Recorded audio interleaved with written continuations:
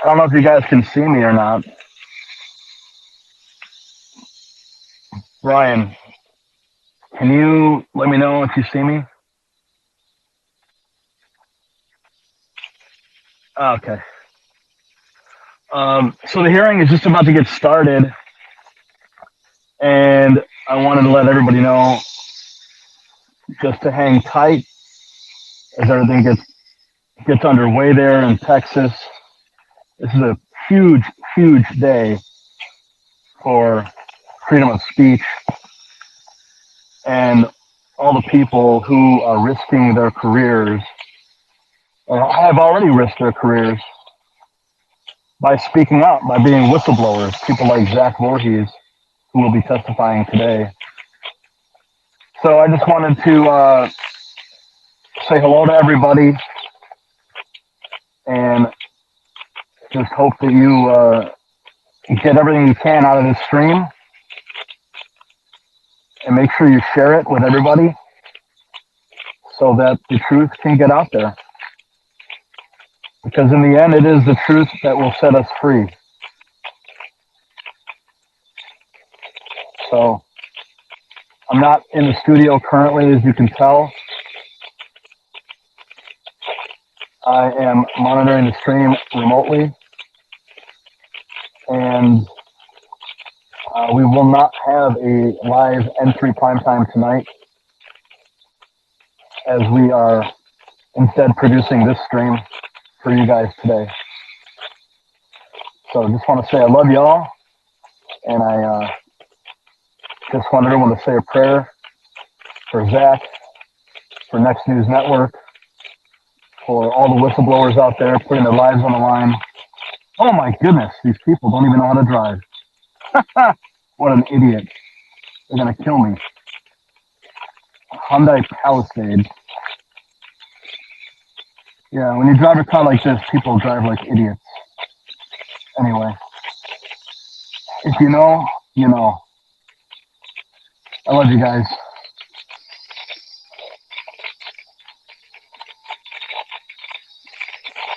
Let's make history.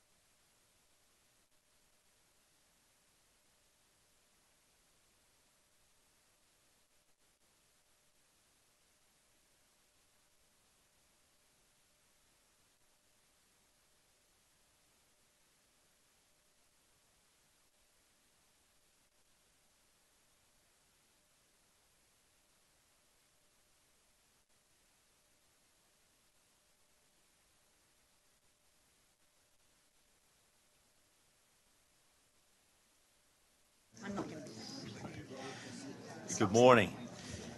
Senate Committee on State Affairs will come to order. Will the clerk call the roll? Betancourt. Birdwell. Present. LaMantia. Present. Menendez. Middleton. Here. Parker. Perry. Schwartner. Present. Zaffarini. Present. Paxton. Present. Hughes.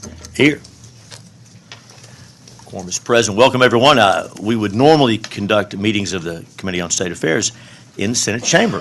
That's where we customarily do it. As you know, there's construction going on or maintenance going on, so that room is unavailable to us, and so we're glad to be cozy in here. Thank you for folks who are standing, and feel free to make yourselves at home and come in and out. I don't think there's a whole lot going on today. There should be seats outside, but you're welcome. Please stay as long as you need to and want to. We have a big agenda today, a couple of matters I want to address, important matters. A couple of things.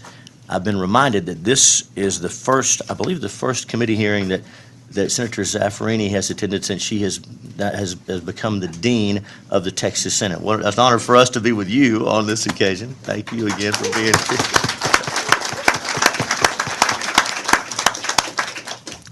And also, through research, all appropriate research, we were able to schedule this hearing on the day of Senator Schwartner's birthday. So happy birthday, Senator. Thanks for sharing your birthday with us. Thank you for being here. And so we'll see if still have a couple of members en route with obviously traveling and weather delays in many places. And I know that's affected many here and also many of our witnesses who some will not be able to make it for that reason. As we begin, I'm going to see if any member of the committee wishes to make any opening remarks or anything like that. If anybody has anything, I'll start down here just if you want to. Senator Lamantia, you don't have to. I just want to see it. We'll just work our way around. Anything, Senator Bardwell?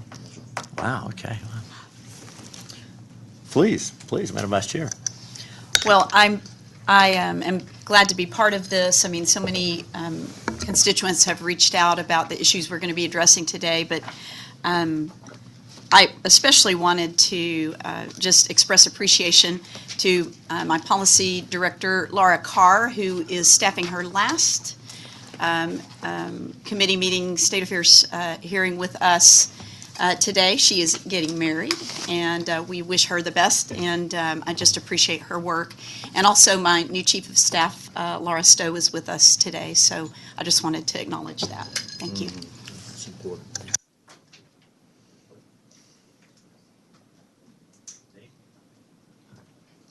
Very. Has a nice ring to it, doesn't it? Dean's, we like that too. We like that too. The committee's accustomed to working together on these matters, and I want to make sure that everyone knows about some changes we've had. Katrina Corkle, our longtime deputy director and director of the Jurisprudence Committee, is now director of State Affairs. This is our first hearing to put together from stem to stern and to run. Thank you, Katrina. And Emma Gibson, a new member of our team, is working today to keep everything going well. And so thankful to have each one of them and each member of the member staff as well. And so as we begin moving through these interim charges, this is one of three, we believe, three interim hearings that the committee will hold. And so again, thanks everyone for accommodating your schedules and getting here. On the issue of elections and election security, both big tech, and that's a broad term that is somewhat amorphous, but I think you know what we mean in general. Large entities which have a tremendous reach have a lot of influence, and this has been a subject of legislation here in a number of areas, in Texas and many states. And so taking a look at the influence of big tech and also foreign entities, I think we realize that foreign money, and by foreign in this limited context, I mean not just outside of Texas, but outside of the United States. When I say foreign, I want to clarify. Again, we're thankful for folks from all walks of life and all places. In U.S. elections, it's important that foreign money is not involved, and U.S. and Texas law are clear about that. And so on both of those issues, large internet companies have a lot of power, and the power that they have over information, what information they allow us to see, how they shape the information that they allow us to see, what they choose to withhold, what they choose to promote. It's obviously tremendous. And in an election year like this one, I guess there's never been an election year like this one, but what's underway, folks are concerned as we go into the fall election, big issues at stake. And so that's why the Lieutenant Governor has charged this committee with looking at these issues. And of course, Texas has passed some very strong election integrity reforms in the area of mail ballots, and as far as in-person voting, making sure that poll watchers are allowed to do their jobs, making sure that voters aren't being misled, making sure that they're not being bullied or forced or coerced to vote a certain way. Those are all important. along with that, we have to make sure that the people of Texas are not being misled and not being given false and misleading information. And so this is a big deal for election integrity. And so we're going to call up our first invited witnesses. If you're here to testify, we do have some invited testimony, but everyone is welcome. So after we hear from our invited witnesses, we're going to open up the floor for testimony from everyone. And so there'll be electronic kiosks where you can check in. We may end up using paper as well if we have some technical difficulties, but everyone who wishes to will have an opportunity to testify today. This chamber belongs to the people, and that's who we work for. And so we're going to call up our first invited witnesses. We're going to call Dan Schneider. And that's the spot is, if you'll take a seat over there on my right, your left. Zach Vorhies. Zach, any next to Dan or anyone in those middle two, wherever you just, there you go. And then Ryan Hartwig. Thank you, please.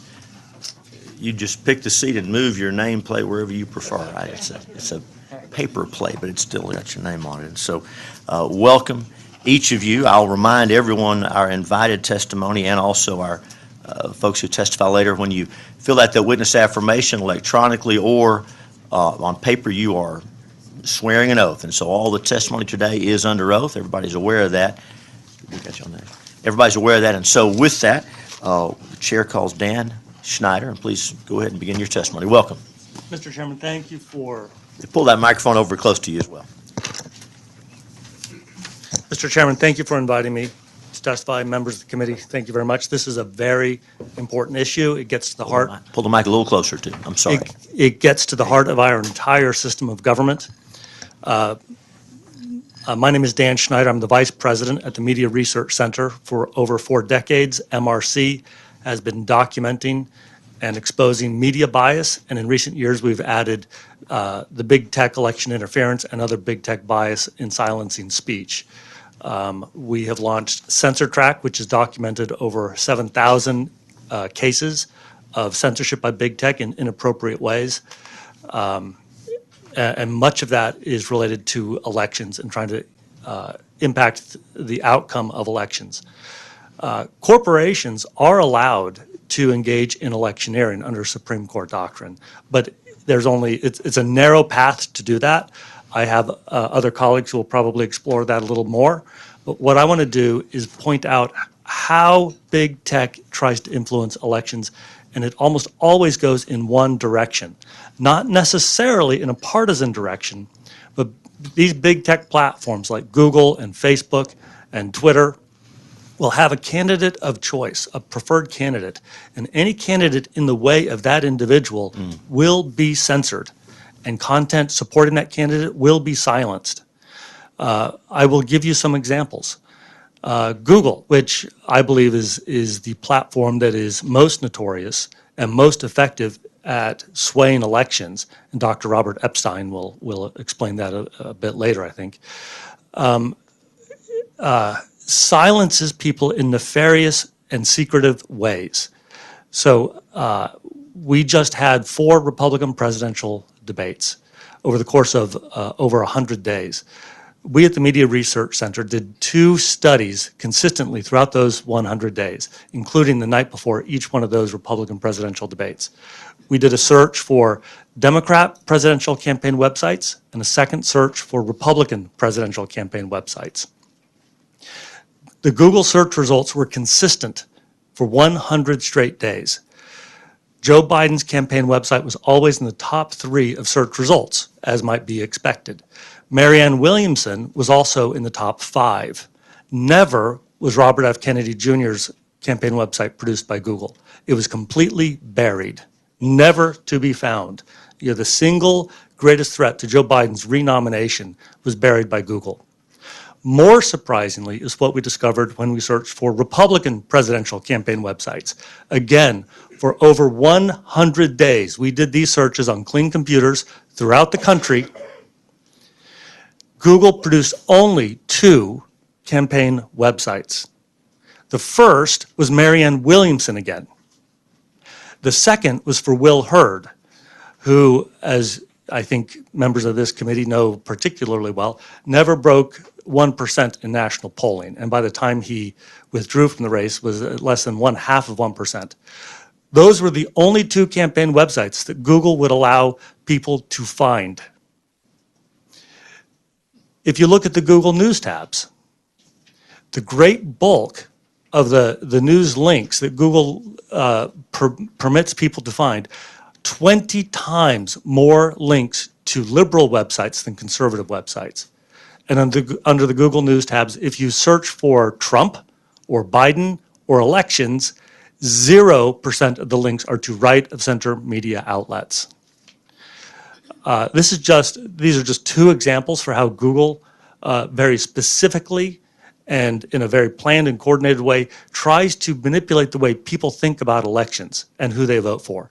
Facebook is on the rise in terms of its censorship. We had seen evidence that maybe it was declining its censorship practices, but in just recent weeks we've seen that it's ramping it up.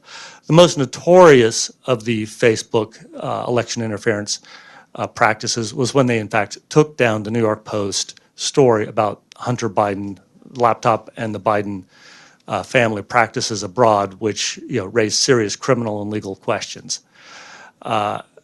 These practices are oftentimes claimed to be to fight misinformation, disinformation, hate speech, etc. But these big tech platforms worked aggressively to support the idea that Donald Trump was a Russian asset, which we all know was fabricated, and did everything they could to hide the fact that the Biden family is involved in possibly criminal activities. And of course, they did this right before the 2020 election. We now see big tech election interference on the rise, not only in America, but overseas. And it's being done very specifically to help the candidate of their choice win election. Thank you, sir. If you have any questions, I'm happy to answer them. Thank you for your testimony. We're going to hear from each of the witnesses and then come back with questions. We'll have some for you. Thank you for your testimony. Thank you. Vorhies, introduce yourself and give us your testimony. Welcome. Hi, my name is Zach Vorhies, and thank you, Chairman Hughes, Vice Chair Paxton, and members of the committee for listening to my story. I was a Google engineer for 8.5 years and a whistleblower against Google in 2019, risking my career and livelihood to warn the public about Google's plans to meddle in the 2020 election using a program called Machine Learning Fairness. This disclosure was done through Project Veritas. I will briefly mention my background. I graduated in 2006 from the University of Oregon with a triple major in computer science, psychology, and mathematics. I worked on Star Wars and Indiana Jones games before being hired at Google. If you've used Google Earth or YouTube for game consoles, you're familiar with my work. Let's talk about Google's censorship AI system called Machine Learning Fairness. I discovered this program while searching for information about Project Dragonfly, probably a fake project meant to misdirect the public. Make no mistake, Machine Learning Fairness is and has always been the real censorship program, and it is massive. The goal was to, quote, program the public to align with Google's corporate values. Those are their words. This was a 4-step process laid out by the AI ethicist Margaret Mitchell, who has since been fired for unethical behavior. Step 1, training data are collected and classified. Step 2, algorithms are programmed. Step 3, media are filtered, ranked, aggregated, or generated. And step 4, people like us are programmed. That's a direct quote from their slides. And it wasn't just in one slide, it was littered throughout the company. This process was repeated in a cycle, with step 4 feeding back into step 1. This sounds like something out of a conspiracy theory, but it's real. Google rewrote their news algorithms, specifically trained on mainstream media stories targeting Trump, such as his fight with Comey. Systems like real-time events, real-time boost, and HiveMind assign higher amplification scores to stories related to targeting Trump. Google's internal documents revealed their stance on, quote, algorithmic unfairness. They stated that even factually accurate representations could be considered algorithmically unfair and removed. And let me just quote them. For example, Imagine a Google image query for CEOs shows predominantly men. Even if it were a factually accurate representation of the world, it would be algorithmic unfairness. In some cases, it may be appropriate to take no action if the system accurately reflects current reality, while in other cases, it may be desirable to consider how we might help society reach a more fair and equitable state via either product intervention or broader corporate social responsibility efforts, end quote. Let's talk about news ranking. News sites that supported Democrats were ranked with the highest quality and trustworthiness. Here's a partial list. Wall Street Journal, 8.53. CBS News, 6.57. CNN, 6.0. Fox News, 5.2. Russia Today, 4.57. The Young Turks, 2.53. Alex Jones Network, negative 1.56. At the bottom of the list is Next News Network at negative 3.35. Let me reiterate, the foreign propaganda outlet Russia Today was scored 7 points higher than the Next News Network, one of the top YouTube news networks in America. Since my disclosure, Next News Network has been permanently demonetized and will soon be bankrupted. These sound more like the actions we'd expect from a Russian propaganda complex. But shockingly, it's the actions of Google. At YouTube, I observed 40 different AIs classifying videos under various labels. Influencers like Dave Rubin were labeled as right-wing news outlets with fake news labels. The justification was always user safety. But in 2020, this system of censorship went so far as to ban mentions of vitamin C, turmeric, and vitamin D during the pandemic. Despite public statements to Congress, Google has many blacklists, some literally named blacklist.txt. For example, the 8th Amendment of the Constitution of Ireland, shockingly, was blacklisted from YouTube. We need to investigate this, and we need to put a stop to what's going on, and the public needs to know what's going on. There are a few systems that are out there. One of them, my colleague, Dr. Robert Epstein, with his Tech Watch project, is the only one that I know that is auditing Google and showing the bias that they're having. And I yield the rest of my time, and thank you for allowing me to speak. Thank you for your testimony. Mr. Hartwig, welcome. Introduce yourself and give us your testimony. Hi, my name is Ryan Hartwig, and I was employed in Phoenix, Arizona from March of 2018 to February of 2020. And for those 23 months, I worked as a content moderator for Facebook under the subcontractor Cognizant Technology Solutions. I personally reviewed over 70,000 pieces of content while working for Facebook, and all types of content on both Facebook and Instagram. While working for Facebook, I noticed the company had a particular interest in politics and would often bend or break their own rules with, for example, newsworthy exceptions. Subsequently, I reached out to Project Veritas, who provided me with a covert camera. I began filming for the next 9 months inside Cognizant's content moderation facilities. I published a book analyzing Facebook's practices titled Behind the Mask of Facebook, a whistleblower's shocking story of big tech bias and censorship, with my co-author Kent Heckenlively, JD. This past week, on Twitter, journalist Michael Schellenberger released the Twitter Files CIA, showing that members of the intelligence community were involved in an attempted takeover of Twitter's content management system. What I observed at Facebook includes interference in U.S. election activities, along with influence in foreign countries. Here are just a few examples of what I observed and documented. In July of 2018, here in Texas, a 16-year-old teenager was wearing a MAGA hat and was attacked while eating at a Whataburger in San Antonio. Facebook instructed us to delete this viral video, seen millions of times, because it showed cursing toward a minor, despite there being many instances of the video in which the cursing was bleeped out. We continually flagged political content with the label VI, which had the effect of routing it to Facebook employees for further review. Facebook also instructed us on how to take action on political speech during the 2018 midterms.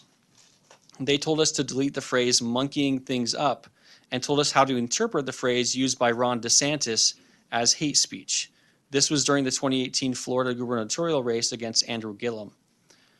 Facebook had election training decks for the 2018 midterms, not only for US politics, but globally as well, for countries like Poland, Taiwan, Canada, and Argentina. I also had limited access to some training material for Brazilian Facebook employees. Facebook had us monitor, track, and flag content related to Spain's Basque and Catalonian nationalism separatist movement. Facebook instructed us to delete a post in Venezuela, which was a call to arms for the Venezuelan revolution. Facebook specifically instructed us to ignore human smuggling content that explains gaps in border patrols or explain how it's done. Fellow whistleblowers Tara Rodas and Aaron Stevenson have both shown further evidence on how the U.S. government is involved in human smuggling and trafficking. And the last example I want to share is that I never received any type of legal training from Facebook or any state or government officials on what is deemed election content or with regard to any state or federal election laws. Since 2020, when I came out as a whistleblower, I've done hundreds of interviews on the topic of content moderation in dozens of countries worldwide, because the topic of free speech online is a matter of global importance. I helped submit much of this evidence in the Murthy versus Missouri case in March of 2024 that went to the Supreme Court. My whistleblower's writ of qui tam was in the nature of an amicus brief submitted by Dr. Three Rivers. Unfortunately, the Supreme Court rejected our writ intentionally, mischaracterizing it as an amicus. Dr. Three Rivers is a trustee and counsel for the Hawaiian Nation and the Federation of Indigenous Nations. I also serve as a notary, clerk of courts, and judge for their federation. In addition to serving with the Federation of Indigenous Nations, I also serve as an officer with the Social Media Freedom Foundation. Jason Fick, the founder of the foundation, has been fighting to correct the court's application of Section 230 for 6 years now. He too has been to the Supreme Court twice and is currently headed toward the Supreme Court a third time. After years of litigation, it seems the courts are not interested in resolving the disaster that we face online. So I now call upon the Texas legislature to take action against Meta to prevent further disruption of the 2024 local and national elections. I myself was born in Alaska, and it's an honor to be here in the great state of Texas. And I want to call on all of you, all the members of the committee here, to take action, to help all of America and the world to fight against the tyranny of Meta. And with that, I yield. Thank you for your testimony. Senators, any questions for the panel? I've got a few, but I want to let the Senator Zaffarani, Dean Zaffarani, you're recognized. Thank you, Mr. Chairman. To any member of the panel or to all, what recommendations would you have for this legislature to take action to address the issues you address? Can I go ahead and speak? My recommendation is subpoenas would be filed against Google for any documents that have the name blacklist.txt related to Google, YouTube, and their news search corpuses. I would also ask that you subpoena their documents related to rankings of media outlets. I've provided a supplemental showing a slide deck including such a list. That is 4 years old. It's a bit dated. The open question now is, what are the updated rankings of the media outlets that they have? Also, machine learning fairness is so huge. I don't even know how you would even swallow that.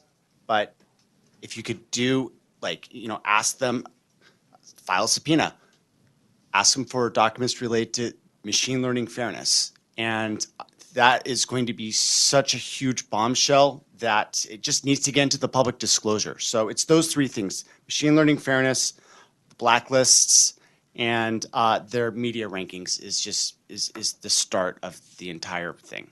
Do you have the experience, and if you don't, just say so, to inform us what the cost of such studies would be or such actions? I've got a lot of expertise. I worked for them for 8.5 years. No, but to give us the information regarding what the legislature would have to spend, what the cost to us would be to take those actions. I'm not familiar with how Senate, processes work, but Right. I've got 950 pages that I've released, so I can reduce the cost significantly. All right, thank you. Did you have something? I just wanted to mention, subpoenas are great if that's possible. I just want to emphasize the importance of having maybe a local liaison with Meta or Facebook for Texas. It's astounding that all these countries in the world are being moderated and censored by Facebook, and nobody has a local representative. Like I talked to a legislator in Argentina a couple of years ago, and they wanted a way to contact Facebook or Meta. So I mean, subpoenas are great. Just the fact that these companies are enforcing election law in your state. And I don't know if that's against the law, but if there can be subpoenas issued for that, but at the very least force them to have a local liaison for Texas. Thank you. Senator, just briefly, it's important for you all to know that Google and Facebook and these other big tech firms they've resurrected the Plessy versus Ferguson standard. They believe that not only can they discriminate against people based on political viewpoint, they can and in fact do discriminate against people based on race and religion. Facebook just recently took down the site of a religious group specifically because they were concerned that its existence might harm people in India. These are the Sikhs of India. And in the Supreme Court, they have specifically argued that their rights are greater than the rights than civil rights law created here in the United States. So what can you do? You can actually subpoena these companies to find out why they think that their rights to discriminate against people based on race, religion, and political viewpoint are valid, and resurrect the centuries-long tradition of common carrier laws that prohibit discrimination based on these things when a service is provided broadly. Thank you. What criteria do Facebook and Google use in directing their employees to take certain actions such as labeling content incorrect or inappropriate? Can I answer that? Yeah. We're not privy to that information. It's a private group that does that, the content moderation policy, and their policies are not open for employees to know exactly how they operate. So employees are supposed to take action but don't know the criteria? The committees do. But that information, as far as I know, is not something that I, as a regular, I was not on the content. I was a software engineer, independent contributor within the company. So I was only able to get information that was internally available to all employees at the company. Did you have something to add? Yeah, so I have access to the criteria. So we called it publicly know it as the community standards, but they have a policy called implementation standards, or IS. That's the basis for decisions. That's the criteria to take content down, and so it's very lengthy. It was written by their attorneys, but every job I would look at. So I have 30 seconds to make a decision, but I'd have to consult those implementation standards, and that was a criteria that Facebook gave us to delete content. It's a constant moving target. What we have seen in disclosed documents is that the policies that may exist at any one point would be overruled by individuals who would make unilateral decisions. But our research shows that the candidates who would be taken down were those candidates opposing the preferred individual by these companies. Hillary Clinton, when she was running in 2008, got taken down by Facebook and Google. In 2016, candidates opposing her were taken down. So it's done on a bipartisan basis. It's just whoever's threatening the candidate of choice is to be targeted. Thank you. And go ahead.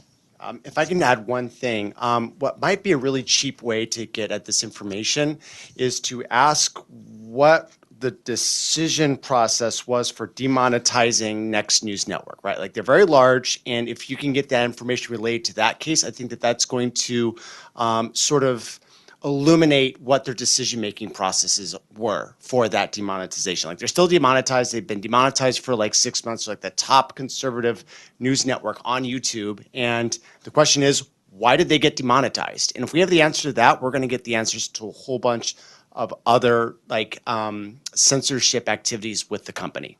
Thank you. And specifically for you, what was the impact of your disclosure? The impact of my disclosure was, in what way? To the public reaction. Oh, it was one of the major stories of 2019, the biggest disclosure by Project Veritas, their biggest story they've ever had. We had 2 disclosures, one in June when I was anonymous.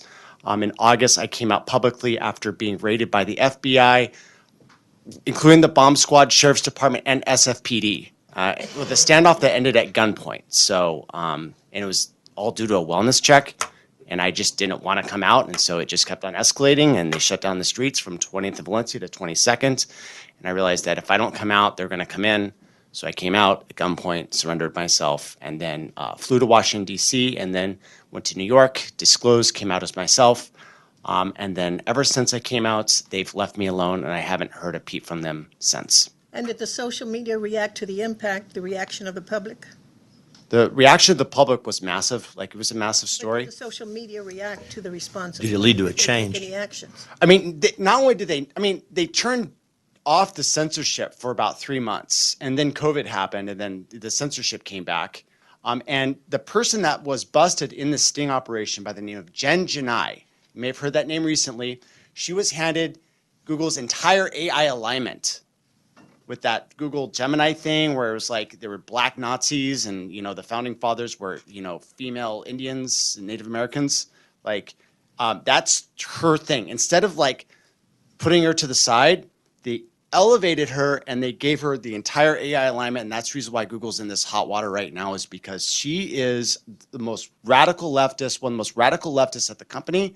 And instead of, responding to the public outcry, they went in exactly the opposite direction. So with Facebook, some of the results that we have had is soon after I went public in June of 2020, I submitted evidence to Congressman Matt Gaetz, and that led to a criminal referral to the DOJ for Mark Zuckerberg, because Mark Zuckerberg allegedly lied under oath by testifying that they do not censor political content when he testified to Congress about that. And then I also helped with an FEC complaint against Facebook in Michigan for the John James versus Gary Peters Senate race, and also submitted evidence with Laura Loomer's RICO lawsuit against Facebook. So those are some of the results so far. But as I mentioned, I've spoken to members of Congress in Brazil and Argentina and other countries as well, who are also facing the same issues that Texas is facing. Thank you all. Thank you, Mr. Chairman.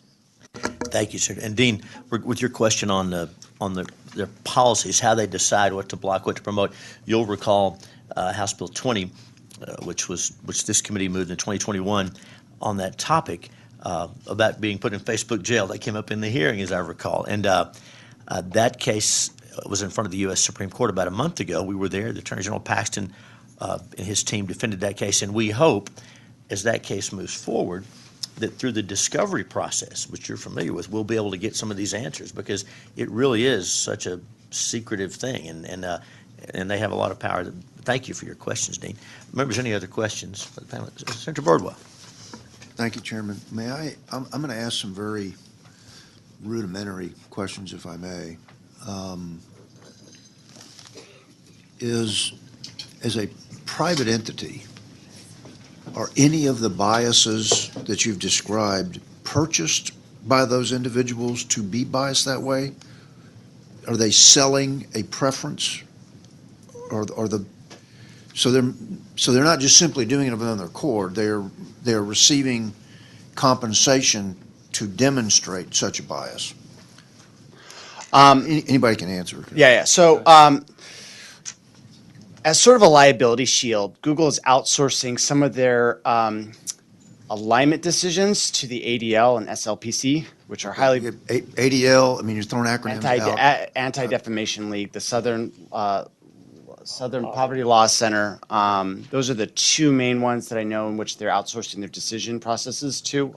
A lot of them are internal as well, and it's my belief, but I don't have any evidence for this right now, that they have some sort of deal with the pharmaceutical cartels, and they were caught in collusion with the New York Times. So, for example, remember that Covfefe thing that happened 2017? Well, the New York Times had a conversation with them, and they deleted the word Covfefe from their Arabic to English translation dictionary, which the original translation is "we will stand up."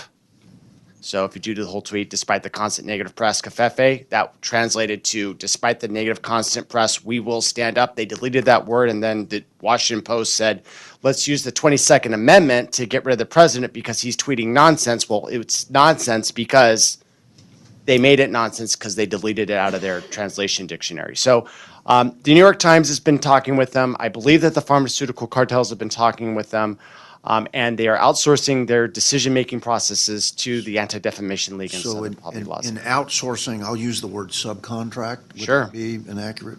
So in subcontracting those decisions, the entities for which you used to work are expecting some sort of legal protection by saying, you know, we didn't do it, these other folks did it, even though, in my view, as an old military guy, you're responsible for everything your unit does or fails to do.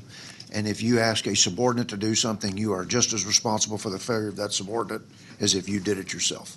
Right. And Okay. there's also the factor of Section 230, which means that they can't be, they have immunity for the content moderation policy decisions that they make. And that's what HB 20, if I recall what we dealt with on 230. So let me ask this, because I'm trying to think through what interim hearings are designed to figure out how we might draft legislation. And while I know this is the chairman's main lane, as a common carrier, not just nationally but internationally, is it possible for Texas to compartmentalize the Googles and the Twitters and the Facebooks, kind of like insurance is compartmentalized among the states? You know, you can't be a company in Wyoming right now selling insurance in Texas. You have to come get licensed in Texas. Is it possible for Texas law to compel the Googles and the Facebooks of the world to say, if you have an IP ad, and I'm very rudimentary, look, I don't know what, kind of like Oddball and Kelly's Heroes. I just write them. I don't know what makes them work, okay? But if I've got an IP address in Texas and I do a Google search, does that take me to the IP of Google in Texas that keeps it from being biased? But other states might still have a biased search in California, Illinois, because without a federal,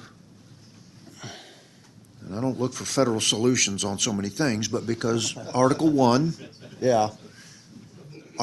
says interstate commerce is regulated by the federal government. And of course, the way the founders meant regulated was to mean regularly occurring, not just put rocks in the rucksacks of businesses just for the fun of it. But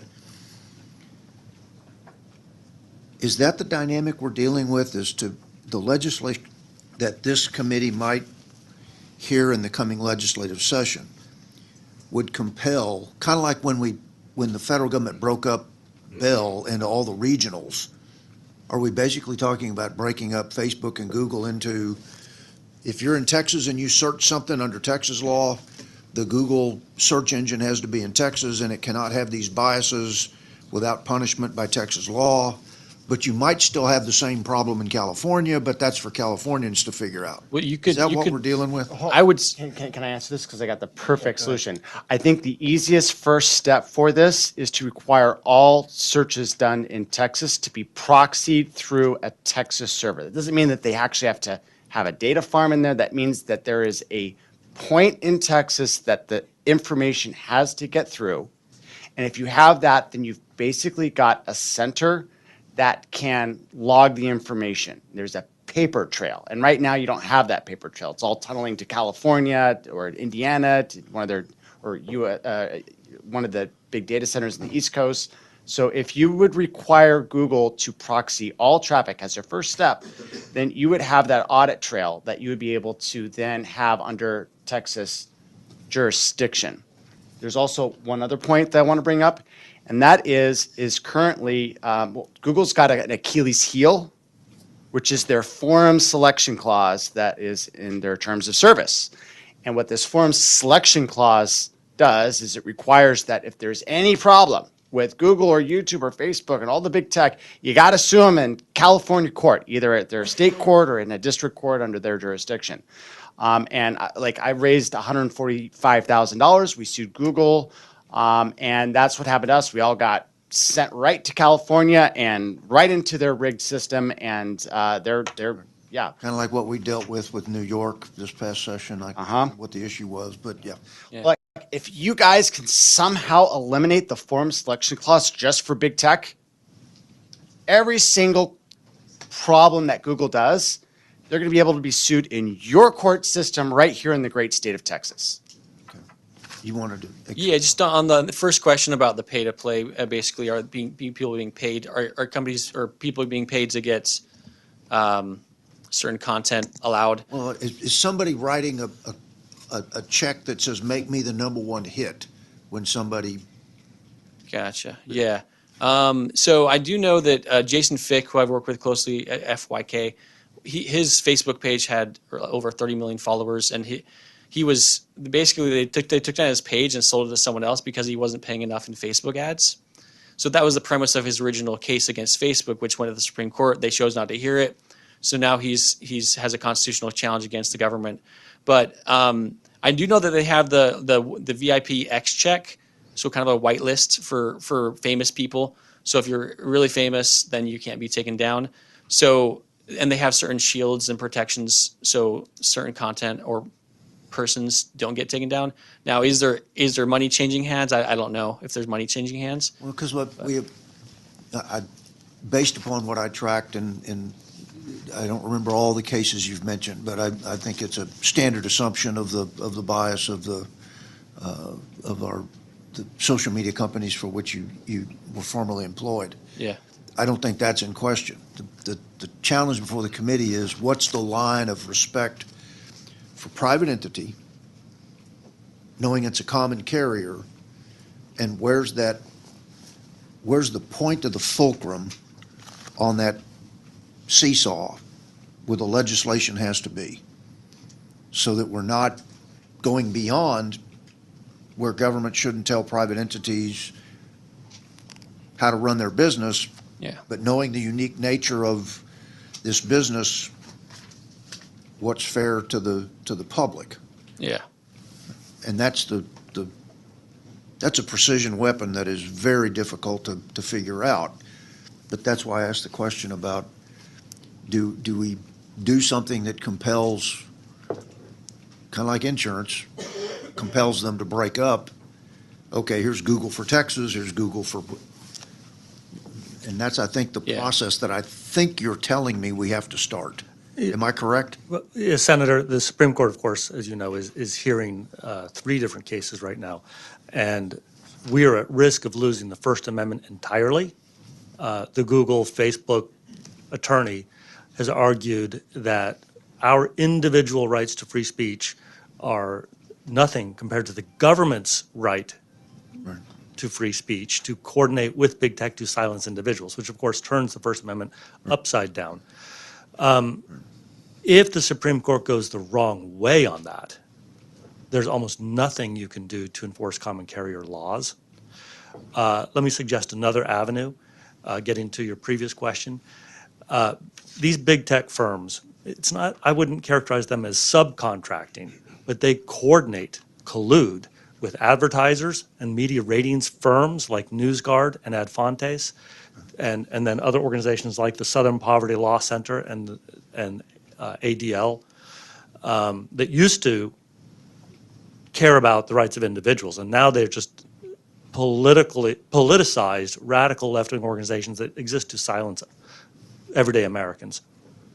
This collusion, I believe, is in violation of the Sherman Antitrust Act and then similar laws at the state level that prohibit illegal restraint on trade.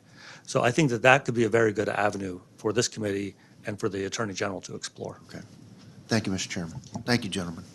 Thank you, Senator. Madam Vice Chair. Thank you, Mr. Chairman. I have just 2 questions for Mr. Vorhies.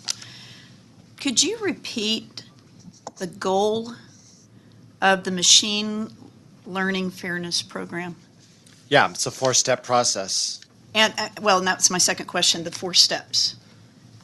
What was your first question? So the first question is, I think you stated verbatim the actual goal of that program. The goal was to program the public to align with Google's corporate values. So to program the public.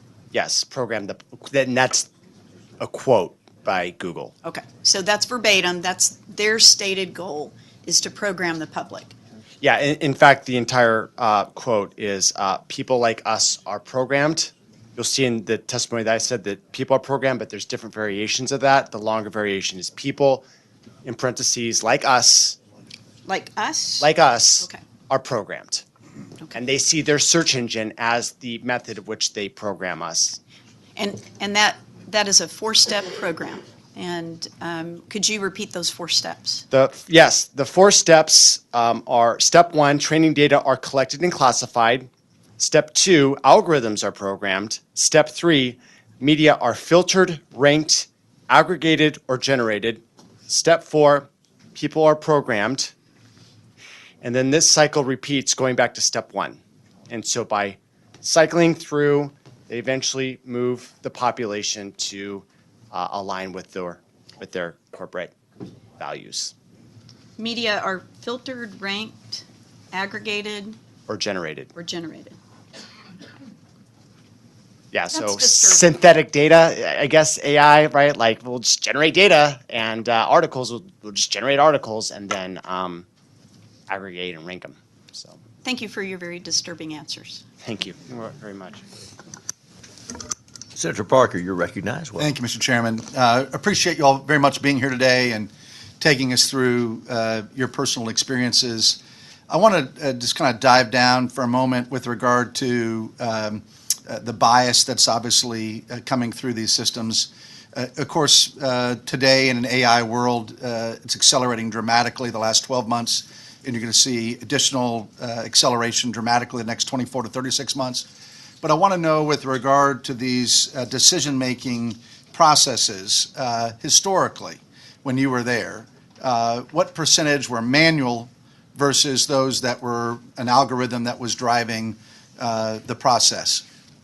So I know that when, as a content moderator, they did tell us that we were training, part of our job was to train the AI with certain types of imagery. So we would recognize, like, if someone's wearing a bikini versus, a bra or things like that, or a swimsuit, we would train the AI that way. So that was one of our functions. Now Facebook would dump jobs into our queues. And so but they could choose what jobs they would dump. So when Greta, for example, this is a great example. So Greta Thunberg was being attacked by Trump, or people were calling her retarded, like a play on words. And so Facebook dumped a lot of jobs into our queues that were of people attacking Greta Thunberg. So we actioned those manually, but we were actioning all, for a week straight, it was all Greta Thunberg, because Facebook chose what we were moderating manually. So I know there is an AI that goes through, and there's one called Hive, I think, that is an AI that helps with content moderation. So there's definitely a component to that. I didn't have any specific access to what they were doing with the AI and how that filtered, but I do know that they could filter words and dump those into our queue. It was called a proactive pull, is when they drop those into our queue to moderate. So, yeah. And remind me, what was the last year that you were there involved, just to kind of understand where they were on the life cycle of the technology? Yeah, I was there the last month I was there was February of 2020. Okay. Yeah. Okay. So the AI has just dramatically accelerated probably since that time, obviously. I'm sure it has, yeah. Yeah. Okay. And I would like to concur. I did briefly date someone that was on the content moderation team at YouTube, and they said that they were training artificial intelligence to do the job that they were doing manually. Okay. So does that mean, in your assessment, that the manual piece is going away completely? Or what percentage you think is manual versus leaving it to the algorithm? I think it has to be bootstrapped. So it has to be bootstrapped by initial, sort of humans. Basically say, okay, this is something that we all agree is the way that we want the content moderation to go. And then that is used as the training data for the artificial intelligence, which then takes over, and then they do periodic checks to make sure that it's performing as expected. Very good. Thank you very much. I just want to note, please. so in addition to that, I mean, we had the policies and whatnot, but we had also, Facebook could always make newsworthy exceptions anytime they wanted to make an exception for anything. So if they decided that, Melissa Milano's doing hate speech for saying that men shouldn't be allowed to make laws about women's bodies, that's a violation of their hate speech policy, but Facebook made an exception that allowed hate speech for Alyssa Milano. Or when Don Lemon said white males are terror threats, Facebook made a newsworthy exception. So they have all these policies in place, but they can change their rules willy-nilly. In that process you just described, what does that look like? What's the decision tree matrix when it gets to that committee to make that review? What does it take, if you will, to get to that point? It comes from the top. So they would, we would just get a memo or a message from our Facebook superiors, and they would let us know, hey, we're having all these jobs coming in your queue about Don Lemon or Alyssa Milano talking about abortion, and they would instruct us specifically how to action it. So you would actually get a memo from the senior management of the organization. So it would stem from the very highest levels down to the operational team. Is that right? Yes, that's correct. Okay. And how frequently did you see those kind of memos that would come out, so to speak, with regard to giving direction to the field operating staff? It could come. It could be weekly, twice a week. Anytime there was a major incident or a possible PR fire, like a public relations incident fire, or something that could cause reputational damage to Facebook, they could give us guidance on that. And the memo, and I know it's been a number of years, but when you think back up to those memos, would it be the head of the operational group that you were a part of? I know you were on the engineering team. Or would it come from a chief operating officer? Would it come from a CEO? Can you speak to that for a moment? So I was not on the engineering team, but we internally used a group that looked a tool. They looks kind of like Facebook, called Facebook Workplace, and so it was a post made in the Facebook Workplace by someone at Cognizant. So it wasn't directly from a Facebook employee, but it was many times they would say, hey, Facebook asked us to tell you to do this. So it was coming from our management team internally with Cognizant, but they were telling us that this is what the client wanted. Like our client was Facebook. Our job was to make them happy. I see. And Zach, did you see similar things? How did it work within the shop when you were there? Can you clarify a little bit? Well, just with regard to the comment that was made a moment ago, is that you'd get a memo, if you will, from senior management with regard to a particular exception that needed to be granted on something that was a current topic, something that was popular, if you will, out there in the bloodstream of the country or the world. And I'm curious whether or not you would see anything in writing, a chain of command, if you will, any kind of memo that would dictate that something needed to be flagged a particular way or held aside with regard to reflecting the bias of the organization that was coming from a higher level. Right. So yes, but only in the negative. So in order to censor content. So for example, when the Las Vegas massacre happened in October of 2017, and also the Pizzagate files, when they came out, for both of those, there was a code red in which the whole company got together and said there is a flood of fake news coming out, and what we need to do is we need to get all of our divisions aligned and to start censoring the information related to these events. And it was, so for example, the Pizzagate thing, which WikiLeaks released, that was when fake news became a common household name.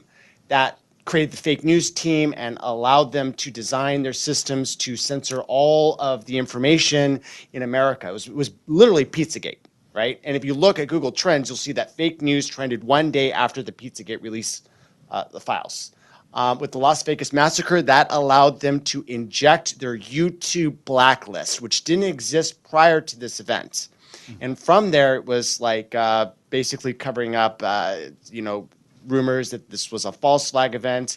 And then it went all the way down to, as I noted, the Eighth Amendment to the Constitution of Ireland, right? And the last term that I saw when I disclosed this list was AMLO. Now, what does AMLO mean? That is the nickname of the Mexican president at the time. So, they started off possibly with noble goals, but at the end, they were censoring constitutional amendments for our allies and presidential candidates in other countries. Thank you, Zach. And one final question. Were you with Google as an employee or a contractor as well? Just trying to understand the I dynamic. was a full-time employee. I was a senior software engineer. Very good. Thank you very much. Thank Appreciate you. y'all being here. Senator Middleton, you're recognized. Thank you, Mr. Chairman. So I had a question on, obviously they're, censoring based on ideology and throttling people's social media and news feed and searches. But what about paid sponsored ads? So, where you'll have a conservative group, say they're like the pro-life group is trying to advertise their annual gala or something on Facebook or maybe promote it on Google.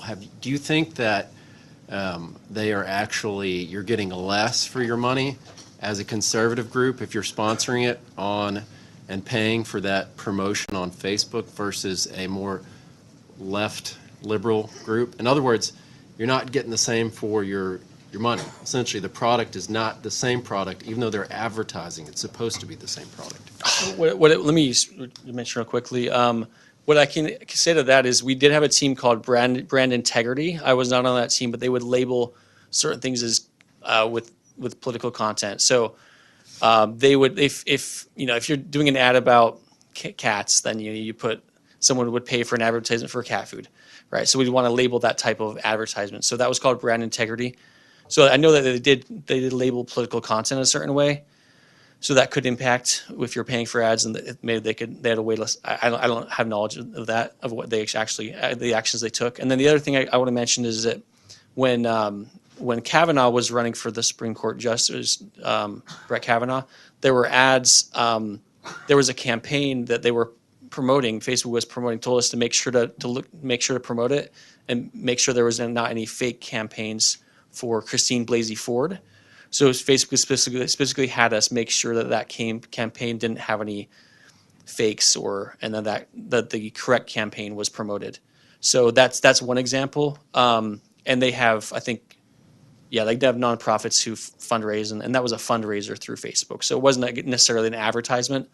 So those are the two things I know of that kind of connect to that question. I don't know of any price differences. I wish I did. What I do know is that the majority of the efforts were based upon outright censorship. Hey, this isn't brand safe, or we don't want this for advertisers. Then you're off. Emails from Gmail for certain candidates going directly into the spam box or not even being delivered at all. And so that's typically the way that they did their censorship. I don't know of any price differences. Right. Senator, at the Media Research Center, we're looking into this question right now. We have access to thousands and thousands of ads that were attempted to be placed by political candidates. And what we've seen is that Republican political candidates, their ads are taken down at a far greater rate than Democrats. And with very unequal treatment. For example, the Donald Trump campaign tried to place an ad that referenced Antifa. And included in that ad was then the Antifa logo. And both Google and Facebook took down those ads claiming that it contained violent representation. Yet, on Facebook, the Antifa account still exists with the same logo. So Donald Trump cannot use the logo, but Antifa can. Now, so far, we have not found a way to determine if people are getting the same bang for the buck. If when a campaign puts a Democrat puts $100 behind an ad and a Republican puts $100 behind an ad, if they have the same reach. As far as we know today, only internal documents could show that. That might be another good way to look farther into what's going on here. That's what I'm getting at, is the fraud and the inducement, and that is fraud. If you're advertising a uniform product and you're giving someone basically less bang for their buck and taking their money and giving someone, just because of their ideology, more bang for their buck, then you have defrauded people. So that is a crime, and that's kind of what I'm getting at here. If I can just add, that was the nature of so I helped with the FEC complaints against, and in Michigan, the John James versus Gary Peters Senate race. John James made an ad about transgender sports, and Facebook took it down. And so Facebook effectively made an in-kind contribution to the campaign of the Democrat. And so that's one example. Yeah, and I want to add that if there was a price difference, the way that Google would probably do it is they would allow some sort of exploit that a third-party system would know about, and then use that to exploit it. So, for example, let's say someone places an ad, and then there's a bot network that clicks on that ad to generate fake clicks. What Google's role would be in that scenario is that they would allow those fake clicks. They wouldn't register those as fake clicks, and then they would have that shield of liability where they can say, oh, we didn't know that that was like a bot network, but in reality, there might be an internal bug network where people are actually, engineers are saying, hey, this is kind of weird, but then it just never gets looked into. If I could just give one quick example, you guys may know of Jordan B. Peterson. He got his entire Gmail account, YouTube, wiped for like a week. And I was able to see the bug on that. And what happened was someone got his email address, and some people started making similar accounts that were off by one letter. And what happened is that the AI flagged every single account that was related and similar sounding, just took them all off. Now, the original Gmail account was there for a decade, and all the fake ones were there, were created in the last day, right? And so the question that the engineers had is, wait, this seems wrong. Why are we taking down an account that's been here for a decade? Why don't we just take down the other accounts? And that problem was never fixed. So it's my expectation that they have certain exploits that they're giving to third parties, and that those third parties are actually doing, the fake clicks or the takedowns, and Google's saying, oh, we didn't know.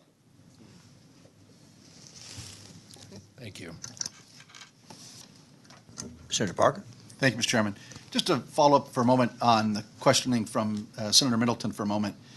So I understand the blatant blocking, so to speak, that you've experienced and what you just described. But is there a specifically different algorithm for one ideological view versus another on the same topic? Do we know, is there any documentation of it? I mean, you obviously, Zach, had a unique perspective as a senior engineer. Is there a different algorithm between one side of an issue versus the other? I just wanted to drive down and get a specific answer. Let me give you. It's not even secret. It's their SEO search rankings.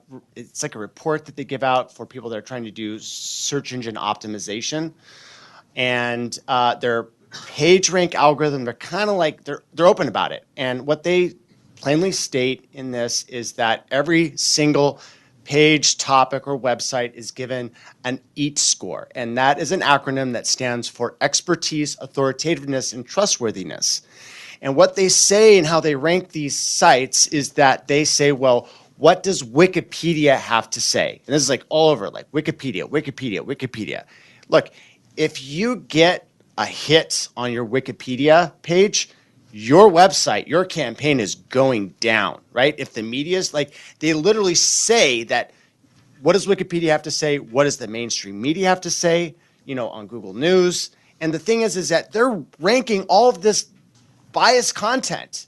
And so all the stuff that the search engine, it's like that cycle that I said, they're amplifying their own bias, and then they're judging your campaign on their bias, and then they're presenting this to the public as this is how we're ranking. So it's not even secret. It's open to the public, and that's how the complex system works. Yeah, that's great. Thank you for sharing that with me.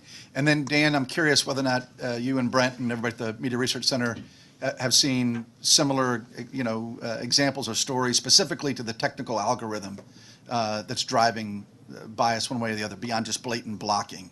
Just curious as to your thoughts there, what you've seen. Well, of course, we do not have access to the Sure. algorithms, and similar to that, it's important when we're talking about artificial intelligence.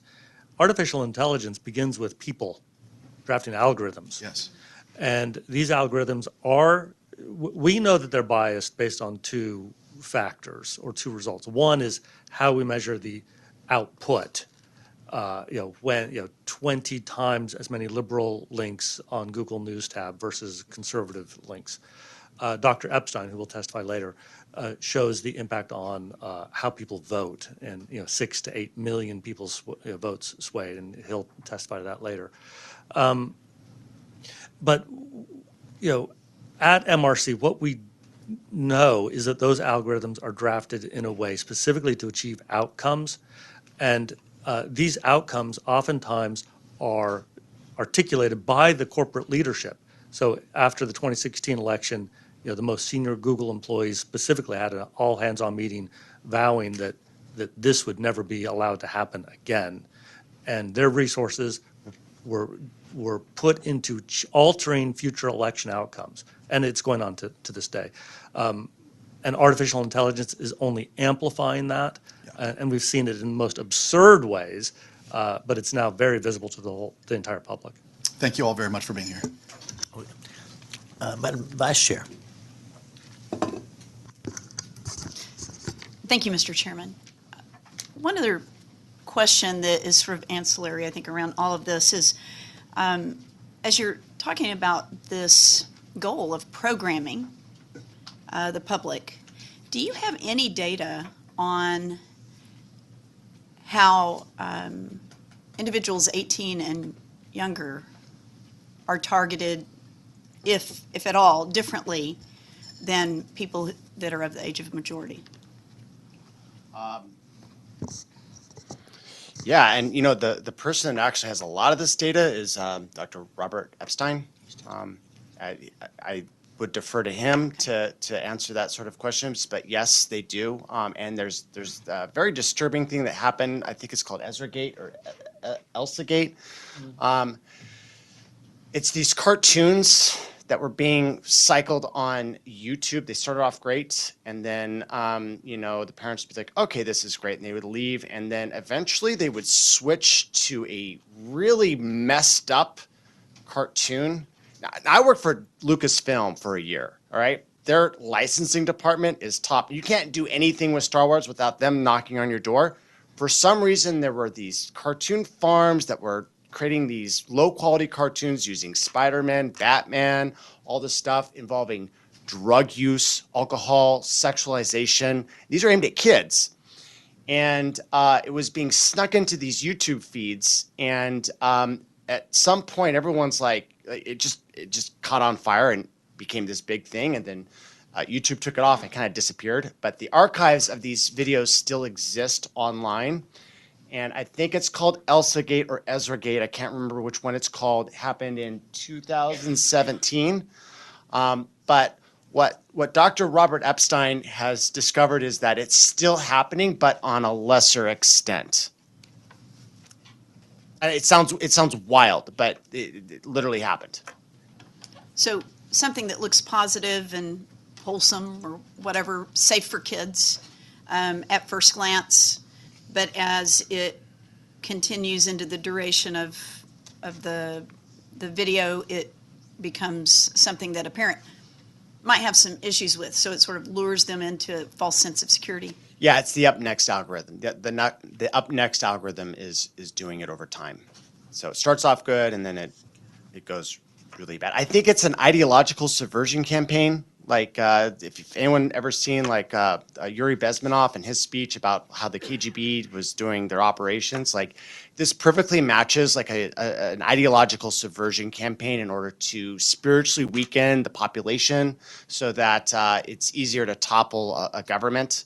So that's probably what's going on with that campaign. Thank you.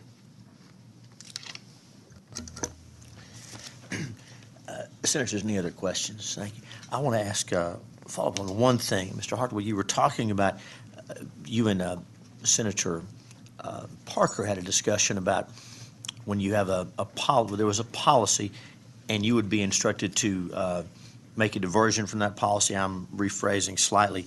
Did you call that newsworthy exceptions, or am I talking about something else? Help us identify that process based on your experience there.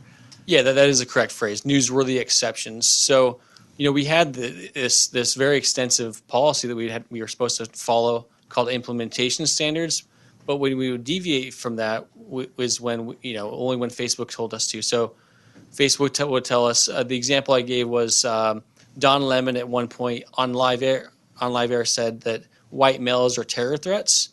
And so if we look at the hate speech policy, I think section 1.3 at the time of that policy, of course, that would be a violation of hate speech because you're targeting a protected characteristic of PC, the whites, and you're calling them essentially labeling them terrorists.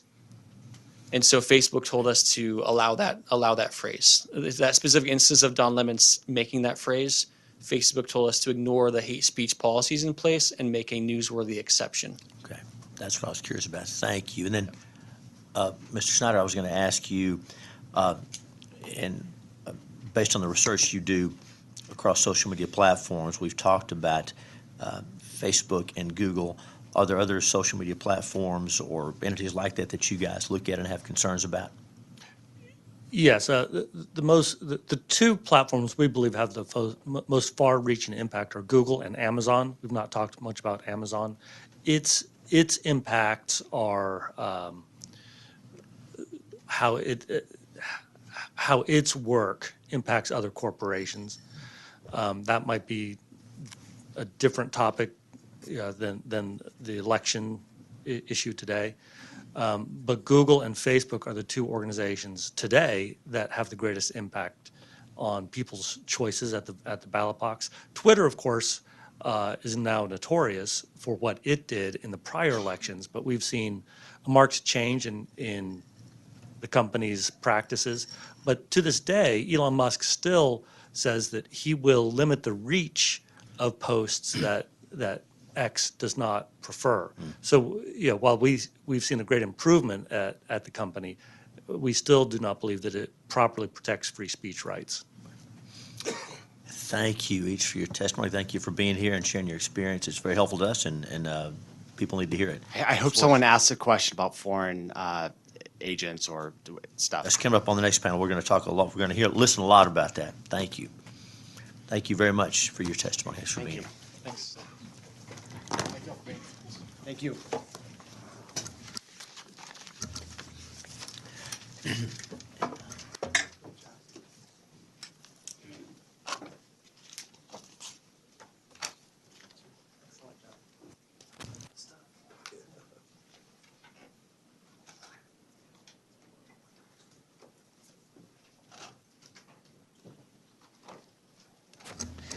And the chair now calls Dr. Robert Epstein, Scott Walter, Daniel Cochran.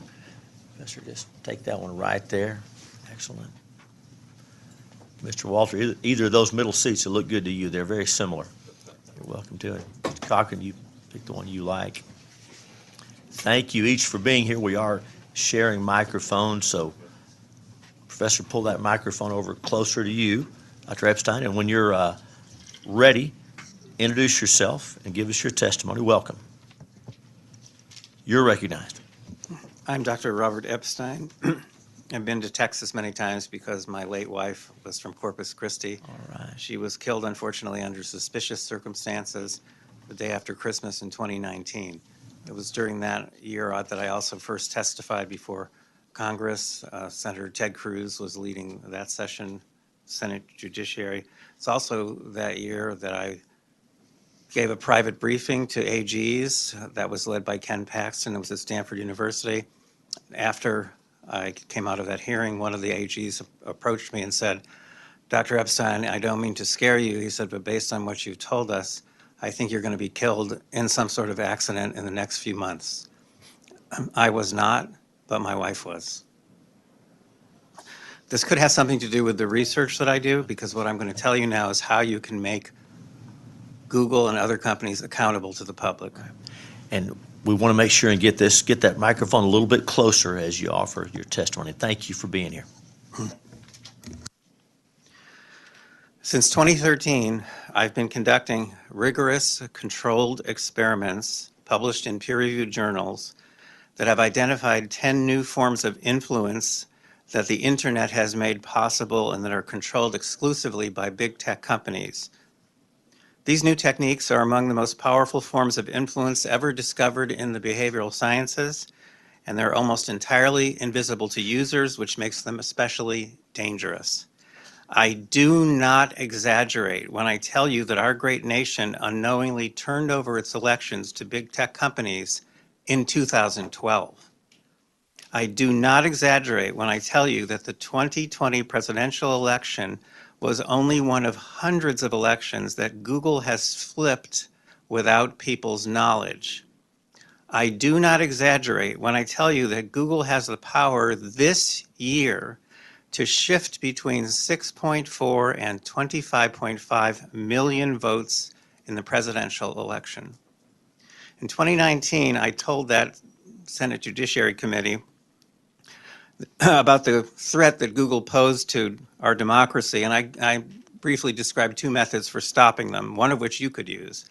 The first method, which you could use, is to declare their index, a database they use to generate their search results, to be a public commons.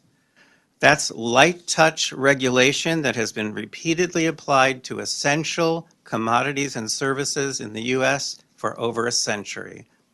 And believe me, what's in that database now? That's essential services. Information is essential services now.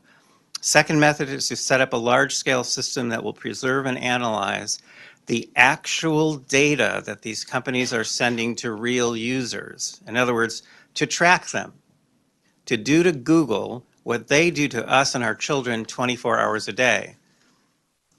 By the time I testified again before Congress in December of last year, we had set up, after 7 years of work and spending about $7 million doing so, we had set up our first nationwide monitoring system, which is now, at this moment, preserving data that Google and other companies are sending to our politically balanced panel of more than 14,500 registered voters in all 50 states. We've now preserved more than 90 million of what Google employees call ephemeral experiences, fleeting experiences like search results and YouTube recommendations that impact people, especially people who are undecided, and then disappear, normally leaving no paper trail. That's the key to their power. At this very moment, our monitoring system is revealing a wealth of disturbing examples of how Google and the gang are quietly manipulating our society. For example, right now, Google is sending registered to vote reminders to Democrats at 2.5 times the rate at which they're sending them to Republicans. That's happening now, right this minute. Right now, Google's YouTube is recommending shockingly violent and sexual videos to children and teens. Check americasdigitalshield.com for graphic examples. Right now, Google is sending liberally biased search results to liberals, moderates, and conservatives in Texas.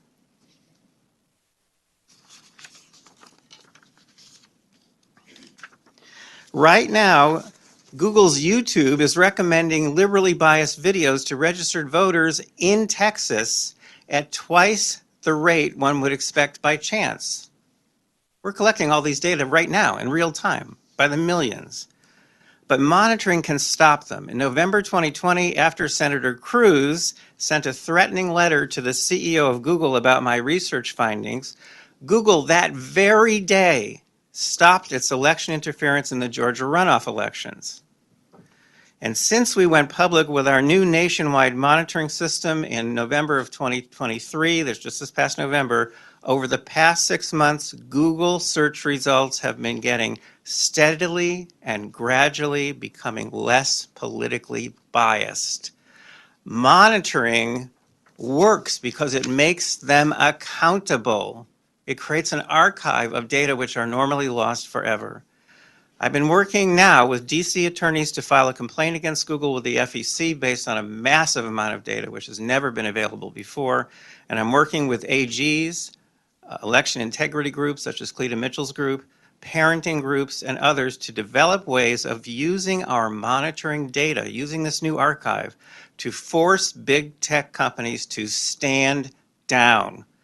We have court admissible data now in 15 states. That's how far $4 million in donations have gotten us over the past year or so. Now we need to rapidly expand the system so that we have court admissible data in all 50 states.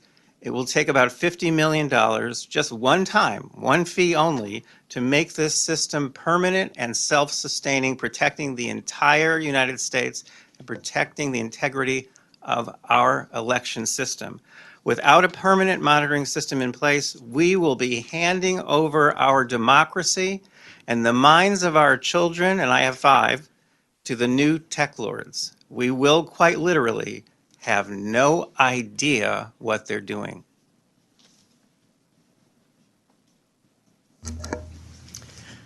Thank you for your testimony. We're going to have some questions for you after we hear from the other witnesses. Thank you for being here. Mr. Walter, welcome. Introduce yourself and give us your testimony. Chairman Hughes, Vice Chairman Paxton, distinguished members of the committee, thank you for the honor of testifying. I'm president of the Capital Research Center, where we've studied nonprofit world and politics for decades. An overwhelming majority of Americans want foreign money out of elections, and federal and state laws partially bar this outrageous intrusion, but loopholes remain and abuses continue. That explains why in other states, pressure is growing to close those loopholes. The most notable abuse involves the Swiss foreign national Hans-Jörg Wyss, the billionaire who funds the Wyss Foundation and its C4 dark money nonprofit, the Burger Action Fund. According to a biography written by his sister, his goal is to, quote, reinterpret the Constitution in the light of progressive politics, a shocking aim for a man who told a newspaper that he, quote, never felt the need to become an American. Federal Election Commission records document he's contributed over $100,000 in direct donations to candidates, an unambiguous illegality. Americans for Public Trust has produced disturbing reports on Wyss, one on his giving to state and local ballot initiatives, another on his giving to influence American laws and elections, which total a staggering $500 million. Both reports document how Wyss's funding flows into the massive dark money network run by Arabella Advisors. Its partisan stance is indisputable. For example, The Atlantic profiled Arabella under this headline, quote, over the past half-decade, Democrats have quietly pulled ahead of Republicans in untraceable political spending. One group helped make it happen. The New York Times reports Arabella, quote, has funneled hundreds of millions of dollars through a daisy chain of groups supporting Democrats and progressive causes. Of all Arabella's parts, the most politically active is the 1630 Fund, a C4 dark money group that's received $243 million from Wyss's C4. The 1630 Fund has spent millions in Texas, including to oppose a local Austin ballot proposition that would have strengthened police. Other recent 1630 Fund outlays in Texas include $115,000 to Caldwell Hayes Examiner, $275,000 to Annie's List, $537,000 to Avow, $45,000 to Blue Horizon Texas, $160,000 to Lupe Votes, $50,000 to the Deeds Action Fund, $150,000 to One Apia, Texas, $50,000 to Texas Blue Action Fund, $150,000 to Texas Freedom Network, $200,000 to Mexican American Legislative Policy Council, $575,000 to Move Texas Action Fund, $15,000 to Texas Impact. Of course, a dark money group based in Washington, D.C. may legally fund this kind of partisan work in Texas, but it should only do so with entirely American funds, not hundreds of millions from foreign billionaires. I urge you to investigate the 1630 Fund and the Wyss nonprofits. They've claimed Wyss money is kept apart from the election-oriented work, but they've provided no evidence. Arabella's network has also sent additional millions into Texas via its C3 New Venture Fund and its C4 North Fund. For example, $210,000 to Houston in Action, $300,000 to OCA Greater Houston, $225,000 to Texas Equal Access Fund, $25,000 to Texas Gun Sense, $150,000 to Texas Organizing Project Education Fund. Another significant challenge to election integrity involves C3 public charities that violate legal prohibitions against partisan election work, a prominent abuse on the left for over a decade.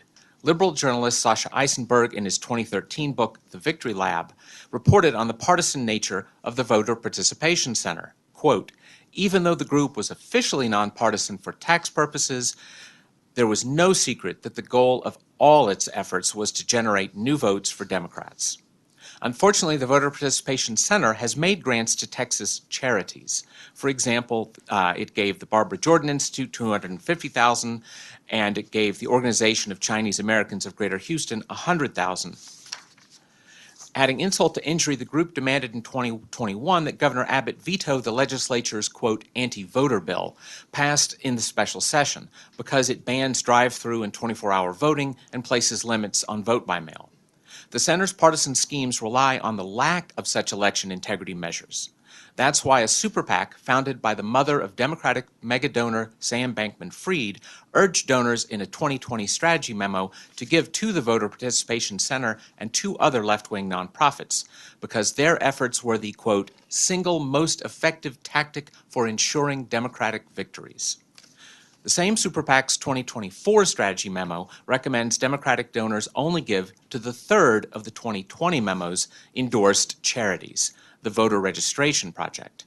In 2020, the project did not target Texas, but Texas is a target state for 2024. That project deserves intense scrutiny for its apparent disregard of the law forbidding charities from operating as partisan voter turnout campaigns. America has no shortage of non-charitable groups that may properly engage in partisan turnout, but charities betray their entire reason for being if they step into partisan waters. Another abuse by charities is the private funding of government election offices. The most notorious case is the hundreds of millions of so-called Zuck bucks in 2020. Roughly 350 million of Zuckerberg's 420 million bucks passed through the C3 Center for Tech and Civic Life. The center received an additional 25 million from Arabella's network. The center was founded and is still led by 3 political operatives who previously worked at the New Organizing Institute, a C4 political nonprofit that Washington Post called the Democratic Party's Hogwarts for digital wizardry. The rank partisanship of the center's donations is clear in Texas. It sent nearly $39 million into 97 local government election offices across Texas in 2020. A whopping 94% of the money went to jurisdictions won by Biden. All 10 of the largest grants went to Biden jurisdictions. The center and all its dealings with those large counties deserve scrutiny. Its rebranded work under the name Alliance for Election Excellence is not, to my knowledge, active in Texas, but you should be on guard against that as well. Lastly, President Biden's Executive Order 14019, promoting access to voting, is another example of improper collusion between nonprofits and government, aimed at manipulating elections by ordering federal agencies to boost turnout and weaken election integrity. For example, it encourages finding ways to provide access to vote-by-mail ballot applications. The executive order appears to have been prompted by yet another charity, the left-wing Demos think tank. It aims for partisan turnout results, as the Heritage Foundation's Oversight Project and others have reported. The Oversight Project details numerous federal agencies involved, and it also documents the entirely left-leaning, Democratic-aligned nonprofits with which the Biden administration has collaborated. Media reports confirm this. For example, the Washington Examiner's recent report, quote, "Inside the left-wing dark money voter turnout operation targeting vulnerable patients." This documents how federally funded health centers have partnered with the charity Vote ER to register vulnerable patients. Vote ER has also received funding from Arabella's network. It works with 14 centers in Texas. All this and more deserves investigation and documentation if your state is to maintain elections where it's easy to vote and hard to cheat. Thank you.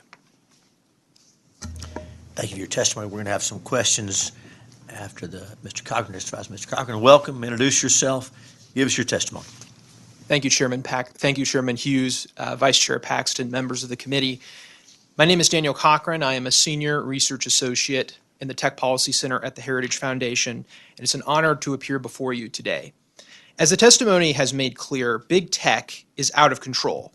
Not only do these companies like Alphabet, Meta, TikTok, and X threaten free speech, they threaten the heart of what it means to be an American, our tradition of self-government. My fellow witnesses have done an excellent job presenting the ins and outs of big tech's political manipulation. But now you face the daunting challenge of responding to this threat. While there is no silver bullet for addressing big tech political manipulation, I would like to suggest a few ideas as a starting point. In the short term, the committee should consider opening an investigation into whether platforms essential for political discourse are in compliance with existing election and campaign finance laws. Manipulating internet searches or user feeds to ensure results, ads, or opinions disproportionately favor one political candidate or party is akin to making a political contribution. But conventional corporate political contributions and related activities are strictly regulated under federal law and the Texas Election Code. Federal law bans corporations from using their resources to directly support a political campaign. And the Texas Election Code similarly restricts corporations from directly supporting political activities such as partisan get-out-the-vote initiatives, voter identification, or the distribution of political brochures. Despite these restrictions, big tech platforms use their enormous power to shape elections and political information in ways that likely violate the law. They do so, in part, by pushing voters toward content or sources that may bias their opinions and choices at the ballot box. In response, the committee should consider using its subpoena power to examine all internal policies, practices, and partnerships the platforms already have in place or are putting in place ahead of the November 2024 election. In crafting a subpoena, the committee should take into account the following factors. First, the technological methods, tools, and blacklists, as my fellow witnesses have pointed out, that are being used by big tech platforms to censor and restrict accounts, news, and opinions to manipulate the political information ecosystem and intervene to influence election outcomes. Second, platforms' policies, commitments, and internal guidance around political content in elections. The committee should specifically look to policies that give these platforms wide discretion to censor disfavored political speech, like so-called misinformation or alter information environments in pursuit of political or social aims. Third, potential collusion between big tech, government, as well as NGOs or contractors working to manipulate the election and news information ecosystem under the guise of combating misinformation or disinformation or hate speech. Four, potential violations of state or federal laws that require corporate disclosure of political activities or that prohibit such activities altogether. In addition to the immediate need to investigate big tech's election practices, legislation is needed to hold these companies accountable and protect our democracy going forward. The following ideas would be an excellent place to start. First, designate certain technical interventions by large internet platforms to knowingly favor or disadvantage a political candidate, party, or advocacy organization as a prohibited or reportable activity under state election law. Second, to the extent platforms convey election information to their users, require that they disclose all factors used to target that information and to determine its visibility or discoverability to individuals. Third, require platforms to provide detailed disclosures about how they enforce their content policies, as well as all ad hoc changes made to algorithms that moderate or otherwise regulate the flow of political content, including the rationale for each change during reporting periods. 4, require platforms to publicly disclose requests by governments or private entities to censor accounts or connected content, as well as the platform's response to each request. 5, mandate that platforms disclose all blacklists used to restrict accounts or content and require them to notify any user added or removed from such lists, including the specific reasons for their inclusion and options for appeal. Finally, consider requiring the largest internet platforms to regularly assess and mitigate the potential for their algorithms to impede the free flow of political information during election years. Assessments should specifically examine the impact of algorithms on the ability of users to communicate and receive information from or about a public official, political candidate, or election on an equal basis, regardless of viewpoint, religion, or political ideology. With the 2024 election on the horizon, it is critical for states to use every tool at their disposal to rein in these companies' unchecked power over our political information ecosystem. I'm deeply encouraged by the committee's attention to this important issue and welcome any opportunity to engage with you and your staff further. Thank you so much for your consideration and for the opportunity to testify today. Thank you for your testimony. Senators, is there any questions for any of the witnesses on the panel? Senator Park, do you have one? Please proceed. You're recognized, Senator Parker. Thank you, Mr. Chairman. I first wanted to start with Mr. Walter. Appreciate all of your comments with regard to foreign dollars influencing our elections. We all obviously are extraordinarily concerned with that topic, as we are with everything that's been discussed.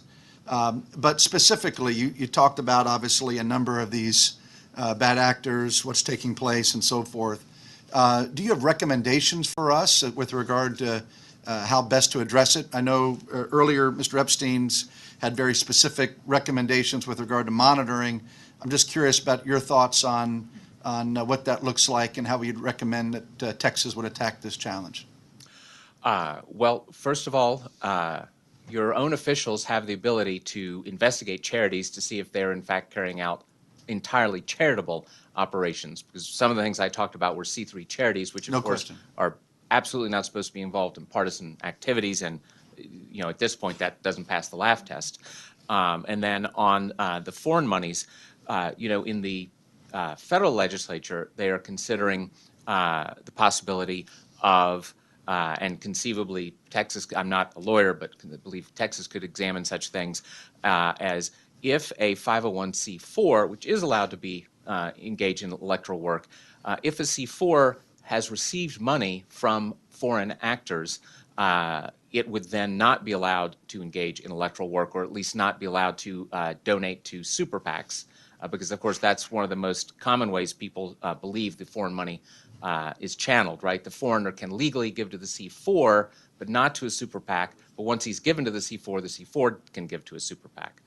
So that's one thing. Another thing is there are states, including Ohio, that are considering laws that would say no foreign money going to state or local ballot initiatives. Now, I realize you don't typically have state ballot initiatives. You do sometimes have local ballot initiatives here. So those would be, and then of course, just subpoenaing all of the groups and actors that I described and more richly deserve being subpoenaed on questions like, well, for instance, in the Zuckbuck Charities case, we'd like to see everything, all of your communications with local government election offices. That should be on the public record.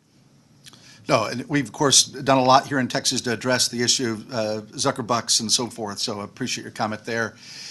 When you talk about the influence of foreign dollars, one of the things that comes to mind, just my knowledge globally of some of these things with regard to OFAC filters, is there a role for OFAC filtering, maybe adding this as another component piece to what they do in their review? Just curious as to your thoughts on that as well, if you have any. It's not a subject that I'm expert in, but I think sunlight is always the best disinfectant, and there's clearly so much going on here that's very eyebrow raising. That the more you can put on the record, just as the other witnesses earlier were saying with the tech companies as well, there's so much that we don't know and can't see, even though this is obviously the public's business. Yeah, no question. Appreciate your commentary very much. Thank you. Thank you, Mr. Chairman. And Mr. Walter, we were each waiting for the right time to say sunlight is the best disinfectant. So thank you. And you're right. It's so true. It's the theme today. And you're so right. Thank you, Senator. Madam Vice Chair, you're recognized. Thank you, Mr. Chairman. Dr. Epstein, could you talk a little bit about the Up Next algorithm and how that affects political opinion? How I'm always also interested in how that is affecting the opinions of children. It's not just the Up Next, it's all of those recommendations usually along the right side of the screen. And that's all ephemeral content, so that's ideal for Google. There was a leak of emails from Google to the Wall Street Journal in 2018 in which Google employees were asking, how can we use ephemeral experiences, their phrase, to change people's views about Trump's travel ban. So getting back to YouTube, we are now preserving all of this ephemeral content. We're preserving the Up Next recommendation. We're preserving all those other recommendations, and we're analyzing them for bias. We also have coming out very shortly a paper that was accepted for publication in one of the top scientific journals in the world called Plus One, about VME, the video manipulation effect. And it's all about experiments we've run that show the power that those recommendations have to change people's thinking and opinions and votes. And the numbers are very disturbing, because what we find is those recommendations can push people who are undecided in either direction by 40% or more without anyone having the slightest idea that they have just been manipulated. That's how powerful these recommendations are. Moreover, we have new research that's about to be published showing that if you hit people with the same kind of manipulation over and over and over again, which is exactly what Google and to a lesser extent these other companies do, the numbers just keep going up. In other words, these effects are additive. So in one experiment that we just completed on that topic, we show that if you just hit people once, we can get a shift of 20% in that particular context. If you hit them twice, the numbers double. You hit them 3 times, the numbers triple. And these companies are hitting people with similarly biased content dozens or hundreds of times in the months leading up to elections. We're talking about unbelievable power. And when it comes to kids, those YouTube videos, they're just not what they seem on the surface. We know because we're collecting them now by the hundreds of thousands. We're seeing the actual content that's coming onto the devices that children and teens are using. And it's extremely, extremely disturbing, and parents have no idea that this is occurring. I'm keeping a tally of the number of times we use the word disturbing today. So ephemeral experiences. Could you define that? These are fleeting experiences which affect the user, and then they disappear, maybe because you click on a search result, which is ephemeral, or maybe because you click on a search suggestion, which is ephemeral, and it disappears. So they affect the user, usually the user clicks on something, and then they disappear, and they're not stored anywhere. They're gone forever. And that's what is important about the monitoring systems that we have spent 8 years developing, because we are Google's worst nightmare. Because by definition, they rely on the ephemeral nature of content to get away with all of their machinations. They rely on that. They count on that. And we have developed methods for preserving this content. We're past 90 million of these that we've preserved just over the past year. And if you go to americasdigitalshield.com, you'll see the number going up in real time, and you'll see how many of these we're preserving. And Google can see this too, which means that my life is pretty scary, by the way, and my staff is very brave. We take a lot of precautions, but not nearly enough. Did you say earlier that the user, when they're interacting with this, the user is somewhat unaware of the influence that this is exercising on them? So it's somewhat, would you say it's subconscious, or? Thank you for that wonderful question. I'm going to answer it in a way that will probably surprise you. It'll be disturbing, won't it? Everything we have found has been more disturbing than the last thing we have found. And this has been continuing now for 11 years.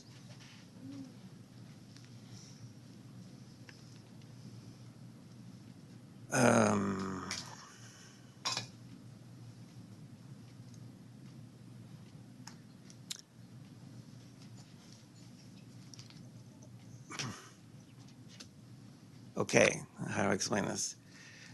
We have learned that any particular manipulation that we explore in our research, we can mask it.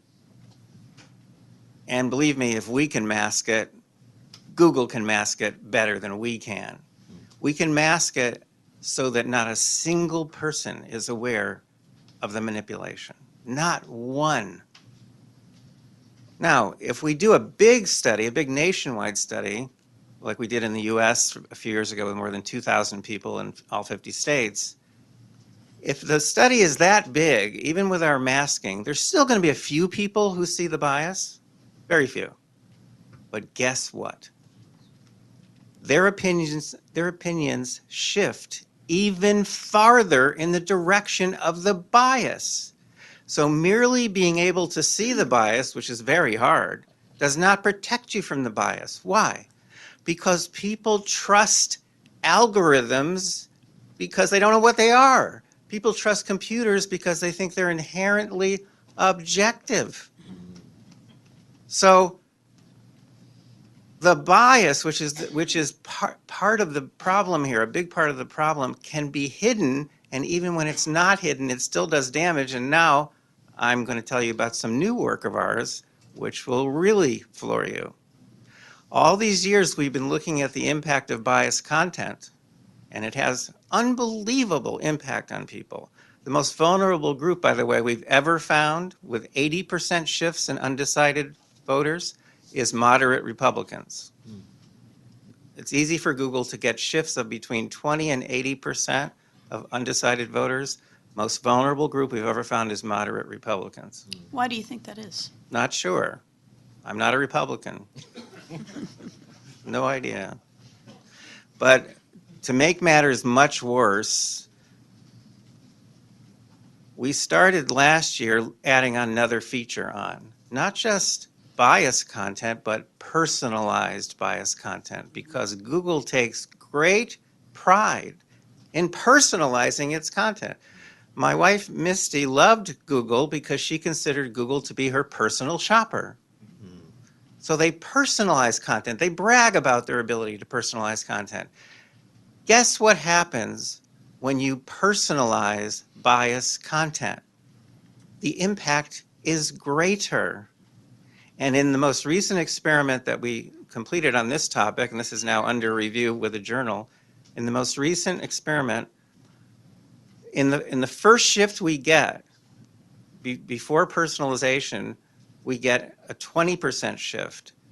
We show the same content to other people, but personalizing the content. So sending the same content, but sending it from news sources that we know they trust. We get a 60% shift with the same content. That's triple the impact just because they're personalizing.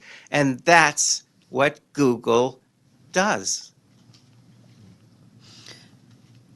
When we think about all of these things, the impact, how opinion is influenced in all of these different ways, I would think, we're talking about, generally speaking, I think you're talking about with adults, generally speaking, but it would seem to me that these sorts of things with children have another layer to them, because adults' brains are basically, the infrastructure's fully formed. With a child, that neural infrastructure is forming. And so do you have any comments on that, on the impact that's different on children than on adults? We've started expanding our research in the last few years to look at the content going to children and the impact it has on children. This is the scariest area of all, because you're quite right. Kids can't protect themselves from biased content or personalized content. They don't have the ability yet. They're not skeptical enough. They're not skeptical at all. And Google knows this. One of the leaks from Google a couple of years ago was an 8-minute video made by their advanced products division. It's called The Selfish Ledger. If you look online, you can actually get my annotated transcript to this 8-minute film. It was never meant to be seen outside of Google. It is about the company's ability to re-engineer humanity. They call it resequencing human behavior according to, and this echoes something that Zach Vorhies said earlier, according to Google's values. That's in the film. How do you do that? You start with the kids. That's exactly what Adolf Hitler said in Mein Kampf. You start with the kids. And that is what they're doing. And kids are far more vulnerable to all of these manipulations that we've discovered than adults are. Well, thank you for your very disturbing answer as well. Thank you. Thank you, Senator. Senator Parker, you're recognized. Dr. Epstein, thank you for your testimony. I've got just a question. I mean, obviously, your recommendation to us as a Texas legislative body is to focus on the monitoring, coming back, obviously, to the commentary around transparency and so forth. But I want to better understand your organization for a moment. Are you all today effectively monitoring all this activity? Obviously, you're capturing all these records, but are you looking at just a subsection, if you will, or some sub-segment of all of the searches that are taking place in North America or a particular region of the country or the world? Can you kind of speak to that? And then I'd like to just, to the extent you can share it publicly, I'd like to understand how you're monitoring. That'll give us some insight, I think, as well as to how to address these challenges for the state. The organization, the American Institute for Behavioral Research and Technology, is a 501c3. It's nonpartisan. I am the co-founder. I personally lean left politically. The reason I've spoken out on these issues as I have is because I value our country and our system of government much more than I value any particular candidate or party. I hope all of you here would agree with that. Yes. Amen. So the organization started looking at online manipulation back in 2013. We were stunned, shocked by what we found. I thought that with biased content, we could shift people's votes by 2 or 3%. In the first experiment we ever ran, we got a shift of 43%. I thought it was a mistake, so we repeated it. We got a shift of 66%. I said, what is going on here? What's going on? And we've just gone from there.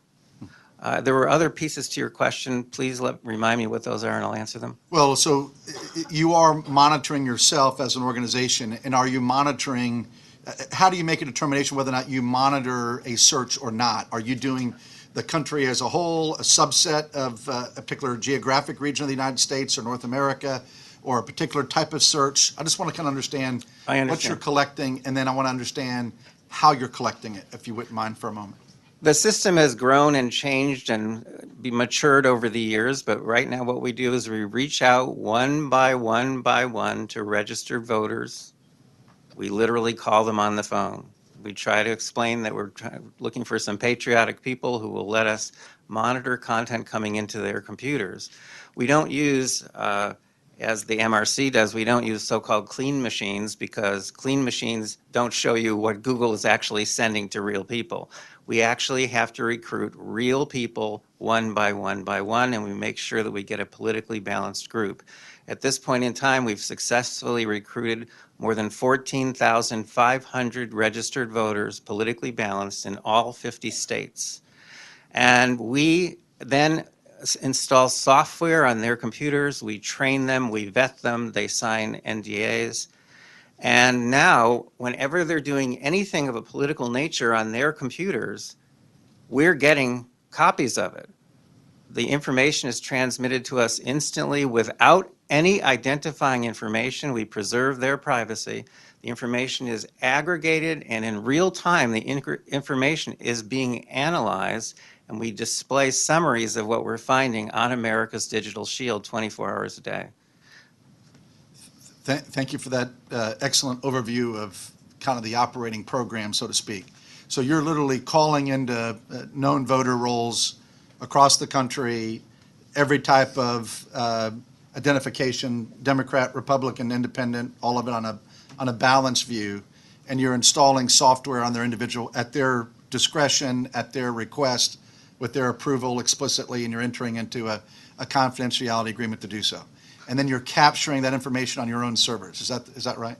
That is correct. And we've also now recruited through these individuals whom we call field agents or watchdogs. We've also now recruited more than 3,000 of their children. So this is done obviously with the cooperation of their parents. And that's how we're beginning now to collect data that's actually being sent to real children. I have to emphasize here that we're the only group in the world that has ever done this and that is doing this now. I have to emphasize, we're the only group in the world that's looking at real content coming into the computers of real people. Everyone else who's tried to look at this issue, they're doing it in ways that are completely invalid scientifically. Doctor, and how do you track these 14,500 individuals to be a part of your organization? How do you track them? I mean, you call them. Kind of take us through that so you understand that a little bit too, if you don't mind. Well, we have to call a lot of people to find one person who's willing to help us, of course. We also pay them a token fee, just like the Nielsen Company does with its families. They pay them a token fee each month. We pay our field agents $25 a month to allow them to continue to help us. But they don't really have to do much once we've signed them up and once the software is working, because we're just getting constant flow of data coming from their computers, again, without identifying information. So it's effectively just like the Nielsen rating model where you know what's happening during sweeps week or whatever amongst the major networks in the country. Nielsen was my inspiration, and Nielsen, they've been doing that since 1950. They're now in 47 countries. They're very careful about their recruiting. They're very careful in protecting the identities of those families. When they think the identity has been compromised, that family's out, they recruit another family. And we're doing the same thing. We keep a very close eye on our people. We want to make sure that we're getting valid data all the time. And I think, frankly, you do want to have a nonprofit or a consortium of nonprofit, nonpartisan organizations doing this. I'm not sure, especially with the federal government, that I would trust the government to do this. Yeah, it's fascinating. And so all this information that's being collected, how far back does your collection go? I mean, is it based just on storage level, or does it go back to a certain number of years? Or I'm just kind of curious as well. Well, the first system we set up was to monitor the 2016 presidential race, but we only had 95 field agents in 24 states at that time. By 2022, we had 2,742 field agents located mainly in swing states, because that's where the action is. And then I made the decision to set up a permanent system in all 50 states. So the system has grown and grown. I have to emphasize also one other thing, that right now we have court admissible data that is a representative sample, politically balanced, meeting certain scientific criteria in only 15 states. So right now, if we really want to push Google and these other companies out of this year's elections, we have to very, very rapidly increase our recruitment efforts, and we have to make sure that we are covering all the swing states fully. And frankly, if we can get into all 50 states with representative samples, these companies, they would be insane to continue what they're doing now. Insane. And how do the states or courts access your repository of data? Well, we're working with some AGs. We're working with a couple of election integrity groups, some parenting groups, some lawyers in D.C. who are helping us prepare a complaint for the FEC. And frankly, we're all just trying to figure out how can we use these data. That in fact is the question, because it depends on which laws you're gonna kind of throw up against the wall to see what sticks. But the point is, if you have to have the data. Last year, 2022, the Republican Party sued Google because Google was diverting tens of millions of emails from the RNC into people's spam boxes. So if the RNC sued them, the case got thrown out almost immediately because they had no proof. We have the proof. We have the evidence. And now we have to work together with lots of different people to figure out how best to utilize this proof. But I know how these people think. I'm a nerd myself. I'm a programmer. I have been my whole life. And there's one thing that they take seriously, and that is data. The mere fact that we're collecting the data, that is extremely threatening to them, because they never imagined that anyone could ever collect ephemeral data. And you know those search suggestions they flash at you when you're just typing a search term?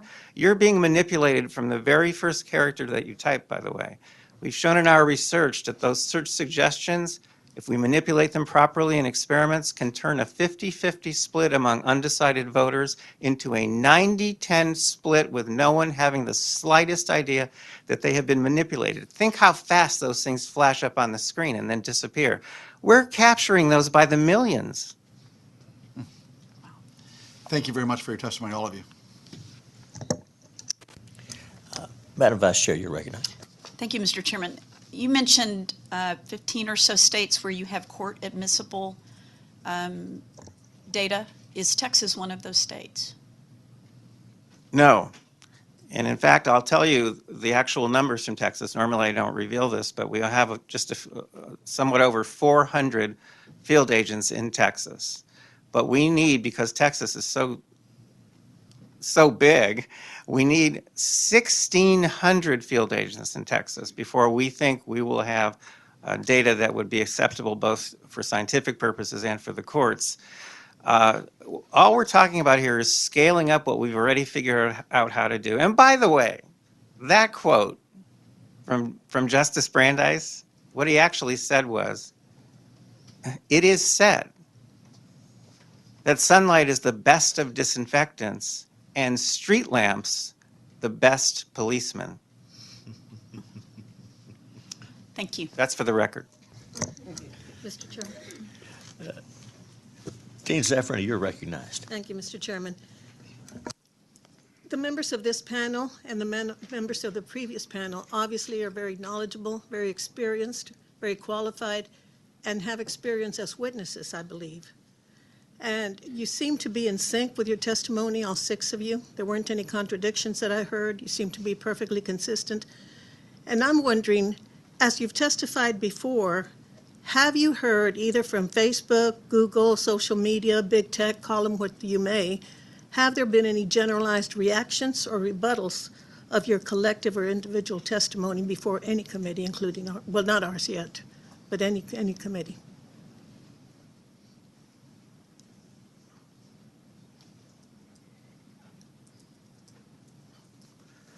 May I? Sure. Okay. We've seen 3 cases so far in which Google has backed down when they've become aware of certain kinds of data that we are preserving.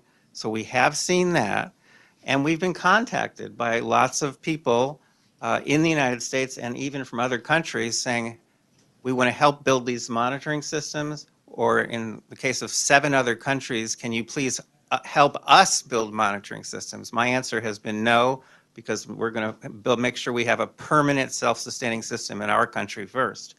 So yeah, there have been some consequences, some movement forward.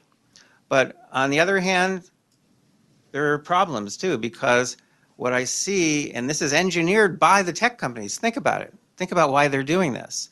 I have seen too many of my new conservative friends, since my own friends and relatives won't talk to me anymore, but I've seen too many of my new conservative friends, some of them have become dear friends, by the way. Peter Schweitzer is one of them, and Becca Mercer, another one. And the point is, I've seen too many of them obsessed with all due respect, foreign money, ballot stuffing, ballot harvesting, all kinds of phenomena like that, which are inherently competitive.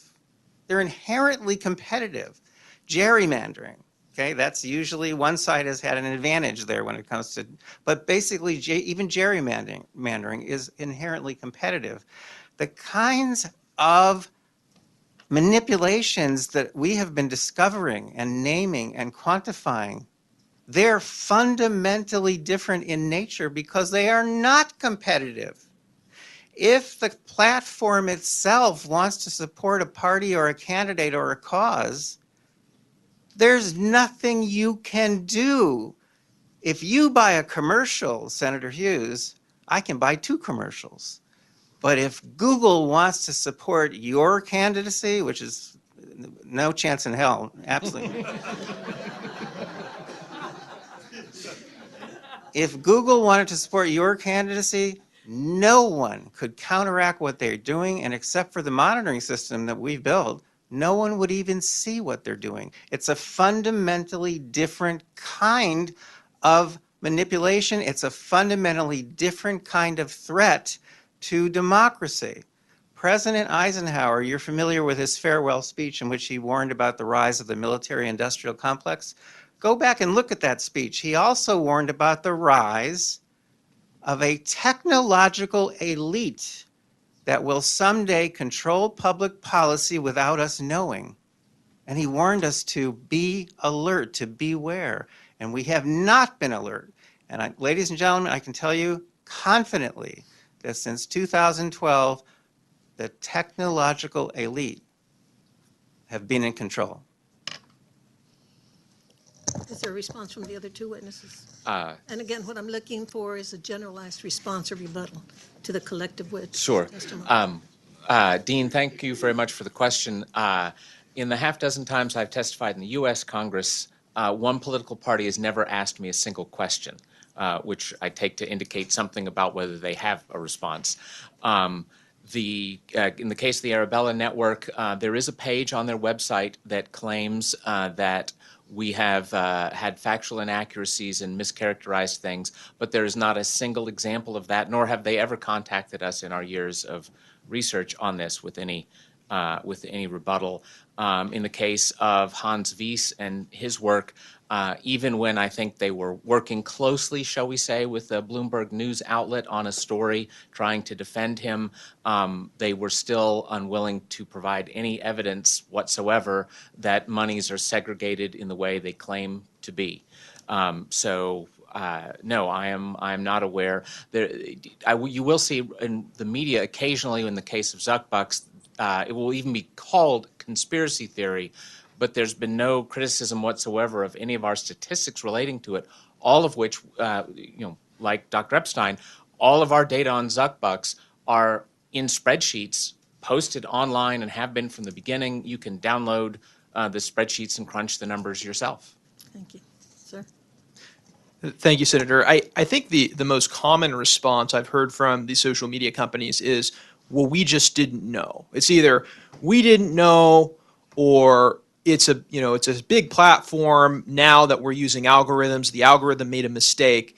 And the problem, I think, that has been reflected across both panels today is the opaqueness of these platforms. The fact that we don't understand how they actually are policing their policies and enforcing their policies is, I would say, the root of the problem. Because we don't understand that, it's impossible for us, really, aside from the work of Dr. Epstein and some of my colleagues who've blown the whistle, it's impossible for us to actually make judgments about, did they get it right, did they get it wrong? Was this fair? Was this intentional, or was this something that they just truly made a mistake? I mean, surely there are examples where, because they're policing speech for billions of people, literally. I mean, I'm sure mistakes get made, but we can never separate the mistakes from the actual malice, because there's no transparency into these decisions. There's no transparency into their algorithms. There's no transparency into their internal policy processes. I think that's I think the response and the answer to that rebuttal. Thank you. Let me ask a less open-ended, more specific question, and that is, have their efforts failed in Texas then?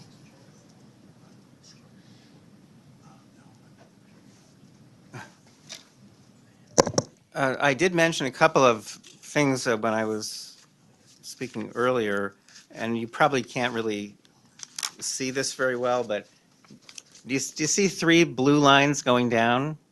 Blue means liberal bias. No. Can anyone see that? Maybe if Senator Hughes would just say, yes, it's there, then everyone will believe it.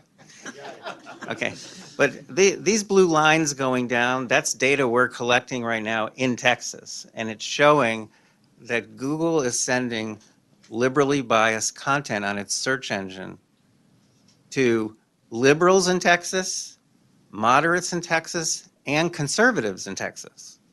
They're shameless. They're absolutely shameless. Even though they personalize, when they want to further one particular perspective, they'll send whatever content they want to everyone. So that's happening right this minute in Texas. And also, you can't really see that, but it's a pie chart that's mainly blue. This is also Texas data right now. This is Texas data today. And this is showing you that on YouTube, Google is when they recommend news videos to people in Texas, no matter what their party affiliation is, that 79%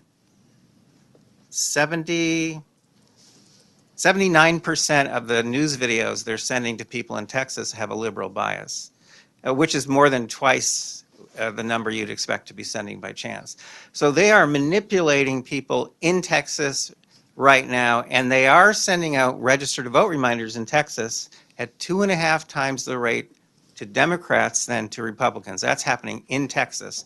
And again, if we had a lot more field agents here and did a much deeper analysis, I'm sure we'd find lots more disturbing things that are happening right now in Texas. But that was the basis for my question. The consensus among the members of this panel and the members of the previous panel was basically that the big tech was left-leaning, but in Texas, our results are overwhelmingly Republican at the general, with statewide level. The legislature is dominated by Republicans, the Senate is, the House is. So that's why my question, have they failed in Texas, based on those results? I wouldn't say they've failed. I would say that our data indicate that they are pushing as hard as they can in every single red state, not just Texas, to push as many people as they can in one direction. That's what they're doing.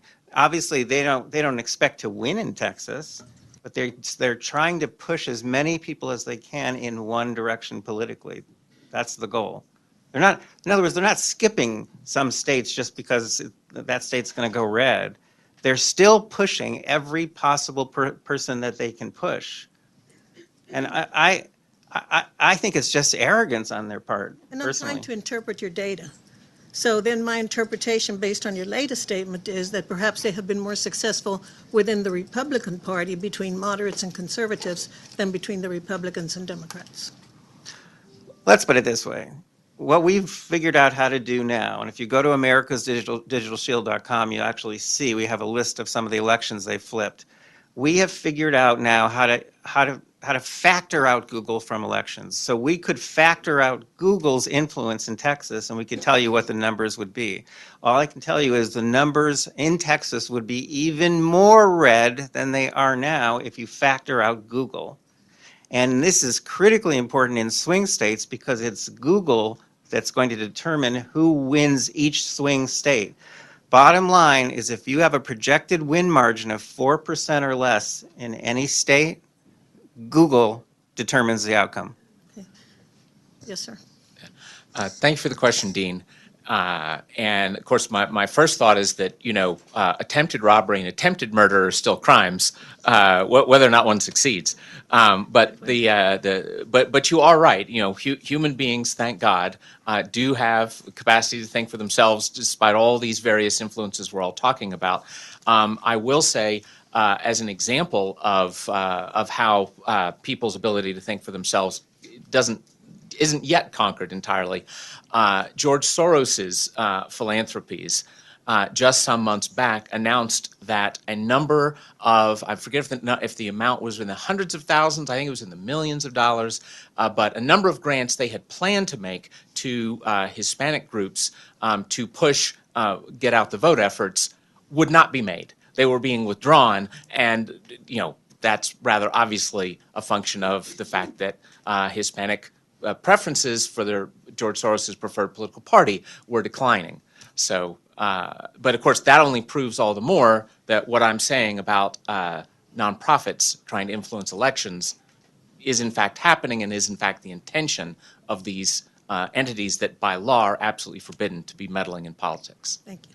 I would just add to that. I mean, a lot of races, including the presidential race in 2020, was really determined by some very, very tight margins in states like Georgia, for instance.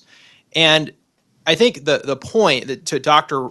Epstein's data, I think his data suggests that their greatest influence is where you have very, very sort of close political races. So when it comes down to the margins, at the very least, when it comes down to the margins, on the whole, they're going to be able to shift votes, and that will result in different electoral outcomes. I think, to the thrust of your question, Senator, there are other data points to look to in terms of their influence beyond election outcomes. I think Dr. Epstein's research, and frankly, the research Heritage Foundation has been doing for years on the impact of social media on kids. I mean, we now have, mountains of data on how, for instance, social media use at young ages is rewiring children's brains, and how this is resulting in all kinds of antisocial behaviors. I mean, look at depression rates, look at even harassment online and how that's affecting mental health. I mean, I could go on and on and on. So I would say if you expand the data points beyond just election outcomes, and we're thinking about sort of social influence, how do I, as a young person, for instance, perceive the issues of the day? So 150 million Americans use TikTok, which is controlled by ByteDance, a Chinese company, okay, under the influence of the Chinese Communist Party. And ByteDance is mainly, it's what 12, people in their teens or 20s, early 30s. Young Americans are having their worldview shaped by this app, controlled by a foreign adversary, on top of the fact that it's a toxic social media platform. So I think if we look to that data, you can actually see the sort of from a larger perspective what the macro influence is on our culture and why it's so, I think, deleterious, not just to our elections, but our social fabric. Okay, thank you. And my third and final question is, are you aware of any Texas universities that are conducting research in this area? Not in my area. So this is a sort of indirect answer. I believe I believe one of your public universities was involved in disinformation research. I believe it was, I'm not going to say the name because I can't remember the name, but I believe it was one of your public funded universities was actually involved with doing disinformation research around, and this was the case mentioned earlier, Murphy v. Missouri, which was where the Biden administration was coordinating with social media companies and these third-party groups to identify speech they didn't like and to censor and to suppress it. So from that angle, I think public universities in this state and other states are involved, and that's probably something that warrants attention as well. Okay. Thank you. Thank you, Mr. Chairman. Thank you, Dean.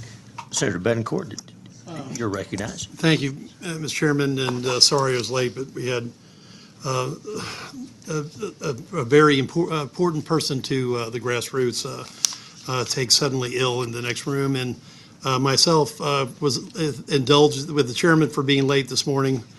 I do want to ask about this 2.5 times registration rate in your paper, Dr. Epstein. I think that was covered earlier, but I just want to make sure I understand the research basis for this, because people can debate, the bias being sent to liberals, moderates, and conservatives. But when you see a data point where Google is sending register to vote reminders to one party at 2.5 times greater than the other party, that statistically is way past 1 sigma. And that is obviously a clear point of bias. If you would elaborate.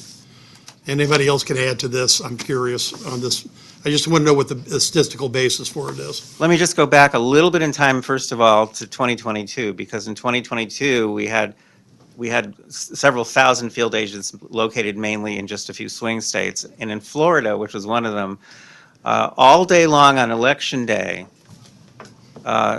Democrats were getting go vote reminders on Google's homepage, which is seen 500 million times a day just in the United States. Only 59% of Republicans were getting go vote reminders on that day. That is a blatant and extremely, extremely powerful vote manipulation. So what we're doing now, what we're seeing nationwide, is this 2.5 times as many registered to vote reminders going to Democrats than to Republicans. Now think ahead a little bit. That's going to turn into partisan mail-in-your-ballot reminders, and then that's going to turn into partisan go-vote reminders. The net impact of those 3 manipulations is staggering. No, that I agree with, because I just want to understand. So there was a clear bias that you saw on GOTV, okay, which is notices going to one party at a much higher rate than the other in Florida. And again, I'm just trying to get a statistical basis where that sample of 2.5 is. Is it in the states you're monitoring? Is it in Florida? Is it in Texas? Okay. Because we're getting data 24 hours a day now from the computers of a politically balanced group of more than 14,500 registered voters in all 50 states.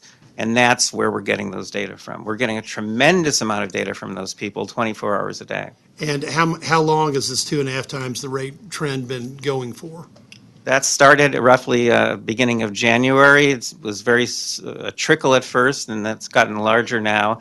And at some point, it's going to shift over, and we're going to start to see partisan mail-in-your-ballot reminders. Well, yeah, because you have 3 steps. You have a registration step, and then you have an absentee ballot step, and then you have a go vote step. And you're expecting that shifts to occur, right? Well, we know this from published data published by Facebook with some of my colleagues at the University of California, San Diego. We know that in 2010, Facebook sent go vote reminders on Election Day in 2010, the midterm, to 60 million of its users. And they calculated very cleverly that caused 340,000 more people to vote that day who otherwise would have stayed home on their sofas. So we know exactly what the impact is going to be of these reminders, and so does Google.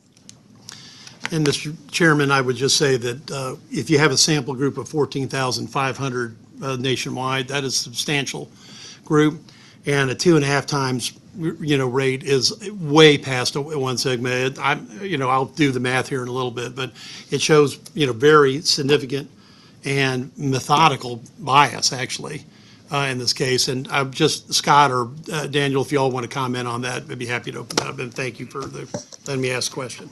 Well, the only thing I would say is that in the case of the nonprofits that I was talking about, you can see the same sort of just ridiculous bias. It is very common for one of these charities, completely forbidden to operate in a partisan way, to spend 2/3 of all their money in an election year on for-profit Democratic micro-targeting firms. So again, it's no question whatsoever of the high partisan bias. Right, and that's a follow the money's obvious conclusion. Daniel. Yeah, I think going back to something I said earlier, it's the opacity of these algorithms. So, for instance, we talked about Gemini, the woke Google AI. Sure. They're using Gemini now to police political ads. So, what does that mean if you're in let's just be really practical. You're in a state race and you want to run an ad, and your opponent wants to run an ad, and Gemini essentially takes your ad down but doesn't take your opponent's ads down, whether it's a mistake, whether it's explicit bias, whatever it is. Or whether it's just throttling. Right. Yeah, exactly. Right. So I'm saying, so the problem is they're integrating this throughout their systems, and through AI they're able to do it at a scale and to an extent that they weren't able before. And even as both Ryan and Zach testified, even before it was significant. Now we're going to see AI in everything, and they're just going to be able to take this to a whole new level. Thank you. Madam Vice Chair. Thank you, Mr. Chairman. Dr. Epstein, I wanted to follow up on something Senator Betancourt mentioned as you were discussing these go vote reminders. Are those back under the category of what you call ephemeral experiences? Those are ephemeral experiences, yes. We're talking about Google's homepage now, which is usually blank, but sometimes they put these big, splashy, colorful notices of some sort or other, and sometimes those are go vote notices. And I'm telling you that without a monitoring system in place, you would never know, never, that they're sending these out in a partisan fashion. You have to monitor. And by the way, if legislatures or regulators eventually find out, maybe discover some actions they can take, some legislation they can pass, you won't know that there's compliance unless there are monitoring systems in place. That's been the problem in the EU. The EU has passed very strong laws trying to curtail the activities, especially of Google. But Vestager, the woman who's head of the European Commission that has led those investigations, she recently said they have no idea whether there's compliance. They think that Google is aggressively non-compliant, but they have no way of knowing. Monitoring is critical here. Sunlight is the best disinfectant. So these, and these ephemeral experiences. these are Ephemeral. Thank you, ephemeral, thank Right. you. These ephemeral experiences are incredibly manipulative. Is it too much of a stretch to say that these are basically subliminal manipulation? This is a new form of subliminal manipulation because you don't know it's occurring. You don't know that that particular search suggestion or the news feed or the recommendations, you don't know you're being manipulated. They disappear. They're there only briefly. So yes, this is the new kind of subliminal manipulation, and it's occurring on a scale that has never occurred before. It's not just affecting Americans, it's affecting more than 5 billion people around the world. And by the way, Google doesn't always favor the left. They favor whoever they want to favor so that it suits the company. In Cuba, they favor the right. So as we look at this, we're talking about election manipulation in this context today, but that's really just one. That's a subcategory of all sorts of manipulation that's occurring. Oh, that's right. Okay, so now I'll scare you again. Disturb me. Because we have lots of new projects and ongoing projects, and we just published a paper on showing that biased search results can change people's views about probably anything at all. In this paper, we show that we can change people's views about sexual orientation, artificial intelligence, and fracking. And what this means is, this is really nuts, because what this means is that their algorithm around the world is every single day changing the opinions of people who are undecided about something. Whichever way the algorithm goes, it shifts people in that direction. Billions of people without their awareness. When you add in AI to this picture, that means as we move forward here, we're not talking about years, we're talking about weeks or months. Mm-hmm. As we move forward, more and more AIs are going to be deciding what billions of people around the world think. The Matrix. Social engineering on a whole new level. But it's actually here. Mm-hmm. It's here, and it's monstrously large. I just can't even tell you how exciting the work we do is and how disturbing, because we keep finding more and more and more of these things, and it's nightmarish, exciting and nightmarish. It's so disturbing, especially for those of you who have kids, and you think about all of these different phenomena, and you think about kids and how vulnerable they are. To me, that's an even bigger issue than the election issue. It's much larger. Thank you. Senators, any other? Senator Middle, you're recognized. Not for the panel, but Senator Betancourt talked about it. A lot of y'all know Bill Sargent.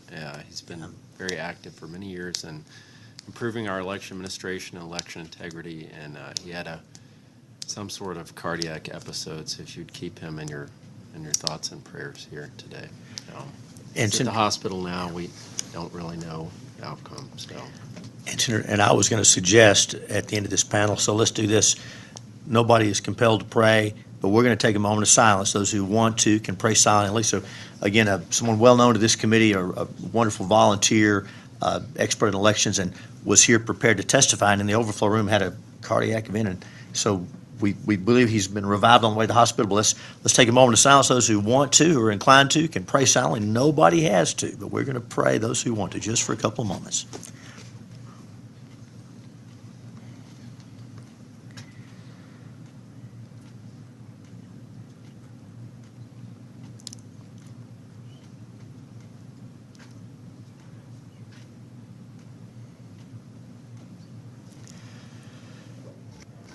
Thank you. Thank you very much. Senator Betancourt. If I could add, I've sent Ed Johnson, who is well-known, another person. He's at the hospital with Bill and been already in touch with Bill's wife.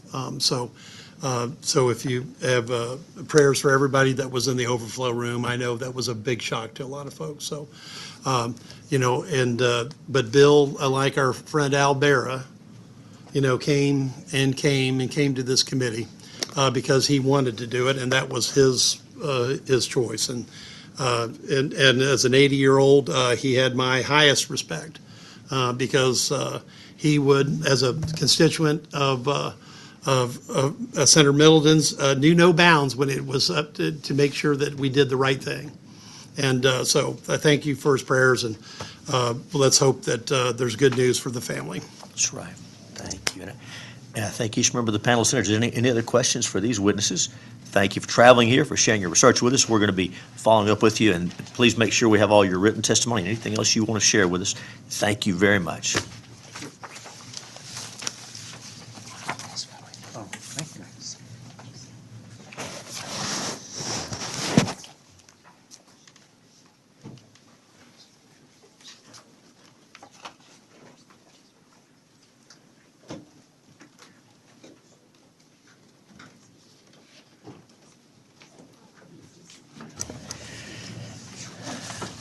The committee has also been charged with evaluating countywide polling place program in Texas, and so we're going to have a panel of witnesses to help us work through that. The chair now calls Christina Adkins, Jackie Doyer, and Beth Beazle. Ms. Adkins, Ms. Doyer, Ms. Beazle, welcome.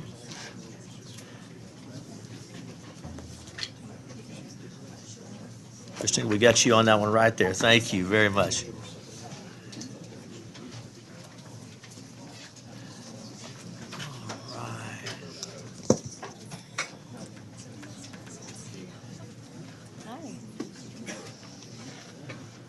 Welcome. Good to have each of you here. And I know Ms. Adkins is an expert, runs the elections division and helps us with a lot of questions. And so I know you're here as a resource, but we're going to need you. And so on this topic, and probably call you for some others as well. So I will ask, starting with you, introduce yourself, Ms. Adkins. We know who you are, but tell us who you are and give us your testimony. Yes, sir. My name is Christina Adkins, and I am the Director of Elections for the Texas Secretary of State. And I appreciate the opportunity. Thank you, Mr. Chairman, for inviting us here to speak a little bit about the Countywide Polling Place Program. So what I'd like to do for you right now is just give you a little bit of an overview of how the program works and talk a little bit about some of the legislative history there, and then, of course, answer any questions that the committee might have. So the Countywide Polling Place Program, as it's currently known today, was codified in 2009. We had a pilot program first, but then it was put into laws as a permanent program.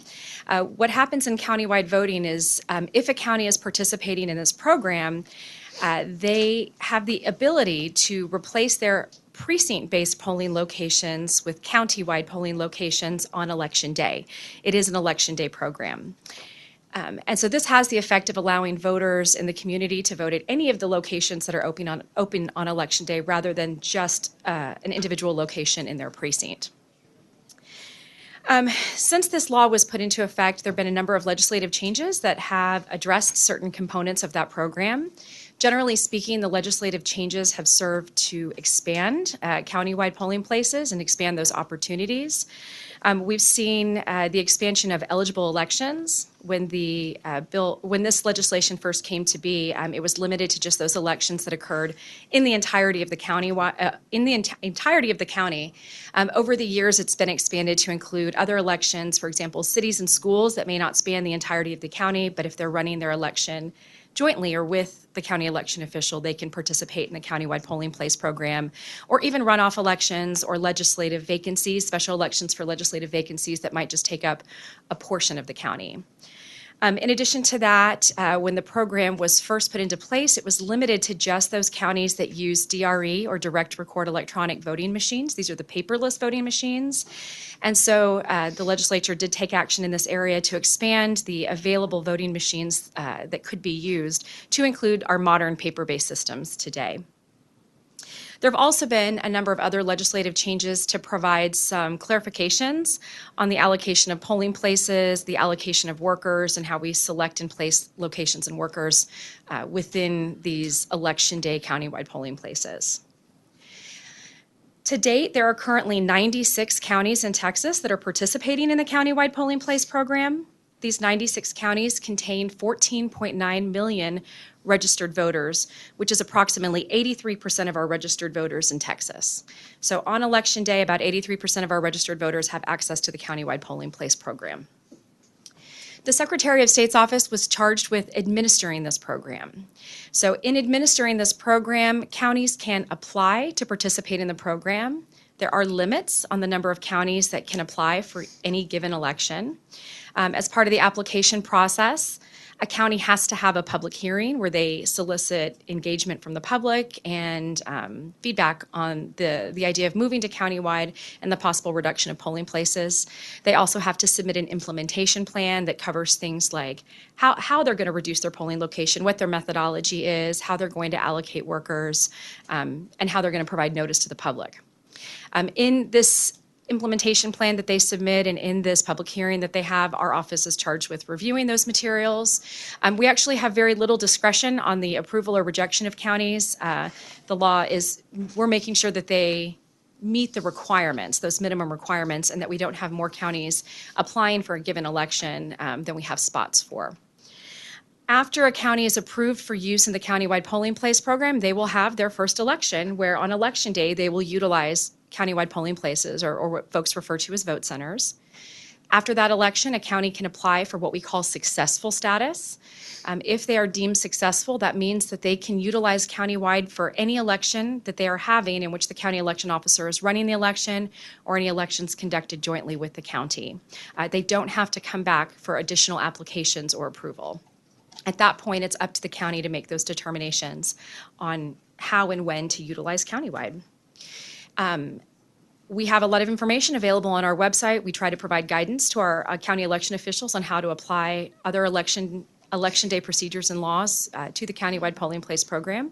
And I'm available to answer any other specific information or any other specific questions you might have.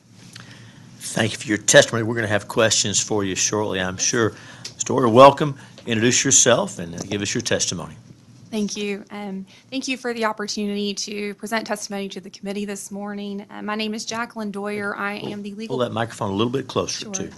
The legal policy director for the Honest Elections Project. We are a nonprofit organization dedicated to defending the right of every American to vote in free and honest elections. But prior to my role at the Honest Elections Project, I was the deputy and legal director for the Forensic Audit Division at the Texas Secretary of State, where we audited election administration practices to ensure compliance with Texas law and good practice.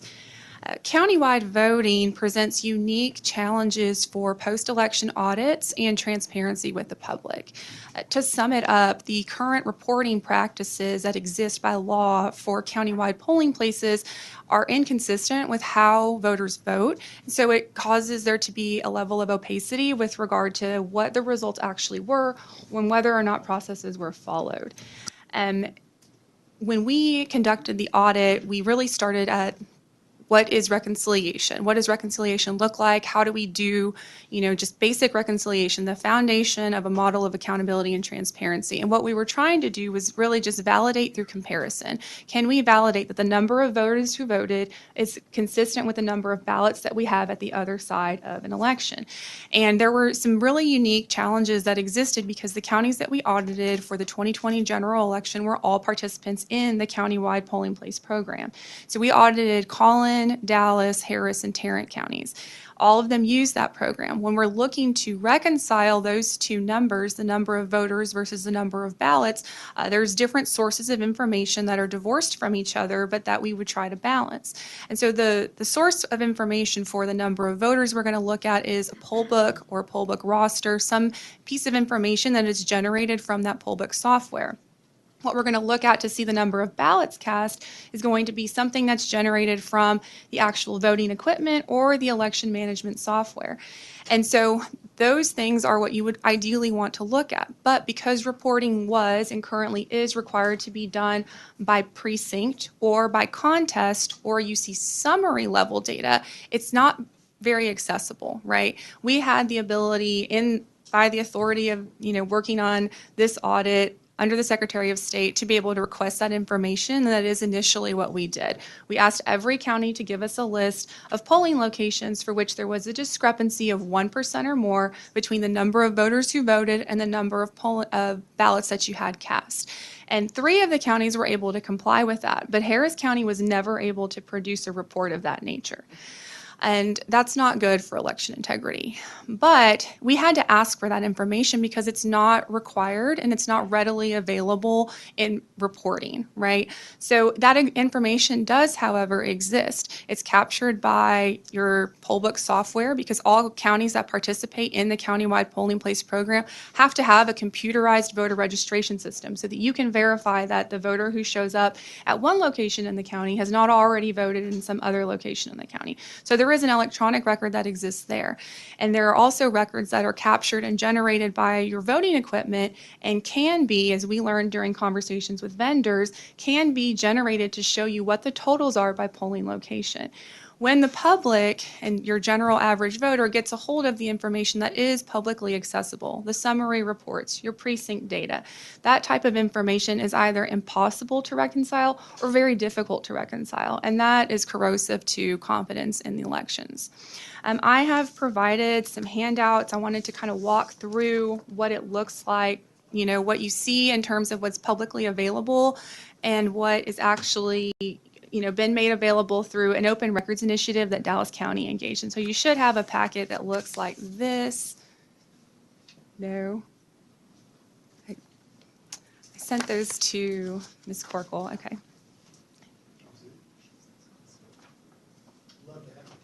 Yeah.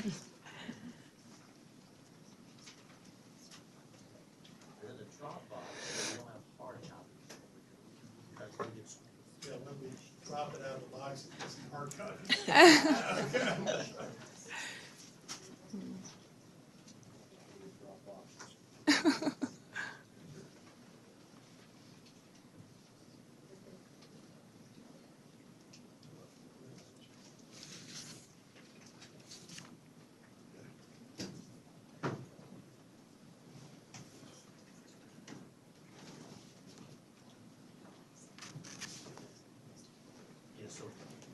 Background-wise, so there was some problems with the printer formatting the document. Hopefully nothing related to our previous testimony.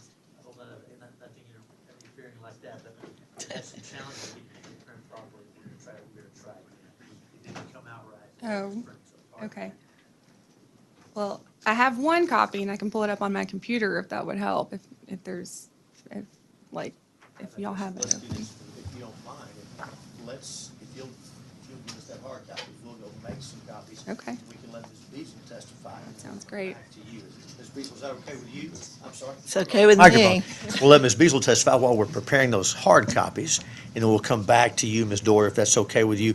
Ms. Beasley, you okay? I know you're prepared, good. but I was a little bit ahead of when you were expecting. Are you? No, that's fine. I was expecting to be on at 9 o'clock. So. Right. Now, as long as you've been coming down here, you weren't really expecting that, were you? No, not We appreciate you. Welcome back. Not really. And, introduce yourself. Give us your testimony. Okay, Beth Beasel. I'm with Texas Eagle Forum. And Chairman Hughes, I got to tell you, I prepared way too much information, Okay. way too much content, but I am reading the room and I'm reading the dais here. So all morning I've been deleting. But I got to tell you, okay. there is a lot to say about countywide voting. So what I hope to be able to do for you guys today is to make the case, and is this mic okay where it is? Are y'all able to hear me? We can hear you Okay. well. Thank you. Yes, All right, good. What I hope to be able to do is to make the case that the perceived advantages of countywide voting are not real, nor are they worth the tremendous negatives of countywide voting. She right beside me, I think, will help to make the case, and the panels before me were talking about technology, and countywide voting is full of technology. So they couldn't be a better segue to what I'm going to say. Countywide voting has many vectors for fraud, many opportunities for voter disenfranchisement. It costs a lot more than precinct-only voting, and it is tremendously inefficient. And as we've recently seen, I think the case will be made that it is unconstitutional, just ask Matt Rinaldi, And I think it's unwise. And wisdom does need to prevail here. You know, it's not what we want, it's not personal opinion. We need to look to wisdom. Anyway, also, after the complete disaster yesterday in Dallas County, after the severe weather blew through, I don't think anybody here would be able to make the case that countywide voting is a good idea. In Dallas County, we had to close, I think it was 108 locations. They actually asked me to close my vote location. We did. We shut down everything, and that's not mild. We did shut down everything. We were doing the final paperwork, and then the lights came on. So I called one of the candidates, and I said, "Do you want us to open up?" And she said, "Well, yeah, because most of her votes would be coming out of my vote location." Not a mild thing to do, to shut it down. Well, open it up at 5:30 in the morning, shut it down at 3:30 in the afternoon, open it back up at 4 o'clock in the afternoon, and then stay till 10:30 at night, and I've had about 3.5 hours of sleep and no caffeine. But moving on, before we begin to talk about the advantages and disadvantages of countywide voting, I think we need to ask ourselves, what are we actually trying to achieve? Okay? What are we actually trying to achieve? Be it countywide voting or anything else, addressing problems and solutions in our elections is meaningless outside of the framework of what our overarching goals are and what our standards are for achieving those goals. Bear with me. If countywide voting is the problem and precinct voting is the solution, the discussions surrounding both must be guided by a mutual agreement on what we are trying to accomplish. If I may, I'd humbly suggest that our ultimate goal, what we all want, I think, what we all want is an election that everyone trusts. You use the word confidence, same thing. Not an election that is convenient, not an election that's easy, but election results that we can all trust. Democrats, Republicans, independents, NGOs, industry, lobbyists, nation states, everyone. I think we all want an election that we can trust. However, this trust in our elections does not exist today. Numerous credible pollsters have shown the serious lack of confidence in our elections over the past couple of years, and this lack of confidence is not sustainable in a free republic. So getting to a place where we all trust our elections requires, I believe, addressing the countywide voting problem sooner, not later. So thank you for this opportunity. You're doing that, and I applaud you guys. I am so happy that y'all are taking this bull by the horns. Okay, when discussing the pros and cons of countywide voting, we need to consider the key criteria that we use to measure the merits of or the marks against countywide voting. Hoping that everyone in this room agrees that we must restore trust in our elections, I'd like to suggest that there are 4 things to get us there. I believe the most sensible way to restore trust is to have an election process that is secure from inside and outside intruders, transparent to all, and again, the previous 2 panels talked a lot about transparency. Sunlight is the best disinfectant. We need an election process that's verifiable by all and, of course, accessible to all. The question here today, I should think, is whether or not countywide voting meets that criteria. And right up front, I'm going to suggest that I don't think it meets or passes muster on any of those fronts. So let me explain by detailing the many marks I have against countywide voting that I see from numerous perspectives. My experience as election judge, as a voter, as a recount poll watcher, and as a student of the nation's premier cyber experts, database analysts, and military operational testing experts. I'm not special, but those guys are, and they know their subject matter well. So here you go, and I will try to put it on speed dial, and I did edit out a lot of what I was planning to say earlier. So the number one problem with countywide voting is that its failure to protect the secrecy of the ballot makes it unconstitutional and therefore I think unacceptable. And again, you can ask Matt Rinaldi about that, and there may be other people you could actually ask about that in the near future.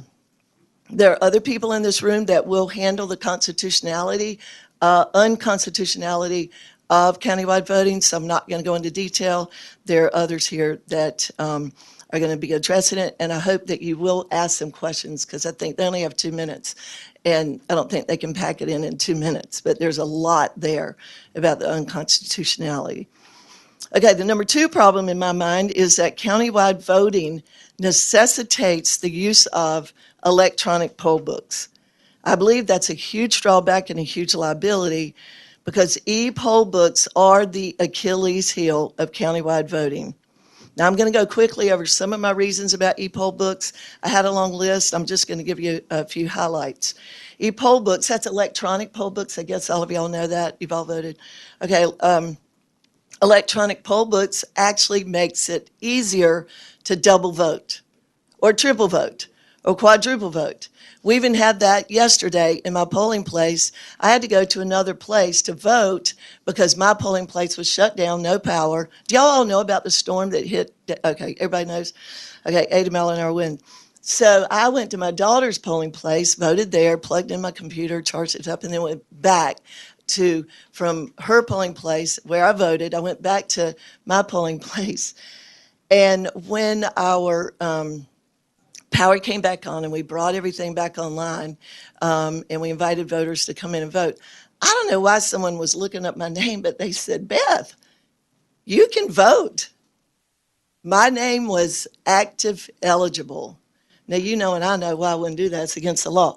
But this system makes it possible. Now, I have other examples from previous years, but that's the most recent. Also, electronic poll books allow voter check-in records to be manipulated. And y'all may know the story. I won't go into detail.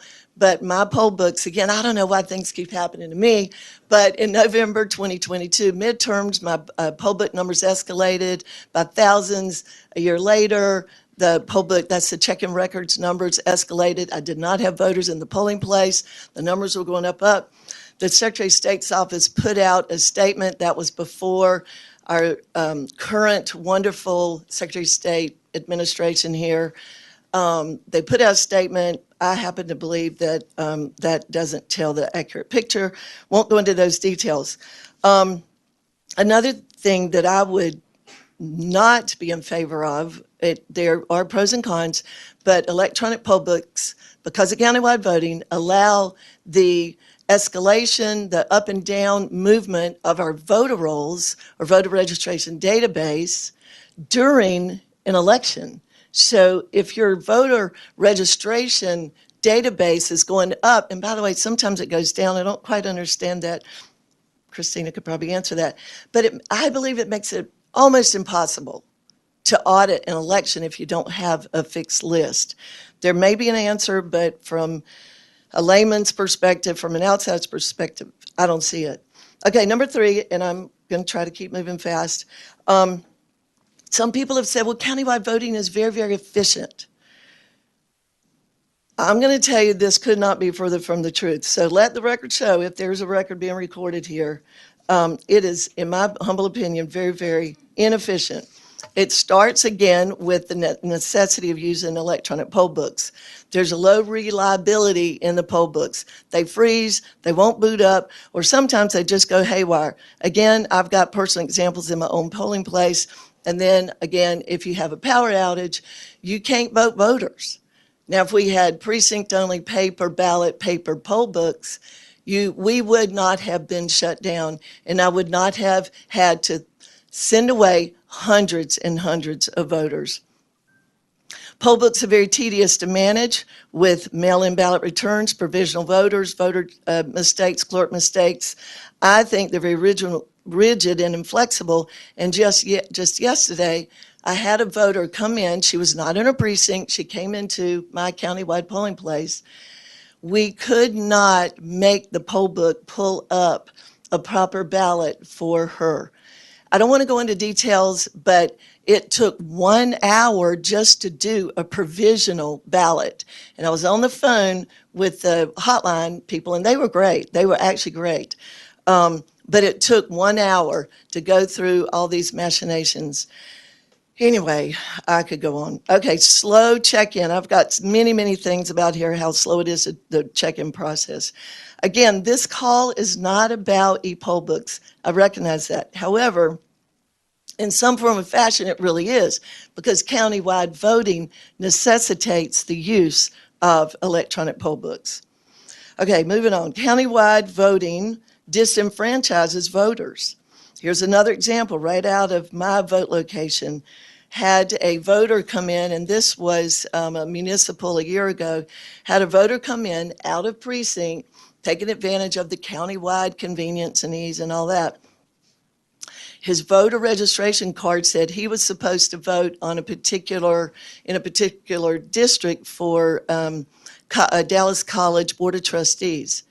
We could not make the poll book nor the ballot marking device pull up the ballot that would allow him to vote for his neighbor, next door neighbor, who was running for a Board of Trustees position.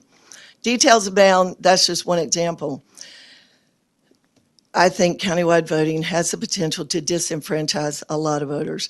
Number 5, countywide voting closes the door to hand count options. Not to say that you couldn't hand count ballots in a countywide polling location, but with countywide, particularly in early voting, you're going to have, at the close of early voting, you're going to have in that countywide location 14,000 ballots or 11,000 ballots. If you're going to hand count, that's a big climb to hand count that many. But if you're in precinct only, where our precincts are much smaller, that is a much more manageable lift to hand count ballots. Number 6, countywide voting costs more money.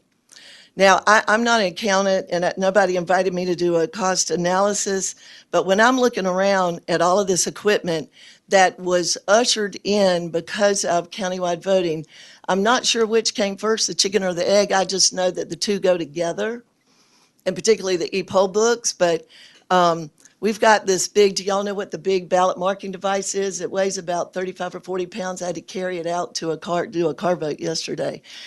So it's really heavy. Well, this ballot marking device, I know it costs a lot of money. Maybe you know how much it costs. I don't know. We can address that. But $1,000, $2,000, $3,000, $500, I don't know. But when I asked the trainer, when we were first trained on this ballot marking device, I really couldn't figure it out. And the trainer looked at me with a straight face and literally said, just think of it as a pencil. So we are spending thousands of dollars on a pencil that you could use on a paper ballot and hand mark it with a paper poll book. Just saying, again, that's just one example of expense. There's so much, y'all. There's just so much. Okay, I'm going to skip number 7. Number 8, countywide voting. This is a real problem. Centralizes our voting process and increases the vulnerability factor. Vulnerability from outside intruders, inside intruders, because what you have is, like in Dallas County, we have, I don't know, the number varies, 55 to 60 countywide vote locations. In our county, we do anywhere from 67 to 70%. A large majority of our votes come in to our in our early vote countywide voting locations. That's a centralized big pot that is much more easy to manipulate than if you had in Dallas County 800 different precincts. So if you're going to flip an election or move an election in a particular direction, if we've got precinct-only voting, you've got to manipulate 800 different precincts. It's a lot harder to do. But if you have a few big pots, it's just a few, and particularly if they're using technology, it's just a few buttons on a computer screen or keyboard by Five Guys in Belarus or wherever they are, I don't know. So I believe the case can be made that it's a lot more difficult to manipulate something if it's more decentralized. And there's a lot more to say about decentralization, but I need to move on. And by the way, I'm not saying that we can have a fraud-free election, of course. We have gold standards, and by the way, I am going to give to Katriana our gold standard elections paper for all of you, but I just have a copy of it right up here right now, just one copy. I'm not saying we can have fraud-free elections, but the goal is to have an election that's so transparent and so verifiable that when, not if, but when a cheat happens, or when a mistake happens that is not necessarily nefarious, we can catch it because it's so transparent and verifiable. We can catch it in the moment or within a day or two. We can catch it correctly and we can correct it. Back to our sunlight thing. Okay, number 10, voter turnout. People say with countywide voting, I've heard this, I don't know if y'all have heard this, that voter turnout's better because it's so much more convenient. Here's the thing, voter turnout may or may not be higher with countywide voting because without the ability to verify our election turnout, our vote results, we have no way to prove what the actual numbers are for turnout. We're told what turnout is, but we have no visibility into these machines, the tabulators, okay? So we really don't know what turnout is, but let's just say turnout is 100% accurate and the number's what it is, and I don't know, 70% turnout, whatever. My question is high turnout more important than what I believe the key criteria are, which would be transparency, verifiability, accessibility, security? I think you know the answer. Number 11, countywide voting was never a bottoms-up, free market-driven solution. It was a top-down solution forcing counties to do a more expensive, less efficient, more cumbersome process that yields little to no trust and who knows what kind of election results. Top-down solutions rarely work when governments decide that it knows what's best for the consumer. Countywide voting is no different. Last and finally, countywide voting frequently, and I've mentioned this, but I want to hit on it one more time. Countywide voting frequently violates the secrecy of the ballot. So, do you know that if you are one voter from your precinct, you're the only voter from your precinct, and you go to a particular vote location and you vote in that vote location, you're the only precinct voter there. Because of the way we publish our results, we can find out who voted that ballot and how you voted. Okay, again, ask Matt Rinaldi. That's what happened. Now, some people might be quick to jump to the conclusion of, oh, well, we just won't publish that information. We will redact. We won't allow the public to see this data that we now publish. Well, we publish it because it's the law to publish it.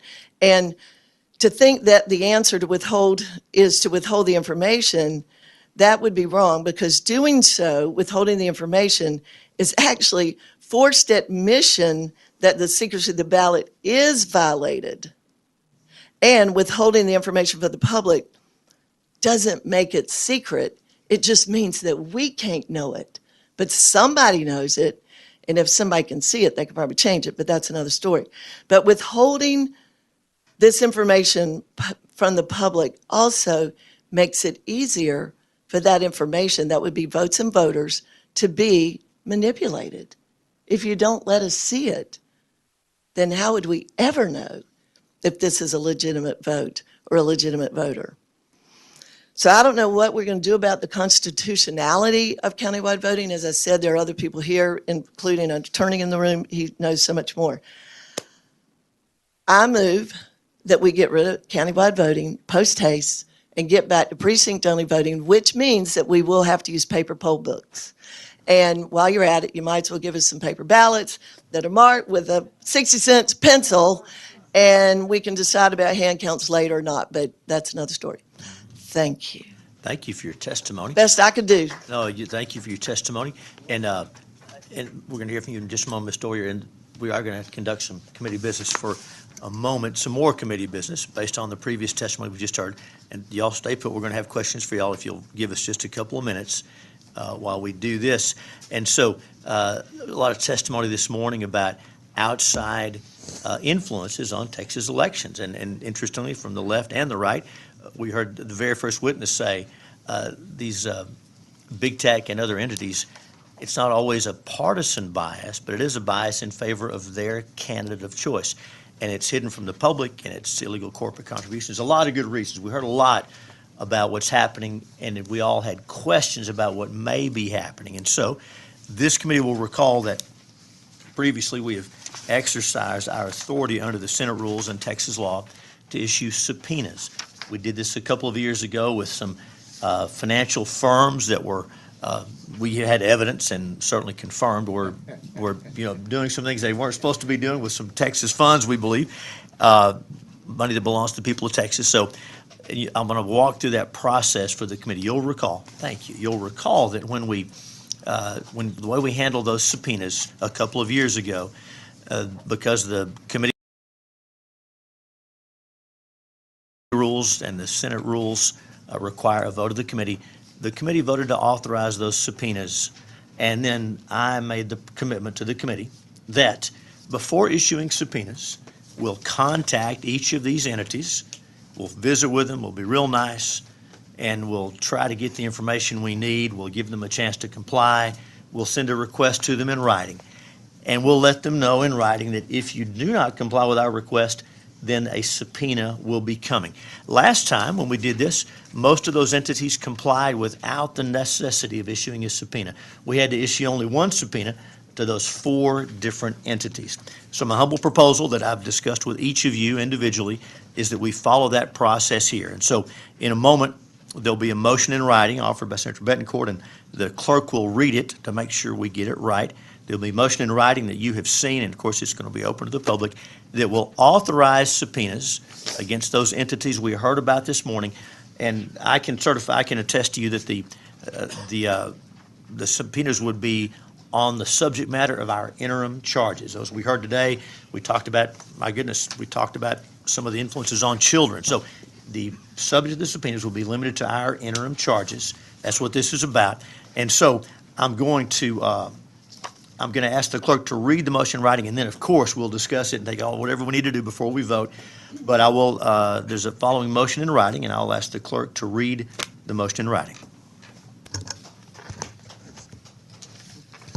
I move that the State Affairs Committee of the Senate of the State of Texas, under the hand of the chair of the committee and as the chair deems appropriate, in accordance with Senate Rule 11.20, issue 1 or more subpoenas to compel Alphabet Inc., Meta Platforms Inc., TikTok, PTE Limited, X Corp, or any other relevant company or entity, including any subsidiary or affiliate of one of those companies or entities, as well as any officer, employee, agent, or representative of one of those companies or entities, or of a subsidiary or affiliate of one of those companies or entities, to appear before the committee at a time and location specified in the subpoena, produce for the inspection of the committee those books, records, documents, and other evidence specified in the subpoena in a manner specified in the subpoena that are in the recipient's possession, custody, or control, or both appear before the committee to testify and produce books, records, documents, and other evidence as provided by the subpoena.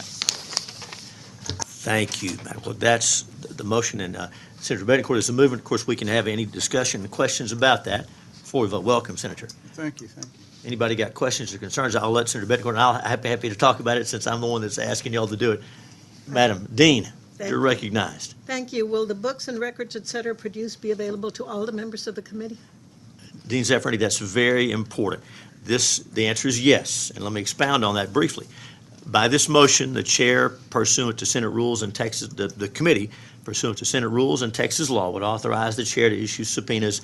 Whatever we get from those subpoenas is not for the chair, it is for the committee. So yes, ma'am, everything we get, just like last time, is for the whole committee and will be available to the entire committee. And Mr. Chairman, if I could speak Senator about Betancourt. last time, I think my experience was this was a very important step because as the chairman already indicated, 3 out of the 4 companies complied just by written request.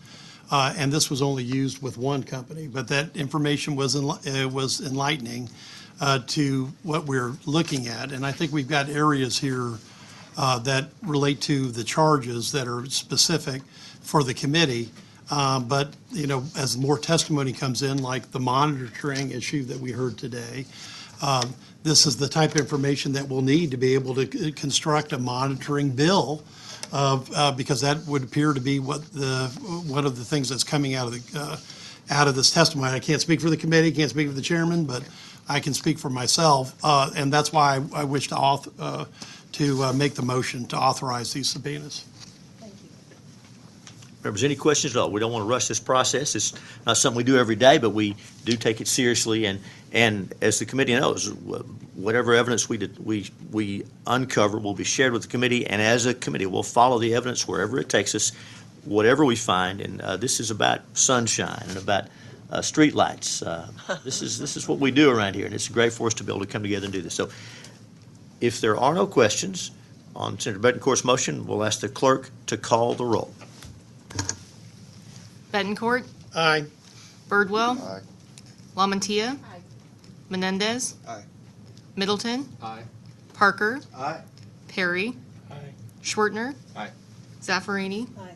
Paxton. Aye. Hughes. Yes. There being 11 ayes and no nays, the vote is unanimous. I thank each of the members. We will take your trust seriously and work with you and alongside you and your teams and all the people we represent to get this done right. So thank you very much. I thank the witnesses and folks here for letting us pause to do that, because sending subpoenas is a big deal. A 2/3 vote is required, and so when we have the committee together, we have to take advantage of that, having heard the evidence this morning. So I thank you each, and thank you for your testimony, Ms. Beasel. We're going to have questions for you in just a couple of moments. I hear it's not rude to point if you use 2 fingers. Is that right? My mother doesn't like that even, but I hear with 2 fingers, it's okay. It's a friendly point. Ms. Doyer, you were so kind to open, and then we were able to get your document distributed. So we'll recognize you again, and please tell us who you are again and offer us your testimony. Sure. Thank you, Senator. And my name is Jacqueline Doyer. I'm the Legal Policy Director for the Honest Elections Project. And what I had testified about previously was that current reporting practices with regard to countywide polling place counties can create some problems, right, in terms of whether or not it's transparent to the voter and what an auditor can look at. Now, reconciliation can be done. Our division did it when we audited the 4 counties for the 2020 general election.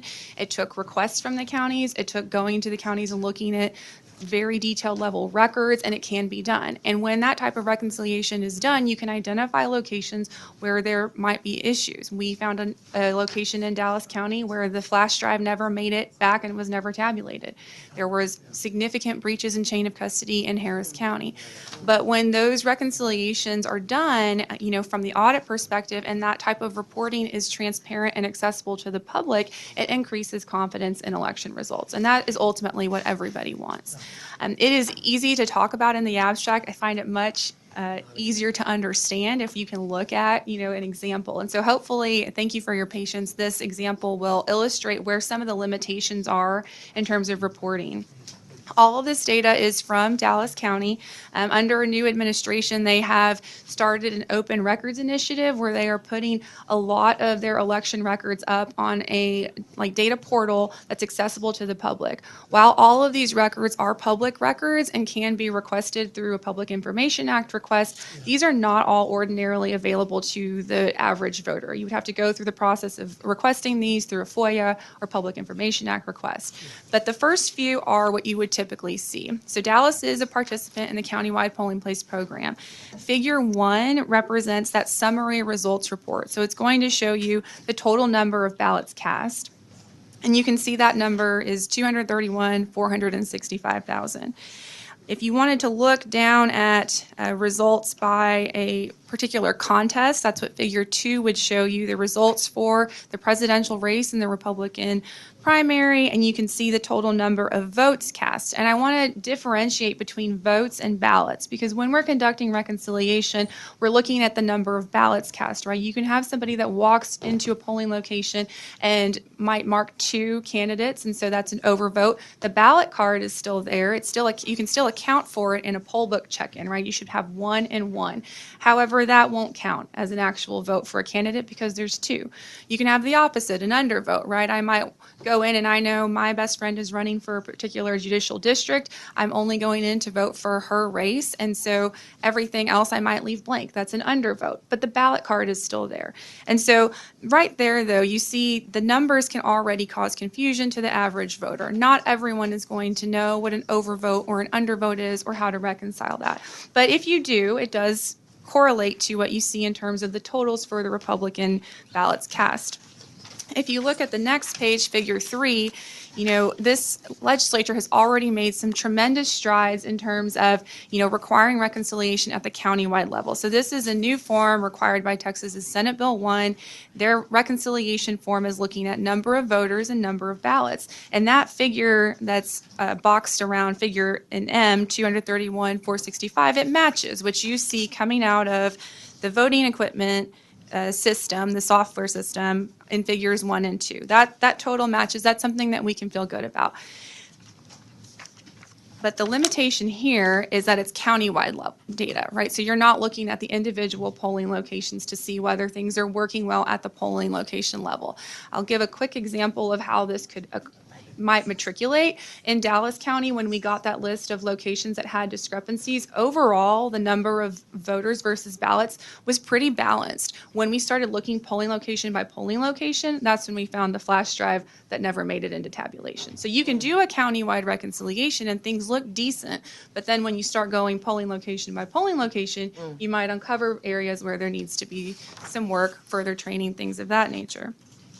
So if you flip the page one more time, this is a summary results report for Precinct 1004 in the Republican primary. I can see that there were 149 ballots that were cast at some countywide polling location. We don't know which one in the county of Dallas, but that's really as far as you can get with what is publicly available. So if I'm a member of the public and I wanted to try to do a reconciliation or I wanted to see if this balanced, that's as far as you can get with what is typically publicly available on a county's website or on the Secretary of State's website.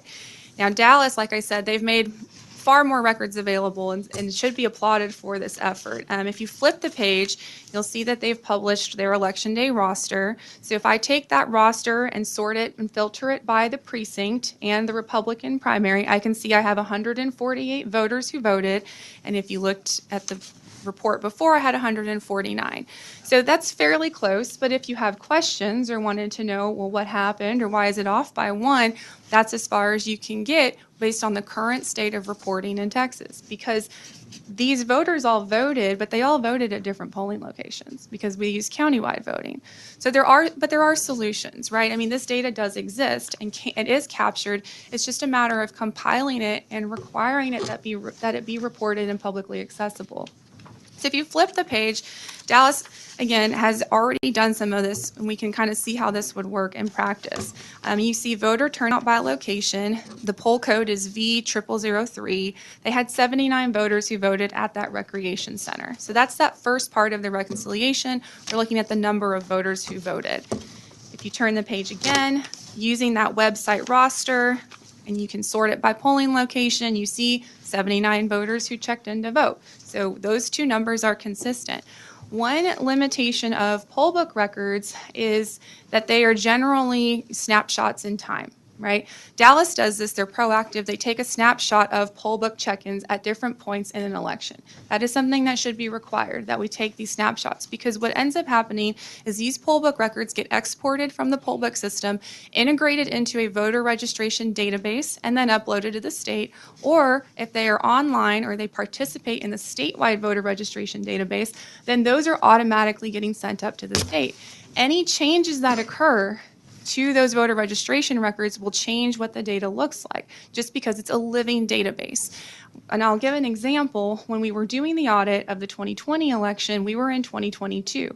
When we asked for vote history files, who had credit for voting, that data looked very different in 2022 than it would have looked in 2020 had a snapshot occurred. There was redistricting that had happened. We had voters who had moved. There was list maintenance that occurred. So requiring snapshots in time is critical to this transparency. So you have these 79 voters according to that record at that location. Now, if I'm looking for that other piece, how many ballots are cast, then I want to look at what's been generated from the voting equipment. Dallas puts on their website the tapes that are coming from the equipment.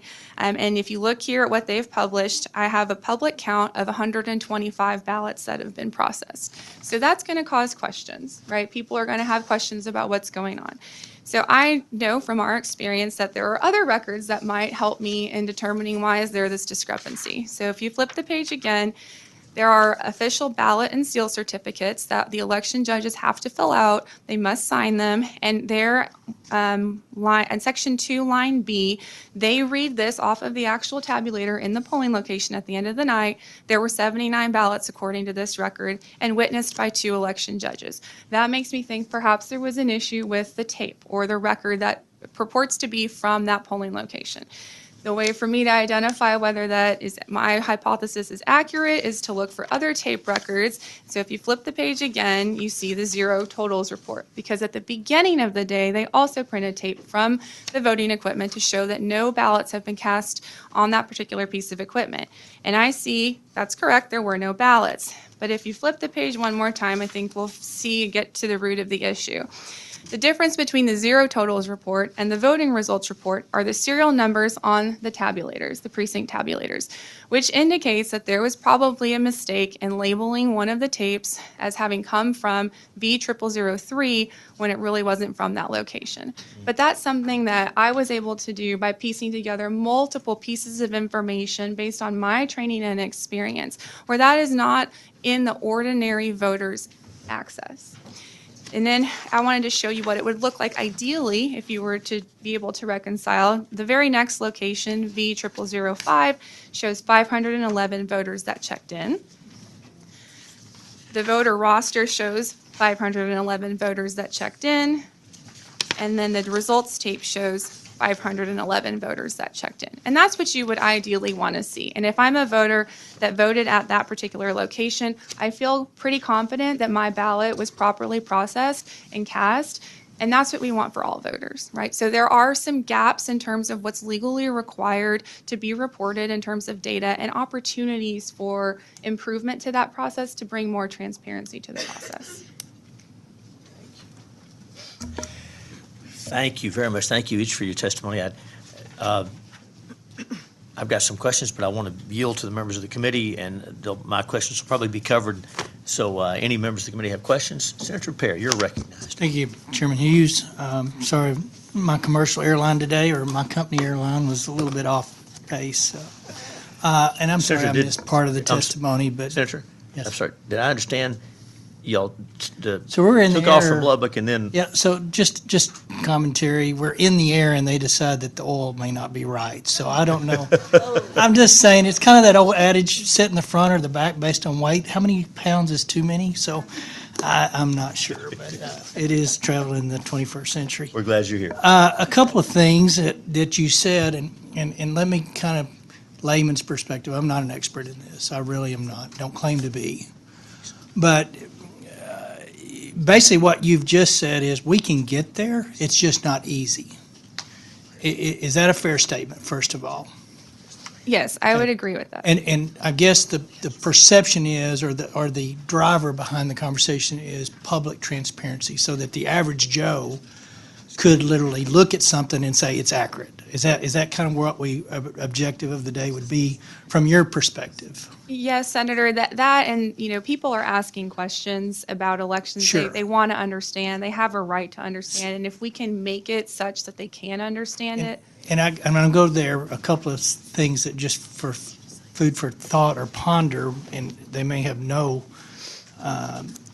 way to implement, but a couple of things. First of all, it's complicated. Let's say that we'd like to make it as transparent and easy as possible. The truth of the matter is we got people involved. Anytime you get people involved, it's not easy. So, and we've accommodated the voter to the point that they can do so many different ways to have their vote counted that the reconciliation part of that process is tenuous and tedious and requires a lot of knowledge on how the back end of the system works to reconcile.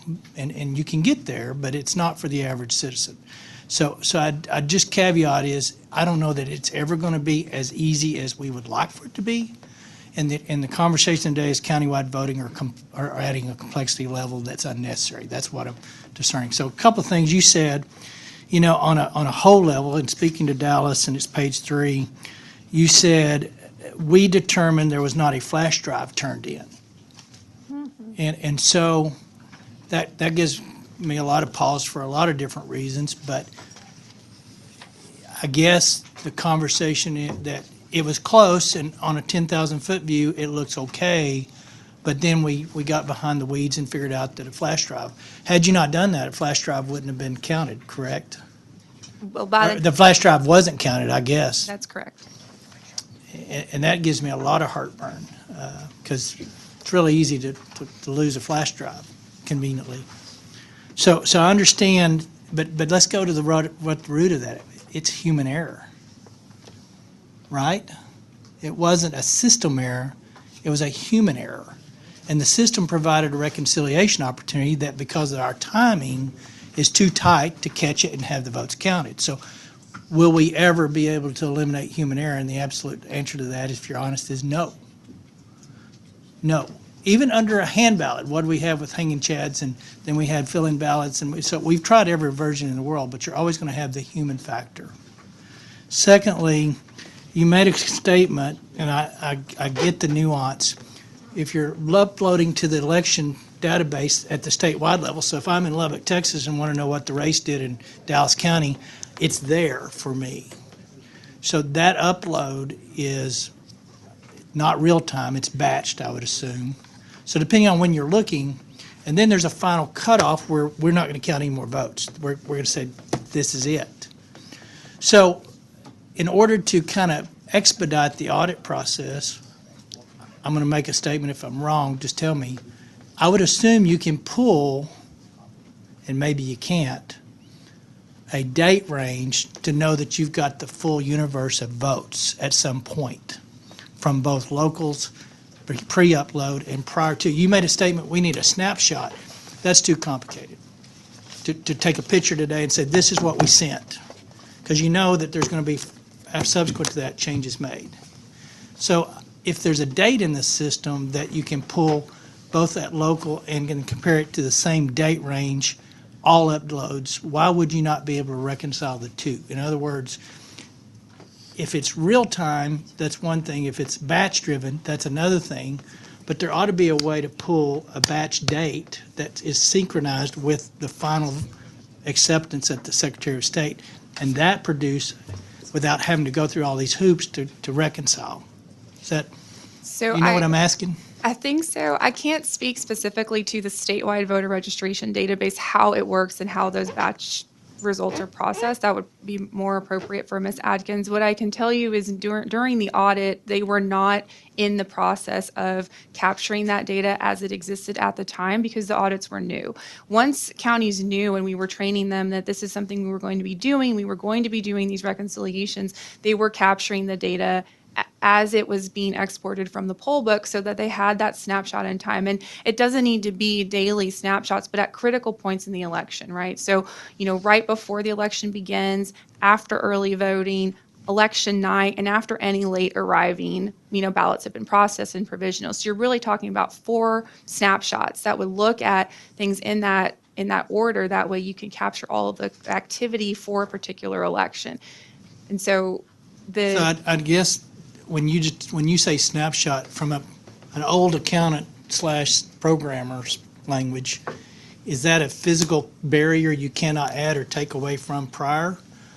And you can still go back and get it? Or is that can still from on this day forward, there still can be changes made to that data? Because if you're going to have a real-time system effectively, you're never going to have a snapshot that makes sense. You would have issue when this is something we had to deal with during the audit, right? Is if even if you have those snapshots, what has changed in between the snapshots? But that's a lot easier to analyze when you have discrete points in time when they're captured. Versus you got less amount to look at, I guess is what you're saying. But if you're having an electronic connection and you can date range it, so you don't care if it was, in my area, early voting's this many days versus this many days in some same area. So those specific cutoffs, and then you'd have to get into the weeds of when that cutoff. And I guess if I'm asking, can we not pull it from just dates to say this is when we know this should have been a, quote, preliminary final without subject to mail-ins and provisionals and stuff being counted to know, and avoid a lot of the work that you've had to do to get there? I mean, is there not an easier way to capture those reports by date? So it was my understanding, all 4 of these counties are what we call offline counties, where they're not using the state's database to manage voter registration. They use a vendor to manage voter registration. And so all of those counties, they were offline. They were not able to generate anything that was tied to a specific date range. They were able to give you the current, and that would give you who had voted in that county in that election in 2020, but that may not be the full picture because things had changed, obviously, in those 2 years. So that might be more a limitation of an offline versus an online county. And like I said, I think the statewide registration system would be more appropriate for Ms. Adkins. Yeah, I can appreciate that. I guess I'm trying to get to what is the ultimate, when we say we're done, it's the Secretary of State's records, right? They canvass them and we come down here and vote on them, correct? Yes, sir. I think what we're talking about here is actually 2 different types of data. So I think what Ms. Doyer was referencing was voter registration data and snapshots of what our voter registration list is at certain points in time. So just the voters. And I agree with her. I do think that a county, I think it's probably as simple as downloading a specific report and retaining that report, so it's a record as of a certain date, is something that would help provide some of that clarity in the process. The voter registration list, so the actual people that voted, that is different than the results from an election. When a county locally has their election and they tabulate their results, for some elections, they have reporting requirements to the Secretary of State's office. They are not uploading the actual results to their election, the actual votes. They are just giving us the outcomes and totals. So we're not getting the votes. We're not getting that data. They're just giving us what the results were for those particular races. And so those numbers are not connected to voters and they're not connected to ballots. We don't have access to the ballots. That is all maintained locally. We're just presenting that information to the public. So I think that those are 2 different points that I think it's important to make that distinction. I agree that it is. I appreciate that distinction. I'm just trying to get it down to where you don't have all the backdoor hoops. But what I'm also hearing is, because these were 4 new auditable entities that are participating, we've adopted best practices from that going forward, where a lot of this conversation in my mind is going on, we won't need it. It'll be part of the system. Is that to say? That's the hope, yes. Well, that's that the hope is a problem for me, because we're here because people believe our vote doesn't count. And if in the best practices you've determined they need to do A, B, C, and to your data, to your credit, you reconciled and you got there. Now, you can, I think, electronically make that more streamlined to where less human hands are touching it. And I know there's people in the room that are going to go, oh, wait a minute, that's worse. But I'm telling you, the fact that we can put a flash drive in our pocket, meaning well-intended as it was to transfer it and didn't do it, that's a human error that is a problem. So I just want to be real careful here that human error is always part of it, and how we can minimize it is where we should be. But when you say what the hope is, so out of that auditable process, is it up to this committee to put in statutes that force rules to make those best practices that you have determined through the audit process into the process? Is that where we're going? There are reports that should be required to ensure that the process is streamlined and to ensure that all counties are complying. Okay. And that are not right now currently required. Out of 254 counties, what would you say the percentage is that are uniformly providing something that is useful? So my audit was limited to the 4, and we began the process, obviously, of auditing the statutory counties, and they were so that review is limited to 8 counties, essentially, of 254, and they were starting to do those things. I don't know. I mean, I'm no longer with the Secretary of State's office, so from the outside in, I haven't looked at all 254 counties to be able to answer that question accurately. So back to the central pool, I think was your hesitation about just pulling everything into central. And again, I don't know. So are those electronically connected to the internet, or are those not? Because that was a big concern in the last session. We should have no outside connections to the internet anywhere in the system. Is that true or not true? Or did So I when you're miss it? asking, are those connected to the When you're those centralizing what? policing, I'm assuming that the You're talking about the electronic poll poll- books. right. Are those submitting those electronically to a central pool? They are. Because of countywide voting, each of these poll books have to communicate to each other so that when I check in at one location, I'm not allowed, if your router's working, I would not be allowed to check in to vote at another location. Right, exactly. So, and what they say is at least in Dallas County, the poll books are on a local area network. That's what I was going to ask. Is it But a we- local network that- or is it but- accessed? Well, the local, okay, getting a little bit above my pay grade, but I'm going to tell you what I've learned There's some as best closed as loops. possible. There's no closed loop. Okay. The local area network is, uses Wi-Fi technology. Wi-Fi necessarily has to go up to and I can't remember that word up there, but there is access. I mean, my router is a Wi-Fi router. So if you're smart enough, you don't even have to be a high technology expert. I'm not a technology expert, but computer geeks can get into that local area network. They can manipulate poll book data. I know people who have done it. They have evidence of names of people who are in our poll book whose status, that would be active eligible or deceased or suspense, that's another category. I can't remember all the categories, but basically eligible or not eligible would be your two big buckets there. We have computer network geeks who have been able to see those fields being changed where a voter's status has been changed from inactive eligible to active eligible. Can you produce for this committee those geeks to come and show us? Yes, I can. I would love to have that. Yes, It's I can. my personal Yes, I can. satisfaction to have those people sit and show me where someone tapped into your precinct and changed a voter eligibility via that router. And I don't know if it was my particular precinct. I do know that my voter check-in records at my vote location, remember, not precinct, but my vote location, those voter check-in records went up. That's a different thing from voter fields changing from active eligible to ineligible or back and forth. And But I can produce the I'll get person who off can of do this it. just as soon as I get my head around it a little bit. So Mhm. you would have someone vote countywide, or it doesn't matter really, Mhm. this could happen at precinct level. And that vote could go up into the portal and cloud, basically. The cloud, a record And of that. something could change in that before it goes to the central pool, or would it change at the actual precinct vote level?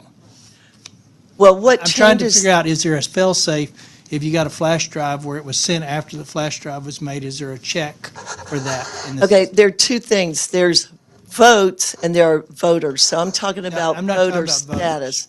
You are talking about The vote. votes. Okay, that would be in the actual record of the vote result. That's going to be on a flash drive. Right. So that is separate from the poll book local area network, right? So to make sure, if I vote, I'm not talking about registration. I'm Mhm. obviously registered if I'm voting for you. Mhm. I'm coming into that precinct. Mhm. I vote at that precinct. Ultimately, that goes to a flash drive and is Mhm. transferred to central pool, or is that going up through the process? Is That it flash drive is plugged in plugged in, I don't know what you call it, put into an accumulator, what we call it, accumulator At in your Dallas level. County. And then, and it's put, that those vote results are put into a database, I think it's called Postgres database, maybe, I don't know, a little bit above my pay grade. But those vote results are stored on a central computer somewhere. Now, do you know that?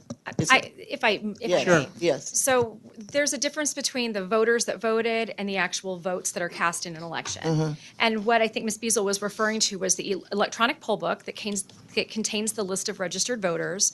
Those have to be connected to the internet in order to utilize Countywide, and that's because they communicate with each other. In addition to that, that information is ultimately uploaded to a different server so that they can compile that data and provide lists of who voted in that election.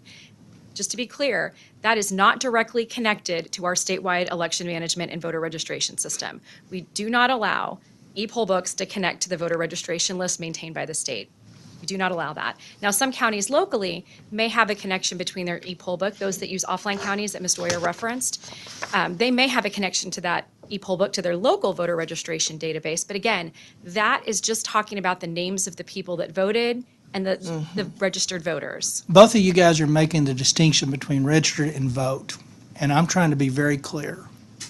Very clear. I understand if you manipulate eligibility and kick me out as an eligible voter or not before I ever vote. I get that. If that's happening, we need to work on that. But my actual physical vote today is at y'all's testimony that it is subject to manipulation through the cloud.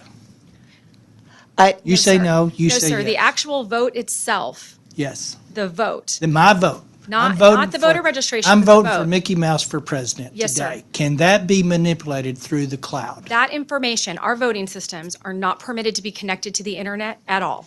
We do not allow wireless connectivity on our voting devices. We test that in the certification process. So when you cast a ballot in a polling location, that scanner, by law and through the certification process, cannot have any kind of wireless transmitting capabilities. So it is local to that scanner. There's a thumb drive that will contain those totals on there. That information is physically transported to an election office and read into a central computer that is also not connected to the internet, not permitted. No Thank you for internet that. connection But permitted. there. And I would differ with that. And she differs, but, so that would be a reconciliation where you would catch the flash drive didn't make it. My vote did not make it over. I made it, but it didn't get to the place where all the totals for the county are being accumulated. Correct, because that system that she's talking about is required to produce an audit log, and that audit log will tell you when those flash drives are read into the system with the number of ballots that can be reconciled against. So we the have that check-ins. part. But to be clear, y'all made the distinction between registered and vote, and I get the distinction, and I get the importance. But I need to have clarity here that our vote, my vote, cannot be manipulated from some outside Russian bot of something today. You say yes. I say why yes. is that your perspective? I say yes. That flash drive. Okay, have you ever heard of the Stuxnet virus? You're military. You might have heard of that. Anybody? Senator Parker? Okay. That was a virus on a flash drive that caused those centrifuges, or centrifuge, singular, plural, I don't know, to start spinning out of control and melting down. There was no use of the internet to manipulate the mechanisms or the control mechanisms of that nuclear facility. So the internet is not the only way that we can have access to our votes, I appreciate which are stored in a database. There are many different protocols. Bluetooth is one. That's not an internet protocol. There are other protocols that I couldn't begin to tell you because it is by my pay grade, but we do have evidence of the ability to manipulate using things that are not internet. Social engineering, by the way, that's another vector.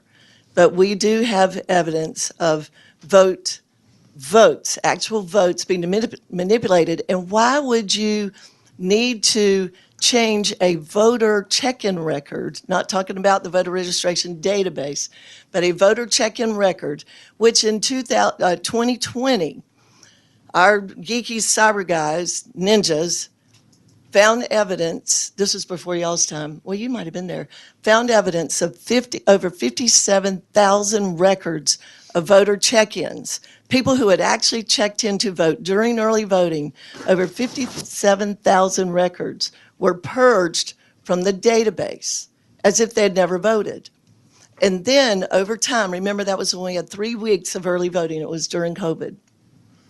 Over time, there were approximately 51,000 records of voter check-ins reinserted into the, I think it's Postgres database, I could be wrong, but into the voter check-in record database. 57,000 removed, 51,000 added back. They didn't all match. But why would you do that? Why would you go to the trouble of manipulating voter check-in records? Now, I'm going to give you a theory. I wasn't in the room. I'm not a bad guy. But I'm going to tell you why a bad guy would want to do it.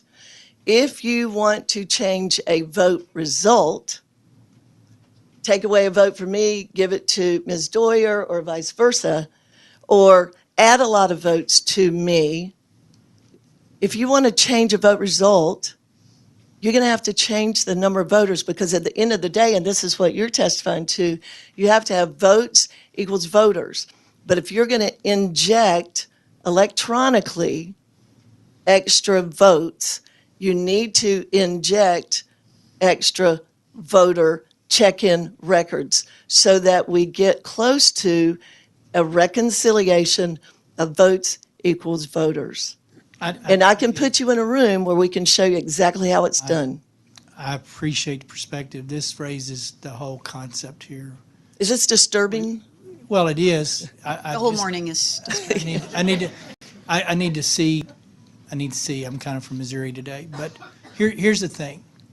It sounds to me, in my old days coming out of college with programming backgrounds, we've got way too many different databases that represent the same amount of data, or the same data. And we end up creating these problems, real or perceived. I'm not here to judge up or down, because we've got all these different reconciliations of different databases with the same information for different purposes. So at some point, we've got to figure out how they all become uniform, or you're never going to answer these questions, and you leave the public with really, honestly, heartburn. But that's it, Madam Chair. Well, the way to do that is if you vote in your precinct, you have a paper poll book, so nobody can manipulate that. The voter checks in on paper. Nobody has an eraser. Thank you. Thank you very much. Thank you, Senator Perry, and thank you for your responses. Senator Birdwell, do you have a disturbing question? No, I'm just a simple old soldier, so I have a very simple mathematical question.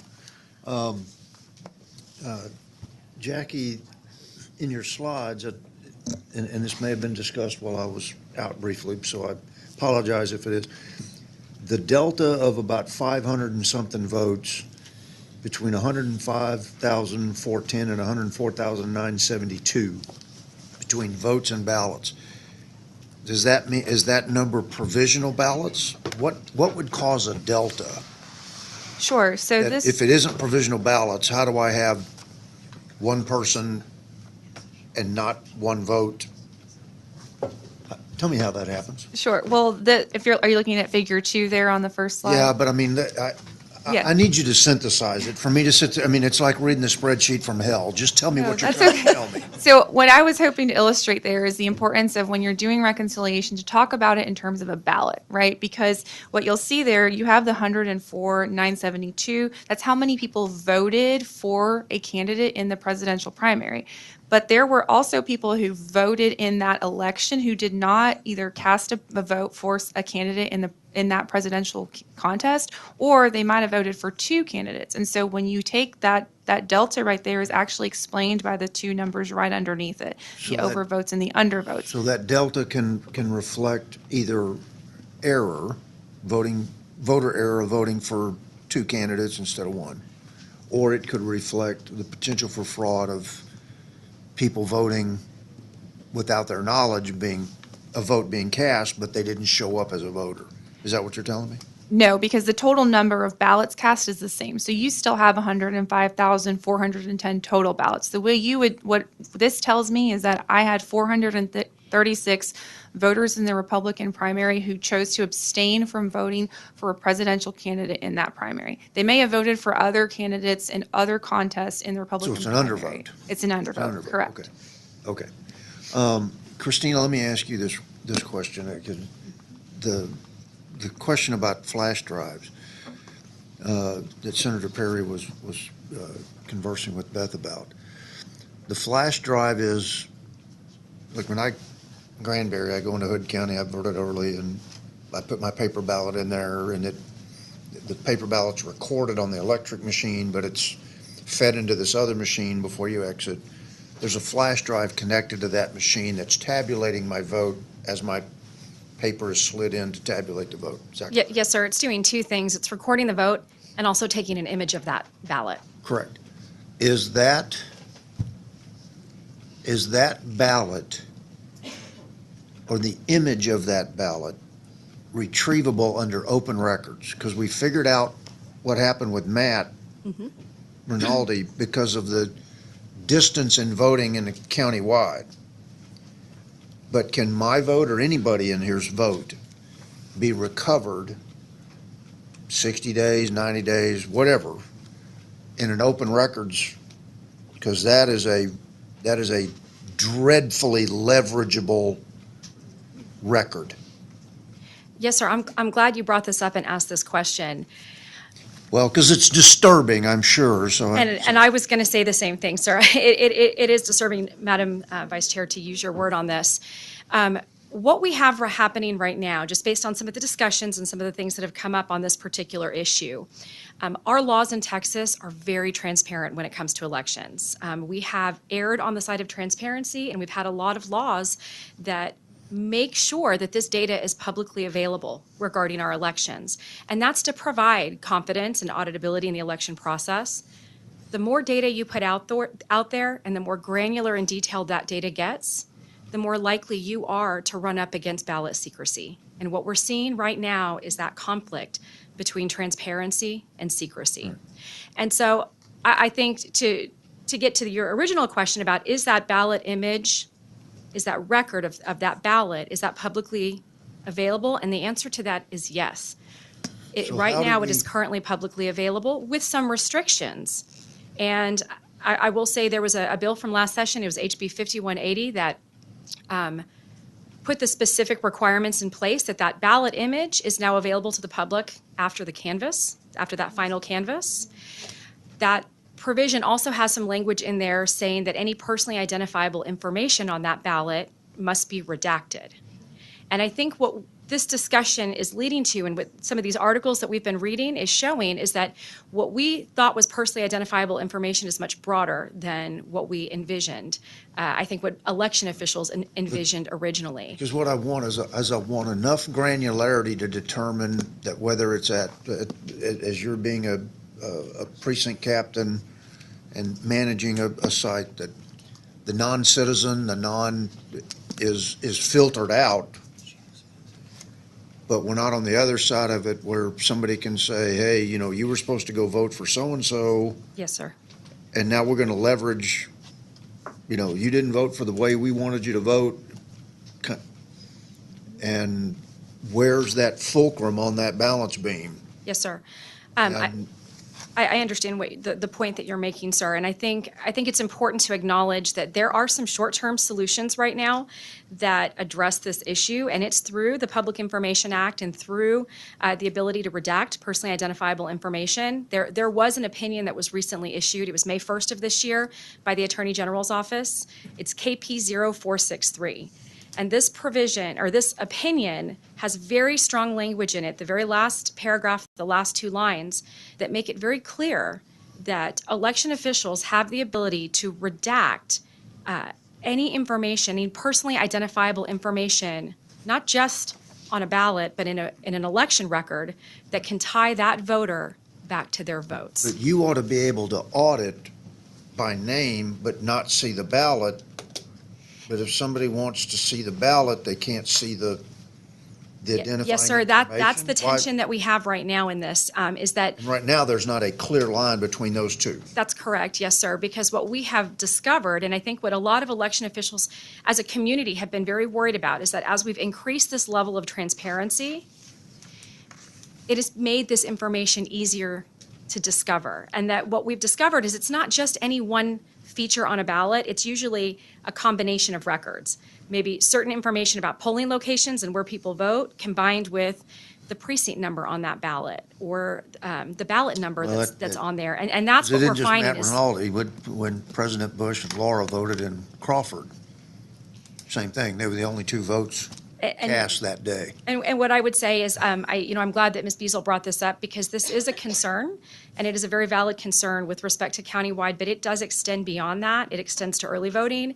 It extends to voting by mail, and I would say on a much larger scale when it comes to voting by mail. Okay. And so if the committee is considering ways to address this particular issue, it may involve, changes beyond just addressing countywide. There may be some other protections Okay. to consider in this area. And I just hope we don't fall off the other side of the slope, because the less information that we have, then the less ability we have to make sure that these aren't fake voters or fake votes. Right. But I want to give you something even more disturbing about that ballot image. Well, we're in the business of disturbing today. Yes, we are. So that ballot image, if it can be accessed by a bad guy, and it can be photoshopped. So they could actually make you look like you are voting for Joe Biden. Oh, sorry, I probably shouldn't have said that. But I know that That is you're, disturbing from a personal perspective. yes, okay. But that's not I the- guess that's it's not the okay business of in the this room committee to say today. it. But what I'm saying is there are concerns about access to ballot images because I've seen it done. They can be photoshopped. I'm just simply saying we need to get back to precinct-only voting on paper so we don't have ballot images. We don't have CVRs. We don't have all these computer records and databases. We have a metal locked with great chain of custody ballot box. You put your ballot in there that's been marked by my pencil here from a paper poll book, and then you count your ballots right then and there. They don't move. You don't get lost. They don't get lost. And then election night reporting is you stick your vote results on the front door of your precinct, and then you maybe phone it in or drive them in. But you've got to simplify, because right now the complexity that we have introduces such a level of opacity. We can't audit, we can't verify, there's no transparency. But if we give too much transparency, in this scenario, we're going to fall off on the other side of the slope. Then we can't audit. So you're going round and round in circles. We need to simplify and get back to, at least y'all can start with precinct-only voting. Let me come back to you, Christina, one last question. What is the chain of custody for that flash drive from precinct to central count? Is it handled the same way, two-person control for nuclear weapons? How can that be I wish manipulated that I and could make it route? that strict. I think chain of custody is extremely important in the election world, particularly as it relates to securing this kind of information, your electronic media, your even your voted ballots. And so the election worker at that location, that presiding judge, they're the ones that it's in their custody. And they're the ones that are required to deliver that information back to the central office at the end of the night. There should be chain of custody checks at every step of the process. The reason I mention nuclear weapons is it's always two people. Is the election judge by themselves transporting that flash drive, and is the flash drive capable of being manipulated between point of collection and point of delivery? So we direct election officials, when it comes to chain of custody, to perform two-person validations. We also, in our laws, allow poll watchers that are there to sign off on the records so that they're also providing another level of validation. You allow it or require it? If they are present, I wouldn't say they're required, but they can sign it if they would like to. But not every location's going to have a poll watcher, but there should be multiple people laying eyes on that and multiple people performing that validation check. And then it also should happen again at the location that they're delivering supplies to. Multiple people should be performing that validation. There should be records where you are signing off on the transfer of ballots and the transfer of records. Poll watchers actually can, by law, are permitted to drive behind an election judge. In fact, I think the law says that the judge has to drive in a reasonable fashion to make sure that poll watchers are allowed to follow behind. So the chain of custody element is extremely important. But a lot of that, with poll watchers is going to be contingent on whether they're there, whether poll watchers are there. Otherwise, it's the workers at that location that are responsible for that check.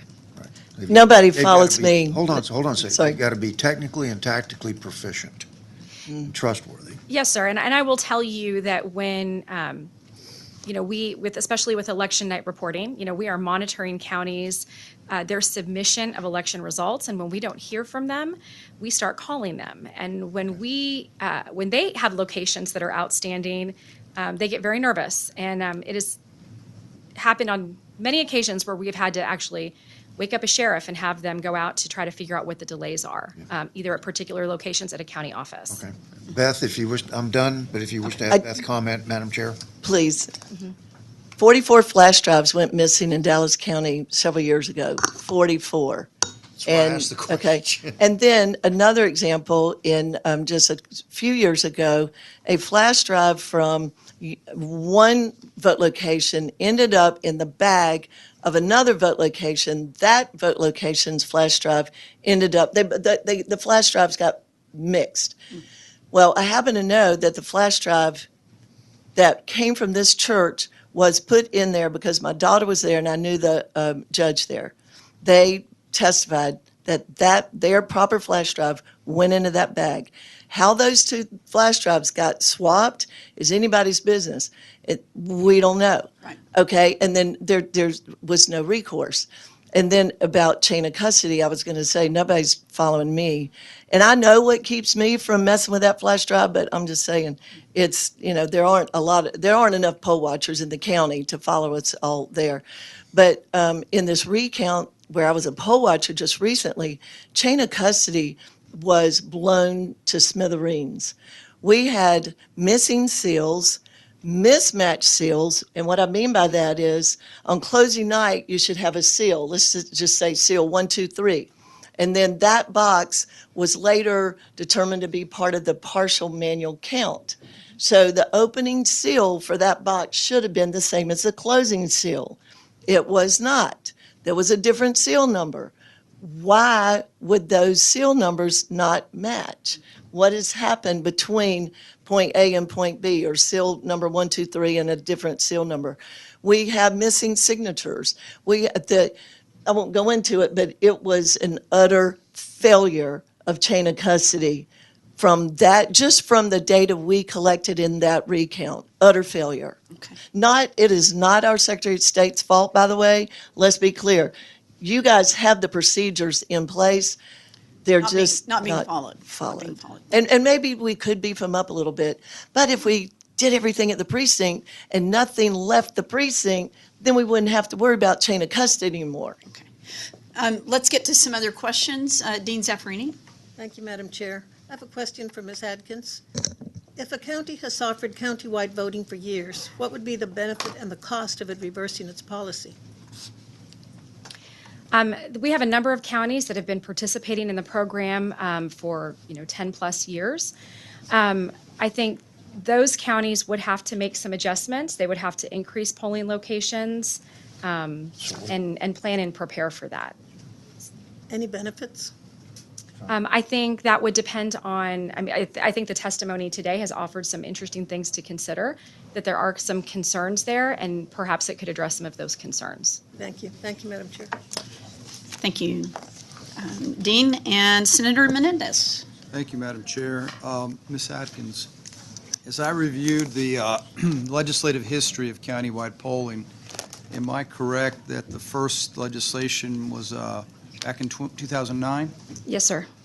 And as I look over all the bills that have touched on clarification or expansion of countywide, we had one in 2011, 2013, 2017, 2019, 2021.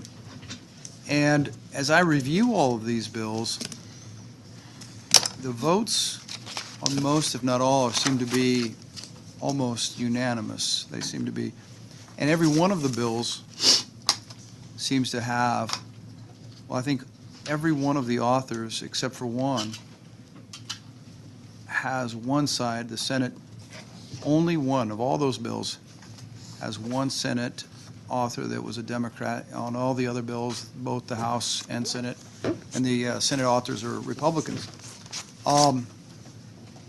Since the inception of countywide voting, our Secretary of State's been Republican, correct? I believe that's correct. Yeah, I mean, it's been 20 years that we've had a Republican governor and Republicans. My thoughts are, I don't know that, you know, we're looking for reporting irregularities, and I was glad to hear Ms. Beazle said that she didn't think the Secretary of State's office has done anything wrong. But my understanding is that the number of people using countywide voting may be as high as 80%. Is that an accurate number? 83%, yes, sir. 83%. And I share the concern of having any irregularities or having any issues with inaccuracy in voting, because, I mean, if there is that option and there were people who wanted to have elections be, I mean, obviously, if it were the party that's not in charge, then they must be pretty bad at it. If there was an opportunity to influence these elections, I don't see that. Do you see any weaknesses or any areas that you can strengthen the countywide? Because my concern is that we've got something that 83% of the population is using, and yet I don't see the benefit to changing it. And all the legislation that's created it has been authored by the party in the majority. So I'm not sure I understand where the problem is. Or do you see anything we can do to improve on this? Because I'm trying to identify what the problem is with countywide voting. What I would say, sir, is that the other panelists that are up here with me today have identified some very legitimate concerns. And there may be some considerations there. From an auditability perspective, there may be a way to improve upon the reporting. I think particularly on the ballot secrecy concerns that are there. Sure. We may need to look at how we draw our precincts. Our precincts in Texas are very small, and we have very strict rules. And so there may be some improvements that can be made to address some of these individual concerns. And I think some of these ideas or some of the items discussed by my panelists today, looking at some of those issues, I think would extend beyond countywide in providing benefits as well. Yeah, I mean, I remember the days where you had to vote in your specific precinct, and for some reason the polling place was changed, and then people who were on a tight schedule would show up to vote, and they were told, no, it's not here, it's somewhere else, and they just leave and not come back. I am going to continue to be listening, but I'm a little perplexed at what we're trying to solve here today. But I appreciate you're bringing this up. My concern is that I heard Ms. Beazle bring up going back to pencils and precinct-based and all of that, which I was part of that as well. And how long would it take for us to get results if you had to wait for the ballot boxes with all the Scantron sheets to show back up?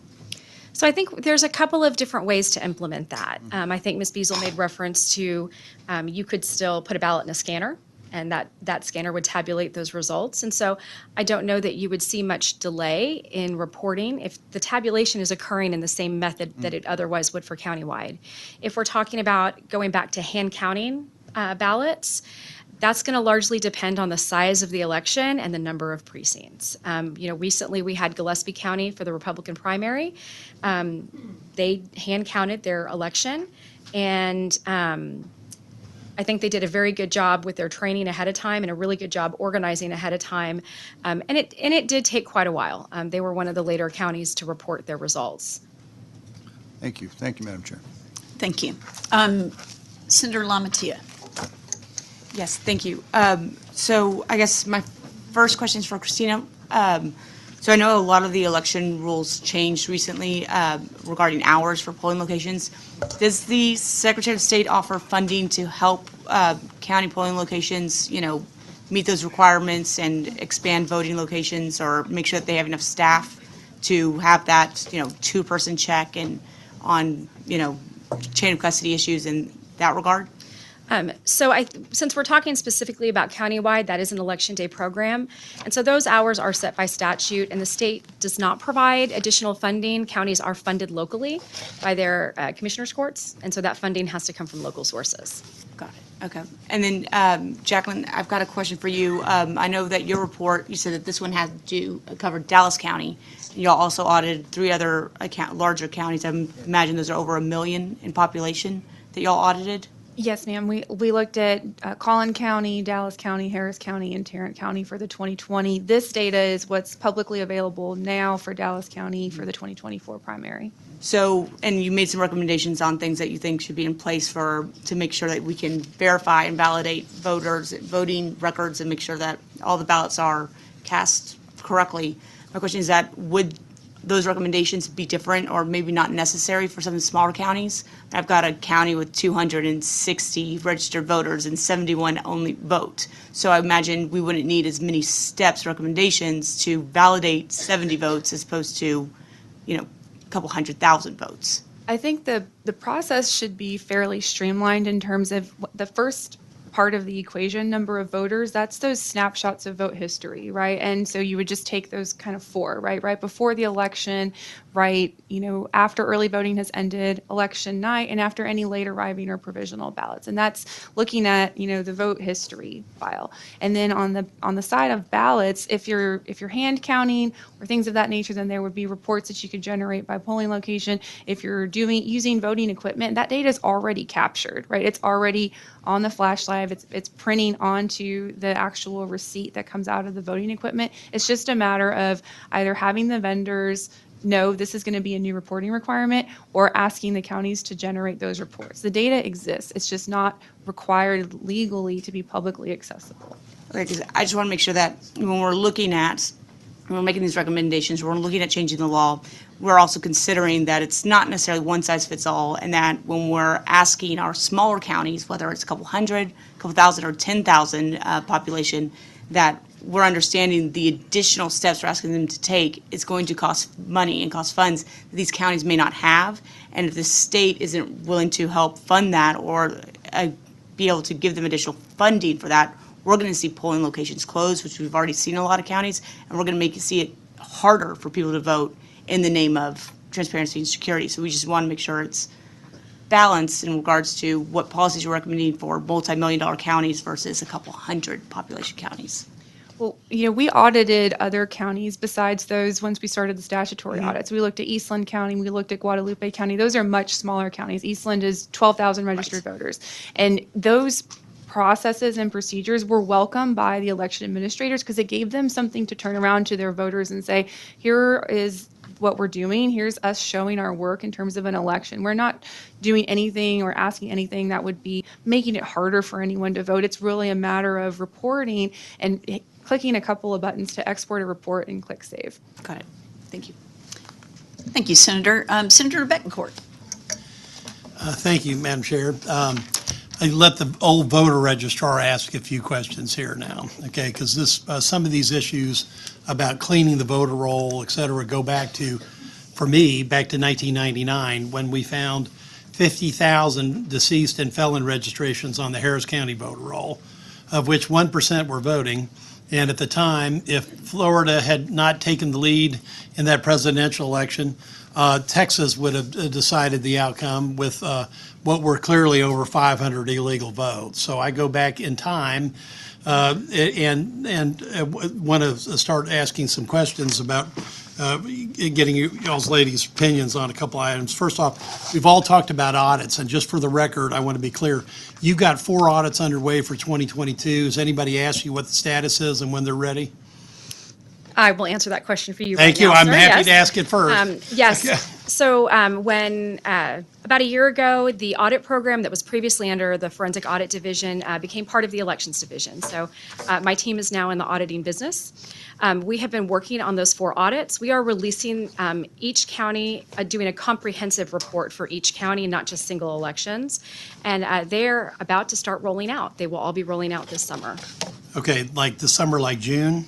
We're going to start with the smaller ones. They're coming out very, very, very soon. I don't want to Okay. overpromise and. And which two counties? And So I know it's- Harris is one, and Yes, then sir. there's, right, go ahead. So it's Eastland County, Guadalupe County, Cameron County, and Harris County. And that's smallest to largest. Now, this brings up a comment actually that Bill Sargent was going to make, and I'm going to make that in a second. The scale of the magnitude here is really large, okay? Because, you know, you're looking at Eastland with how many registered voters? 12,000. Right. And then you'll go up to Cameron County, which has over, I think, 100, pick a number. That's higher than that. Yeah, 200,000?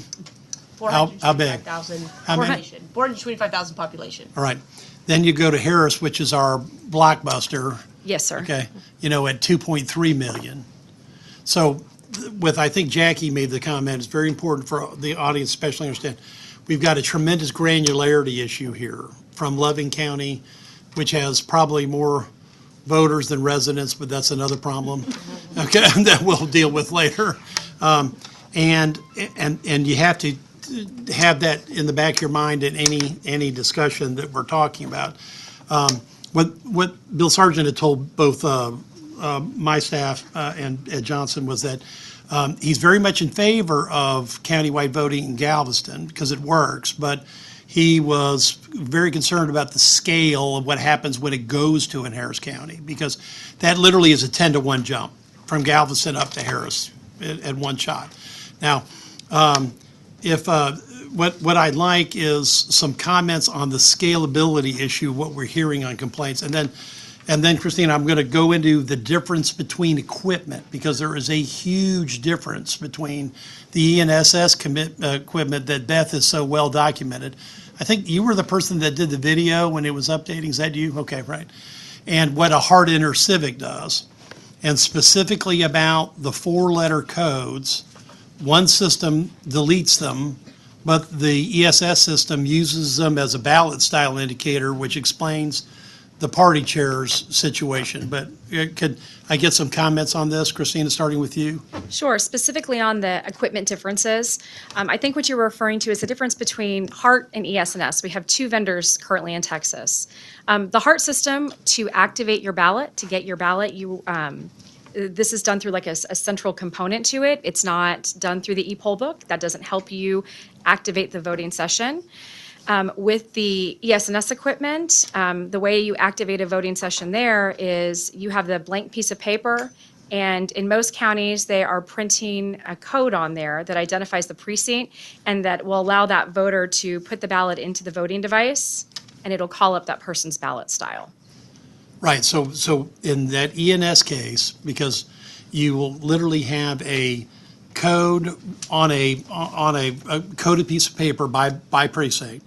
Yes. And then that will actually assign the ballot style code. Yes, sir. And so in the case of the party chairman, because I've spoken to him about this, is that apparently, or possibly, we'll say, okay, is that he might have been the only person voting at that location with that specific With that precinct. with that precinct location, right, that had that specific ballot style, true? That's possible, yes, sir. Right, that's a possibility. Now, if that's a possibility, short-term fixes are what? That you could do from Secretary of State and not, because it's going to be a while before we can pass legislation, obviously. Short-term fix is that we do have the ability to redact personally identifiable information on a ballot, or I would say the counties have that ability.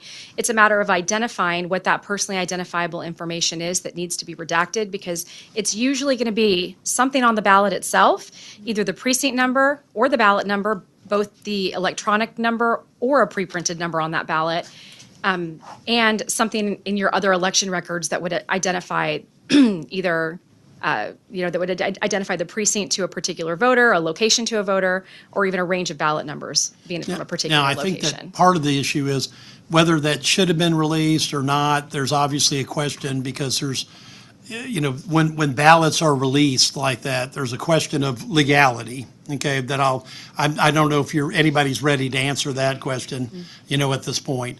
But there is a short-term fix that can be applied to this.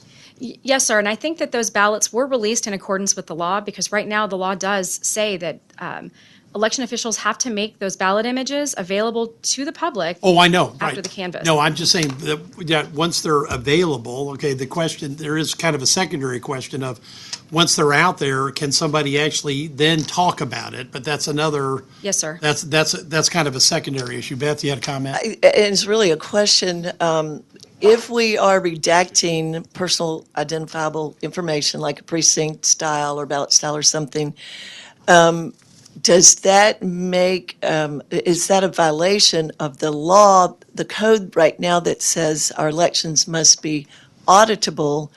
And I'm thinking auditable means that we need to know who voted or how many votes and how many voters. And we need to know if these are legitimate voters and legitimate votes. So if we redact information, does that violate the law?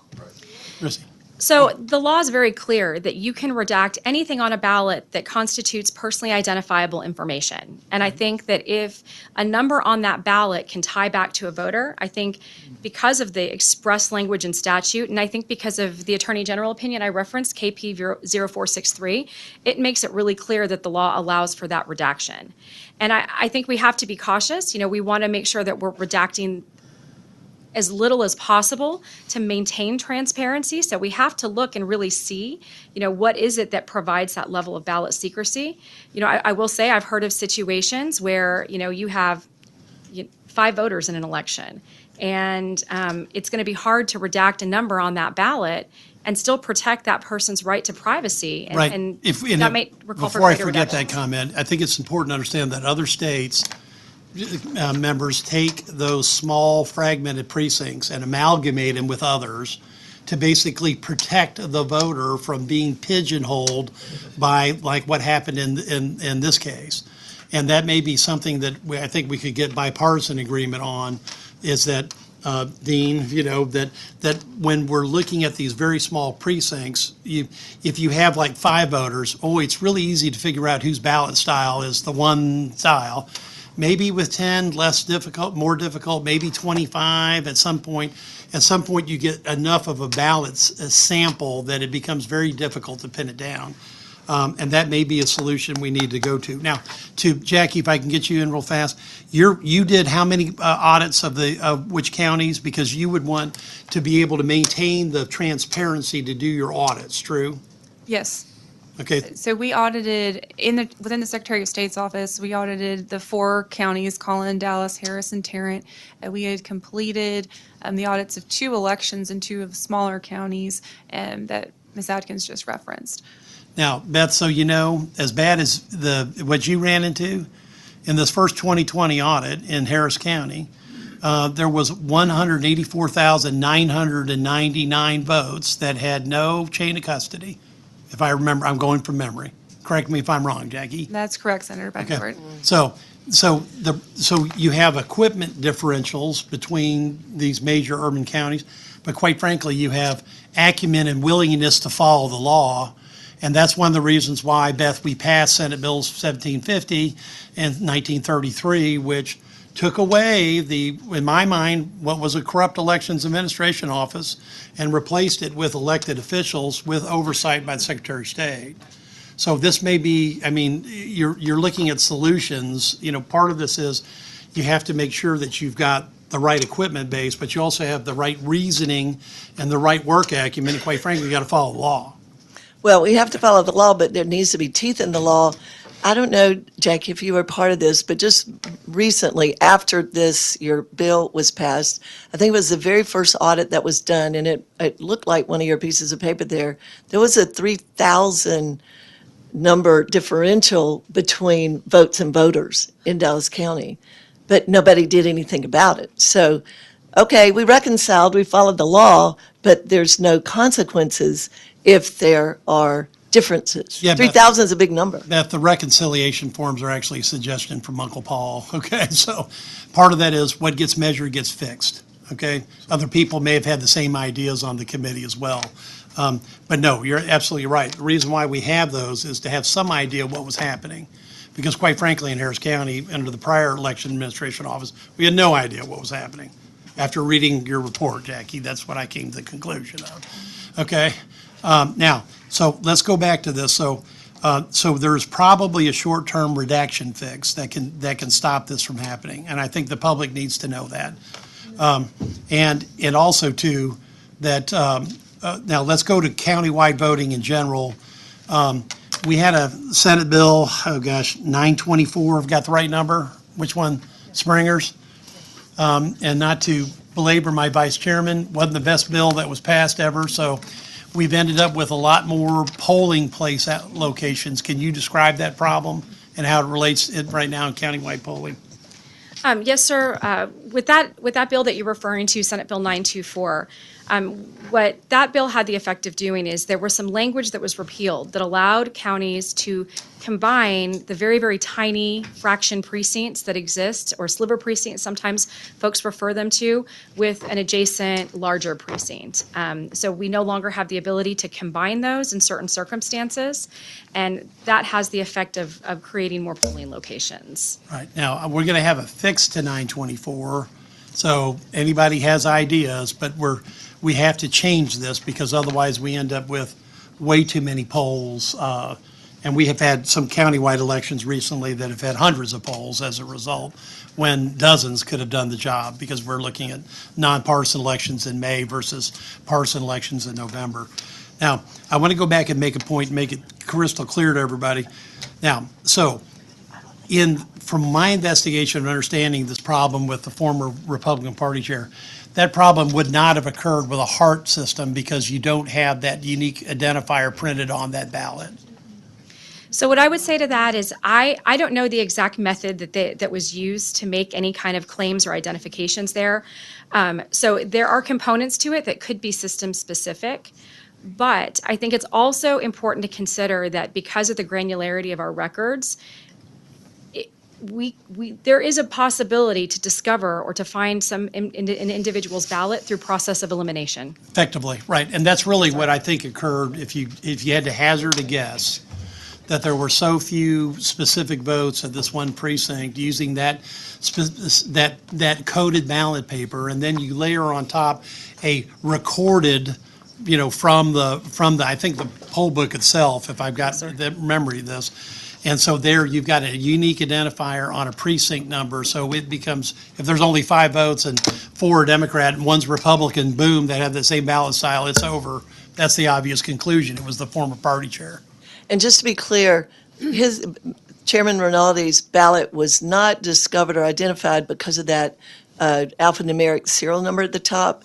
That's not why his ballot was found. It was the one voter from one precinct that they did process of elimination on. Right. Process of elimination. Okay. But that still, y'all, is a slippery slope, because just by not disclosing that information to us still doesn't mean that someone else doesn't have that information. We might not be able to see it as a public, but the vendor or whomever has access to some kind of identifiable information. Beth, I agree. Right? I understand. Right. Now, the difference here is that it was also part of a lawsuit where there was discovery to allow them to get that information in the first place. I think this goes to... I don't think that the lawsuit was pertained at all. The lawsuit was integral in this. Two different, they were put in one article, but they're disconnected. Okay, then maybe. All right. So there's also litigation on this, and in the litigation, there is an assertion that there is some kind of formula or algorithm or something that can help tie a ballot back to a voter. This has never been presented to us, and so if there is something that's specific to systems or software, we don't have it. And Christine, I would agree, and I think Beth's commented, so I think process of elimination is what happened here. But however, this does mean that reporting consolidation from small polls to a larger number is another way, because if you only have 5 choices, you could take a random guess and be right 20% of the time. The higher the number, the less likely this is to occur, and this is all the things that we need to consider with that one case. I don't want to, thank you, Mr. Chairman, I don't want to take too much of the committee's time because we can go on all day on this.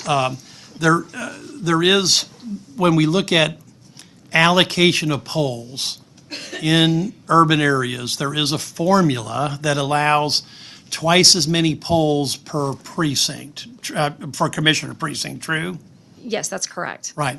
Now, that unfortunately has been used from time to time, in my opinion, to put an extraordinary amount of polls in a certain commissioner's precinct and less in others, okay, by observation.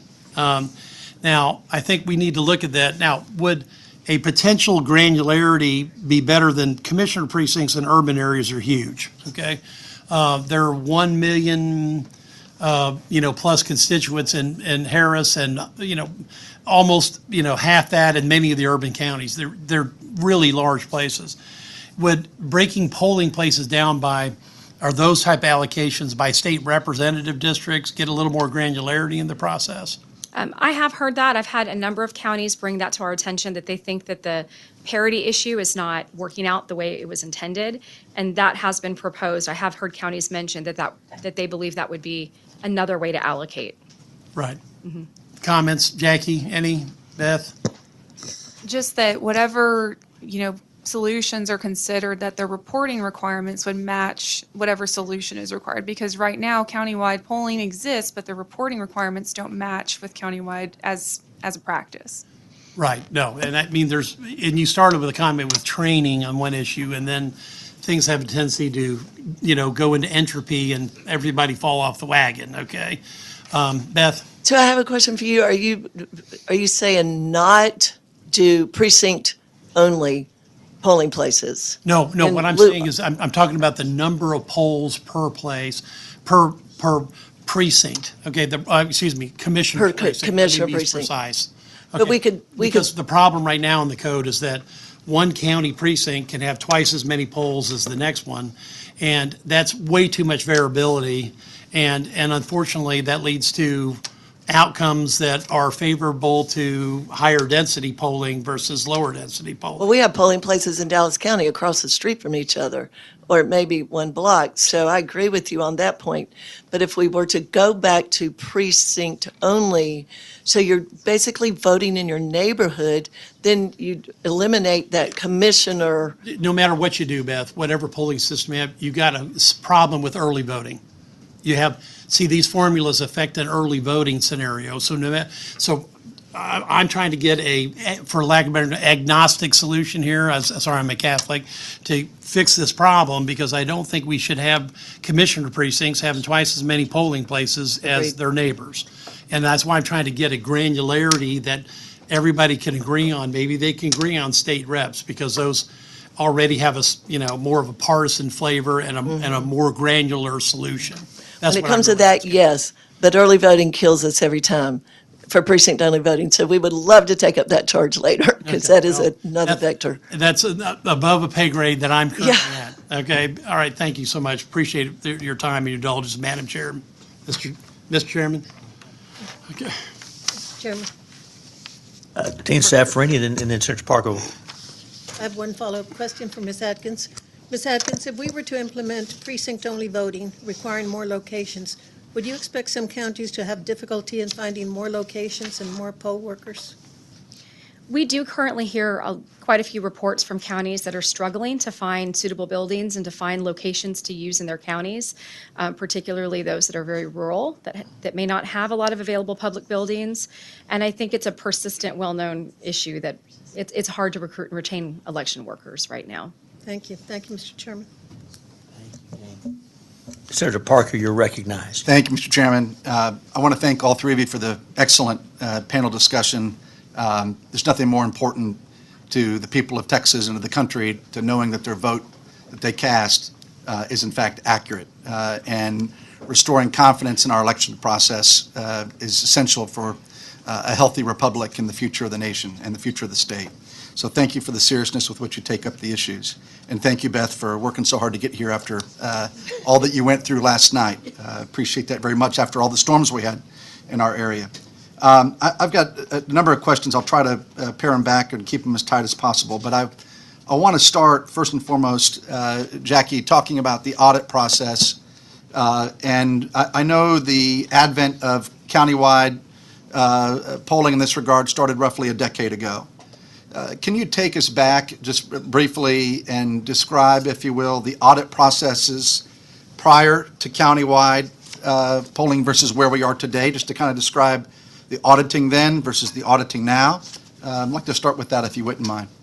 Yes, sir. So audits were implemented in 2021. So prior to that point in time, any auditing that was done would have been done internally, or if they were doing a partial manual hand count to check, whether they had voting equipment that was actually properly tabulating races. And I don't know which counties were specifically doing that and at what point the partial manual hand count became required. But that was really where we were in terms of audits prior to 2021. In 2021, then we added the randomized county audits, which is 4 counties in the state of Texas are drawn randomly every 2 years, and there's a population differential. So you have 2 small counties and 2 large counties, and you look at all of the elections held in those counties over the past 2 years. And that's what the procedural audits that are done currently. What our charge was when our division started was to look at the 2020 general election. And so when I started in 2022, that's what the audit process was. And to start, we had to look at, what can we streamline, because we knew that moving forward from 2020 general, we were going to be looking at smaller counties like Eastland and Guadalupe. What are the processes and the audible points along the election process that we can say, where's the data that we can compare and validate so that voters can feel confident that the process was followed? And so that's where, how we streamlined our audit process. We started with reconciliation. If we saw discrepancies, then we went down to, let's look at the tapes. Let's look at the records that came from the polling location. We interviewed election workers, staff, things of that nature to really get a picture of what was going on, because each county is different. Those were 4 large counties, but they all run completely differently. So that's a high-level view of that.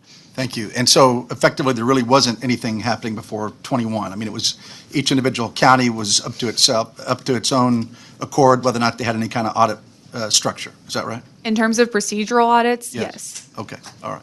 And then the training that you had to be an auditor at the time you were working inside the Secretary of State's office, maybe just describe that training. And I guess that's the first question. The second question is, how many individuals like yourself have the level of competency in auditing elections to the degree that you have in the state? I want to get a sense of that.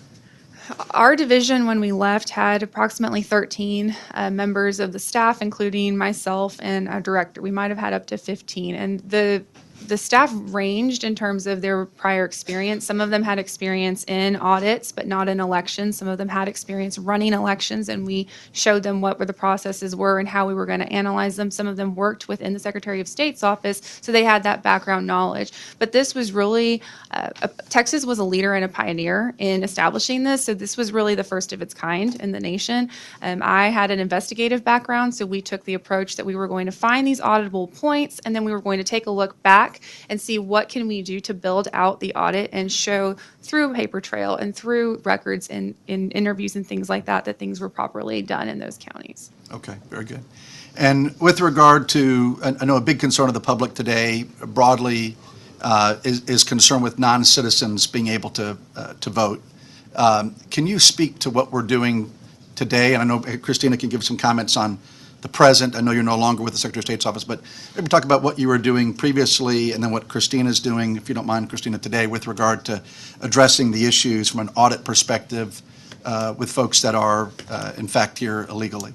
So the audit that we did of the 2020 election, Phase 2 is what we did. The first part of the audit was before any of us had started on staff, and that looked at list maintenance procedures, non-citizen voting, things of that nature. So that would probably still be more appropriate for Ms. Atkins, because that was before our division actually started. And so I would defer to her as to how that was done at the time and is currently being addressed. Very good. Christina, if you don't mind. Sure. And so we're asking, the question is specifically about what's being done with with respect to eligibility, non-citizens, and how we're Specifically evaluating that. today, yes. Okay.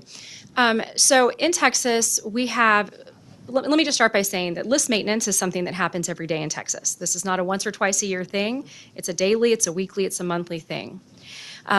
In Texas, one of the things that we do, we've actually been one of the states that has been on the forefront of this particular concept, is we obtain data from the Department of Public Safety, DPS, on individuals that have driver's license transactions where citizenship has been validated. If somebody shows up to register, or I'm sorry, if somebody shows up for a driver's license transaction and they present evidence that they are not a U.S. citizen, that information is provided to our office, and we look to see if they're currently a registered voter. If they are a registered voter and they were registered prior to showing up to DPS to present evidence that they were not a U.S. citizen, we send that match out to a county for a county to investigate. And this is something that happens on a weekly basis right now. There are many other states out there that have started to model state legislation and programs after what we've done here in Texas. Okay, very good. To topic of chain of custody for a moment. Ms. Atkins, you comment on the fact that there's a lot of things that should be happening. You use the term should on many occasions in describing what's happening. How many, in your assessment, counties at this point in the state are really following policy and statute as it is currently on the books versus not? I'm just curious as to your perspective from the SOS view. So I'm going to borrow a line from Senator Betancourt when he says that which gets measured gets fixed. I think that the implementation of the audit program, starting with those 4 audits that were done in 2020, have made enormous strides in improving compliance and improving local procedures. When counties understand and know what we as a community have defined as good practices in an election, when they understand and know how reconciliation should work, and they know that there's the potential for an audit, I have found that counties are making great improvements in their process. Now, is there room for more improvement? Absolutely. I think in the audits that we've been conducting, taking over some of the good work that Jackie had done before she left the Secretary of State's office, we've identified a couple of areas that we're seeing as being particularly concerning: training issues, paperwork issues, something that Jackie and her team identified in the 2020 audits. We're continuing to see as something to be concerned about, but we are seeing improvements. Okay. And in terms of the plans, I know you're obviously in the midst of a couple audits now. What are the plans for the 2024 cycle for audits? Can you speak to that? Yes, sir. We are wrapping up those current audits. They are very imminent to be released. What we will be doing as soon as those are released this summer is we will be drawing 4 additional counties through a random selection to bring into the audit program for the 2-year cycle. Okay, and that will happen, I guess, in what, August, September timeframe, or something along those lines? I think probably around the August timeframe. Okay, all right. And then, we talked on some of the technology pieces earlier. We talked about local area networks and so on and so forth, and the concern with regard to the consolidation that's taking place today with this countywide approach. And obviously concerns with regard to data being impacted, if you will, or corrupted by outside forces, whatever they may be. And I guess my question is, Jackie, from your perspective and what you saw in that era when you were working in the audit function, and also Christina, from your perspective, you guys have seen a lot of different bodies of evidence. What have you seen thus far that concerns you in that regard? During the audit, I did not have any evidence of any external manipulation or anything of that nature with regard to poll book records or to the actual ballots that were being tabulated. That was not something that ever showed up. What we saw was, what is inherent in elections is human error, humans not following processes and procedures and things of that nature, things that the audits and further transparency can remedy. And, the audits are 4 counties every 2 years. And so bringing more transparency and more of these reporting requirements so that all counties are doing this, and so it's more streamlined, is going to benefit the public, because you don't have to wait for your county to be under audit to be able to look and see are things running properly. An audit will do a deeper dive, be able to review it more in depth, but the reporting that can be done in a countywide polling place program county so that an individual voter can go and check that would be hugely beneficial. Christina, if you want to comment on that? Sure. Speaking specifically to voter registration, I think that's what we were starting on with Absolutely. that discussion as it relates to the voter list and e-poll books. There was a piece of legislation from 2023, it was Senate Bill 1113, that gave our office the ability to monitor compliance with list maintenance activities. That piece of legislation also did quite a bit in holding counties accountable to ensure that they were performing the required list maintenance activities. I think what we have learned in that process is when folks know that we are checking to make sure that these processes are completed, that they're very careful and considerate about making sure that they're done timely and that they're done thoroughly. And so that, I think, impacts our the accuracy of our voter registration list. One thing I will say on that is, we mentioned earlier there's a difference between offline and online counties.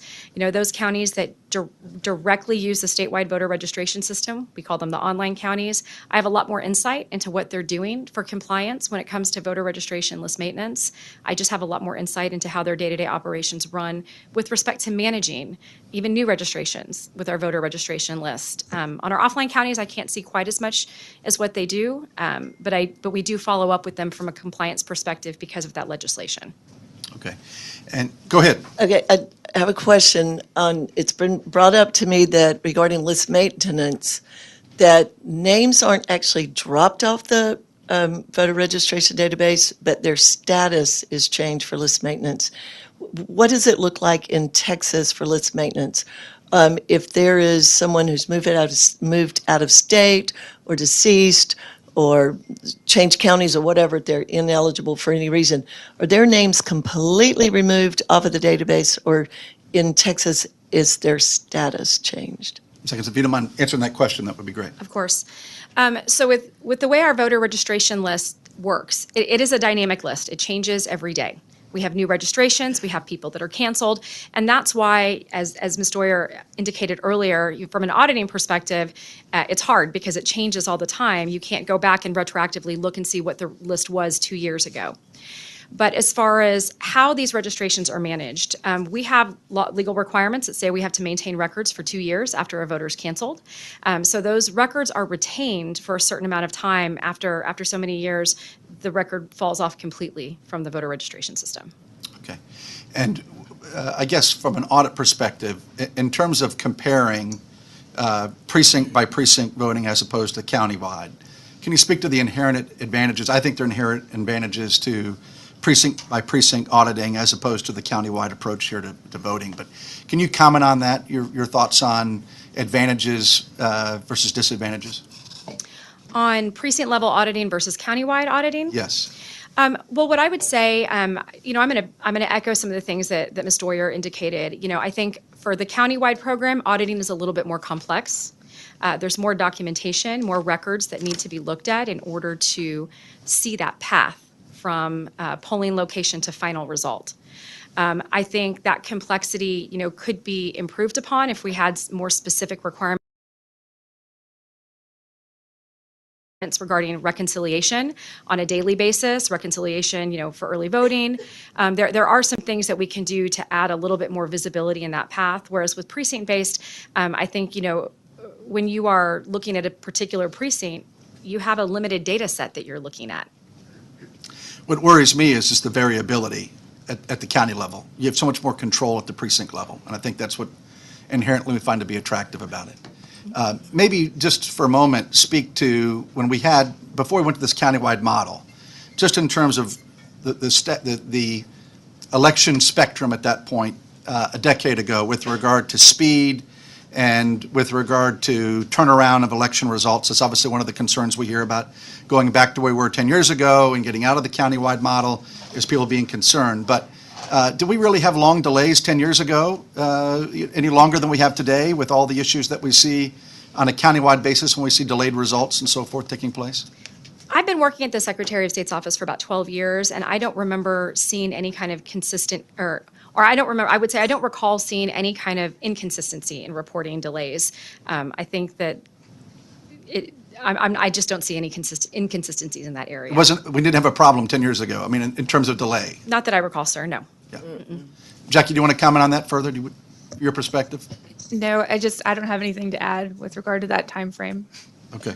Are you talking about delays in voting? Just delays in reporting. Long lines? Just or ultimately reporting results. Okay. Yeah. I mean, I think the answer is there's no impact right? I mean, historically, we didn't have these long delays that were unacceptable when we did it on a precinct-by-precinct basis. I think the thing that delays your reporting is going to be two things. The method of voting, if we have large jurisdictions that are looking to hand count ballots, the larger the jurisdiction, the more time that's going to take. So I think how you vote and how you end up tabulating your results, depending on your jurisdiction, can take more time. So I think that's something. And I do think, I will say the transition to paper-based systems, I think was a very good thing from an audit perspective, but it does take a little bit more time to manually review ballots. Yes. And with regard to Dean Zaffarini's question earlier, with regard to personnel, I know that's one of the big things we hear about is you can't find enough personnel, you can't find facilities to do precinct by precinct everywhere in the state. I disagree in that regard. I think you can achieve those things. We did it historically. What is your perspective on the difficulty of that, right? I mean, it seems to me, each county is obviously going to offer a pay package for any employee of county government, whether or not they're working in the voting office or the water department. It's just a matter of working to have an attractive package, right? But what is your concern, or what are your thoughts on that broadly? Is there any inherent concern from the Secretary of State's office with regard to complexity and getting employees to work in those roles? I think that we've heard for a long time that there's a difficulty in recruiting and retaining workers. This is not new. It's not specific to countywide, and I think not specific to precinct-based. Everywhere, any field of human endeavor today. Yeah. Yes, sir. And I would say, the one thing to consider is, I think if counties are concerned about adding a lot of additional locations, one thing to consider is looking at the rules on combining and consolidation, something that Senator Betancourt mentioned earlier, to help alleviate some of those pressures. Yeah. Senator Parker, I would like to address that. I've been an election judge for a little over 15 years, so I did start out with mostly paper, although we did have a tabulator. But in the good old days, all the little old ladies and all the little old men would show up and they would run the elections. And in fact, I had a hard time getting on because they owned the polling places. When we brought... You had to break in, Beth. I had to break in. Seriously, I had to wear scarves and aprons just to show that I could do the job, because that's what they did. And I had to decorate, But when we introduced electronic poll books, ballot marking devices, and you could not drive a Prius and set up my polling location because I have 10 poll books, and they will 10 of those boxes, and I brought something back. There's a demo, but that maybe somebody can show it. But when we brought in all of this heavy equipment and the computer-based equipment, the DS200, you have to, program it and put passwords in and do all the little old ladies and little old men quit. So I think if we go back to a less complex system of voting, they'll come back. They loved to do it. They love to work. And we do get student clerks, but I think we would get even more student clerks. I think our participation rate would go way up if we took out the complexity of our current election system, the way we vote, the way we count, everything. And one more thing on that note on hand counts. Germany, which is bigger than Harris County, Berlin is bigger than Houston. Germany hand counts their ballots. They get it done in a day. They use the jury pool system. They send out a summons and say you can count ballots or you can serve on a jury. Most people actually want to count ballots. Okay, I don't know if they get paid or not. All the European countries hand count ballots. Argentina hand counts ballots. By the way, they also won't serve alcohol the night before an election. That's just something maybe we should consider. But it can be done, but not all hand counting is equal. So time is a factor, but it can be done. Take out the complexity and people will come back and they will work. Thank you, Ms. Beasel. Another topic, I guess, for discussion here, in terms of snapshots in time. We had this discussion earlier here at the beginning of your testimony today. Christine, I guess from your perspective in the Secretary of State's office, when you talk about snapshots in time and being able to capture data, we obviously had Jackie take us through a great overview here of what happened in Dallas County here recently. But what are your recommendations with regard to snapshots in time? And can you really piecemeal together adequately all those snapshots to be able to have an accurate understanding of what really took place? What's your perspective as our head of auditing today in Texas? So I think Jackie brought up a great point, that it's really hard to retroactively look at particularly when we're talking voter registration, what the list was at that particular date and time. And I know that there are other states that have requirements that entities or counties have to download and retain a copy of a report on certain intervals, certain timeframes, so that you can go back when you're completing an audit, when you're looking to see who was on the list of eligible voters for that election, you can see what it actually was as of a certain day. And so I know that there are other states that do that where it's been legislated, and I have not heard any particular concerns about adopting this as an additional election record to maintain. Okay, all right. And then my final question or two, just a technology question. With regard to the process today that we see obviously in e-poll books and so on and so forth, I'm going to stray out briefly outside of Countywide just very quickly, but what do we know about overseas servers today and any Texas data that is being stored or temporarily transmitted back and forth from overseas servers? Would you give us a snapshot of that today currently in the state, Christina? Sure.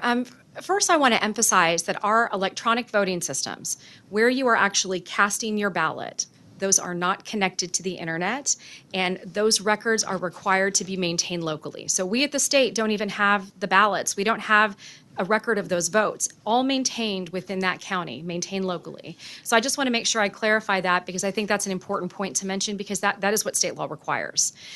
With respect to voter registration data or the information on the e-poll books, I think that's where you may see a little bit more variation. There aren't as many laws that would restrict where those servers can be located or restrict what other data can be contained on those servers with respect to different e-poll book vendors, and so that may be something to consider and look at. Yeah, no, thank you for that very candid feedback of the situation currently. And then I think with regard to your comment that all those ballots are being held at the county level, I think that's another area where we need to really focus because I think the state really needs to have control of those ballots, in my opinion. And what would that take? I know you all study these things 24/7, 365. What would it take for the Secretary of State's office to be able to maintain those ballots, and so not just be decentralized on a county by county basis, but to be able to actually have control and custody as a state through the SOS office? What would that take from a manpower perspective, logistically? What are we looking at there? Maybe an NFL stadium? No, I joke. I mean, I think that when we think about that, it's about storage, because in Texas we have paper-based systems now, and so we have actual voted ballots. That's our ballot of record. Yeah. And so it would be about finding a way to take possession of those ballots, maintain them and store them in a way that is safe and secure and can provide access. I think that would be very difficult for a state the size of Texas to do because just storage facilities alone, when you look at some of the larger counties, Dallas and Harris County, it takes up quite a bit of storage to store multiple elections. And remember, we have a 22-month retention period for elections. It's exponential. I would also add one thing to that, sir. I think our elections are run locally, and I think that is a strong feature to our election process in Texas. That decentralization allows local communities to make decisions about their election process. They can decide whether to participate in countywide or not, what type of voting system is best for them. And I think maintaining records like that locally also provide a level of auditability for local citizens and local residents. And so that might be a policy consideration to think about, that centralizing that would move elections further away from the people that are conducting those elections. I think maybe potentially a balance where you have the kind of the random selection process where you've got some items maybe that are stored and others that aren't, and certainly understand the physical challenge of that. But, with regard to, all the digital aspects that you could maintain that obviously here in the state, I think relatively easily. The question is whether or not it's going to random process by which things were selected. Will you maintain local control, but at the same time have greater controls from a state perspective? And you did make a distinction there. Actual physical ballots versus electronic records are two different things. Yeah. And it is easier to maintain electronic records or to create some kind of repository for election records. So that may be an avenue to look at. Yeah. And my final technical question, I guess, with regard to the use of Albert sensors in the whole process today, what's your perspective on their impact potentially on what's taking place from when you look at the vantage point of Texas as a whole? What's your perspective on the impact or the particular risk of Albert censors to maintaining election integrity in the state of Texas? I'd like to get your perspective on that. I don't think that we should ever Live? underestimate the importance of maintaining. Okay, yes, looks like we are live. Okay, guys, what an amazing day this has been here. And I was able to watch the beginning of this thing, and I saw Zach's testimony. I saw all the testimonies. And I got to say, like, I am so touched to have somebody like Zach in our corner who took our fight to the Texas Senate, because, you know, all we do every day is present the news and present the facts and try to give the American people the information so that they can make informed decisions. And to be told that we have harmful content or hateful content, and to not, like, who's the victim? Who is getting hurt by the content we put out? I still don't know. But somebody does know. And for Zach to go and present this information to the Texas Senate with subpoena power, hopefully we can get some resolution here, and we can continue to bring you the news and information that you have been depending on for 10 years, 12 years. That's how long the Next News Network has been running. But as you heard, what did he say? He said that they're going to bankrupt us, and that was not a lie. That's where we stand right now. So, I want to thank everyone for tuning in. I can't see your chat messages, but I can see that you're there. I see that you're watching. And flux capacitor is fluxing because we are making history every single day. We are just, each one of us, travelers through the timeline. And all we want to do is pick the right timeline and make everything right and fix the paradoxes. And today, it is my prayer that the work that Zach did today is going to fix that paradox. It's going to fix that error in the timeline, so we can get back to getting this country on track and making it great again. That's what it comes down to, my friends. Yes, the time circuits are on. We're not quite at 88 miles an hour. We're stuck in traffic. But the plutonium chamber is full. Man, what a day it's been. So anyway, I love you guys. We're gonna kill the stream now and say a prayer for us, say a prayer for Zach, say a prayer for this country, so we can get it back on track. I love you guys. Peace.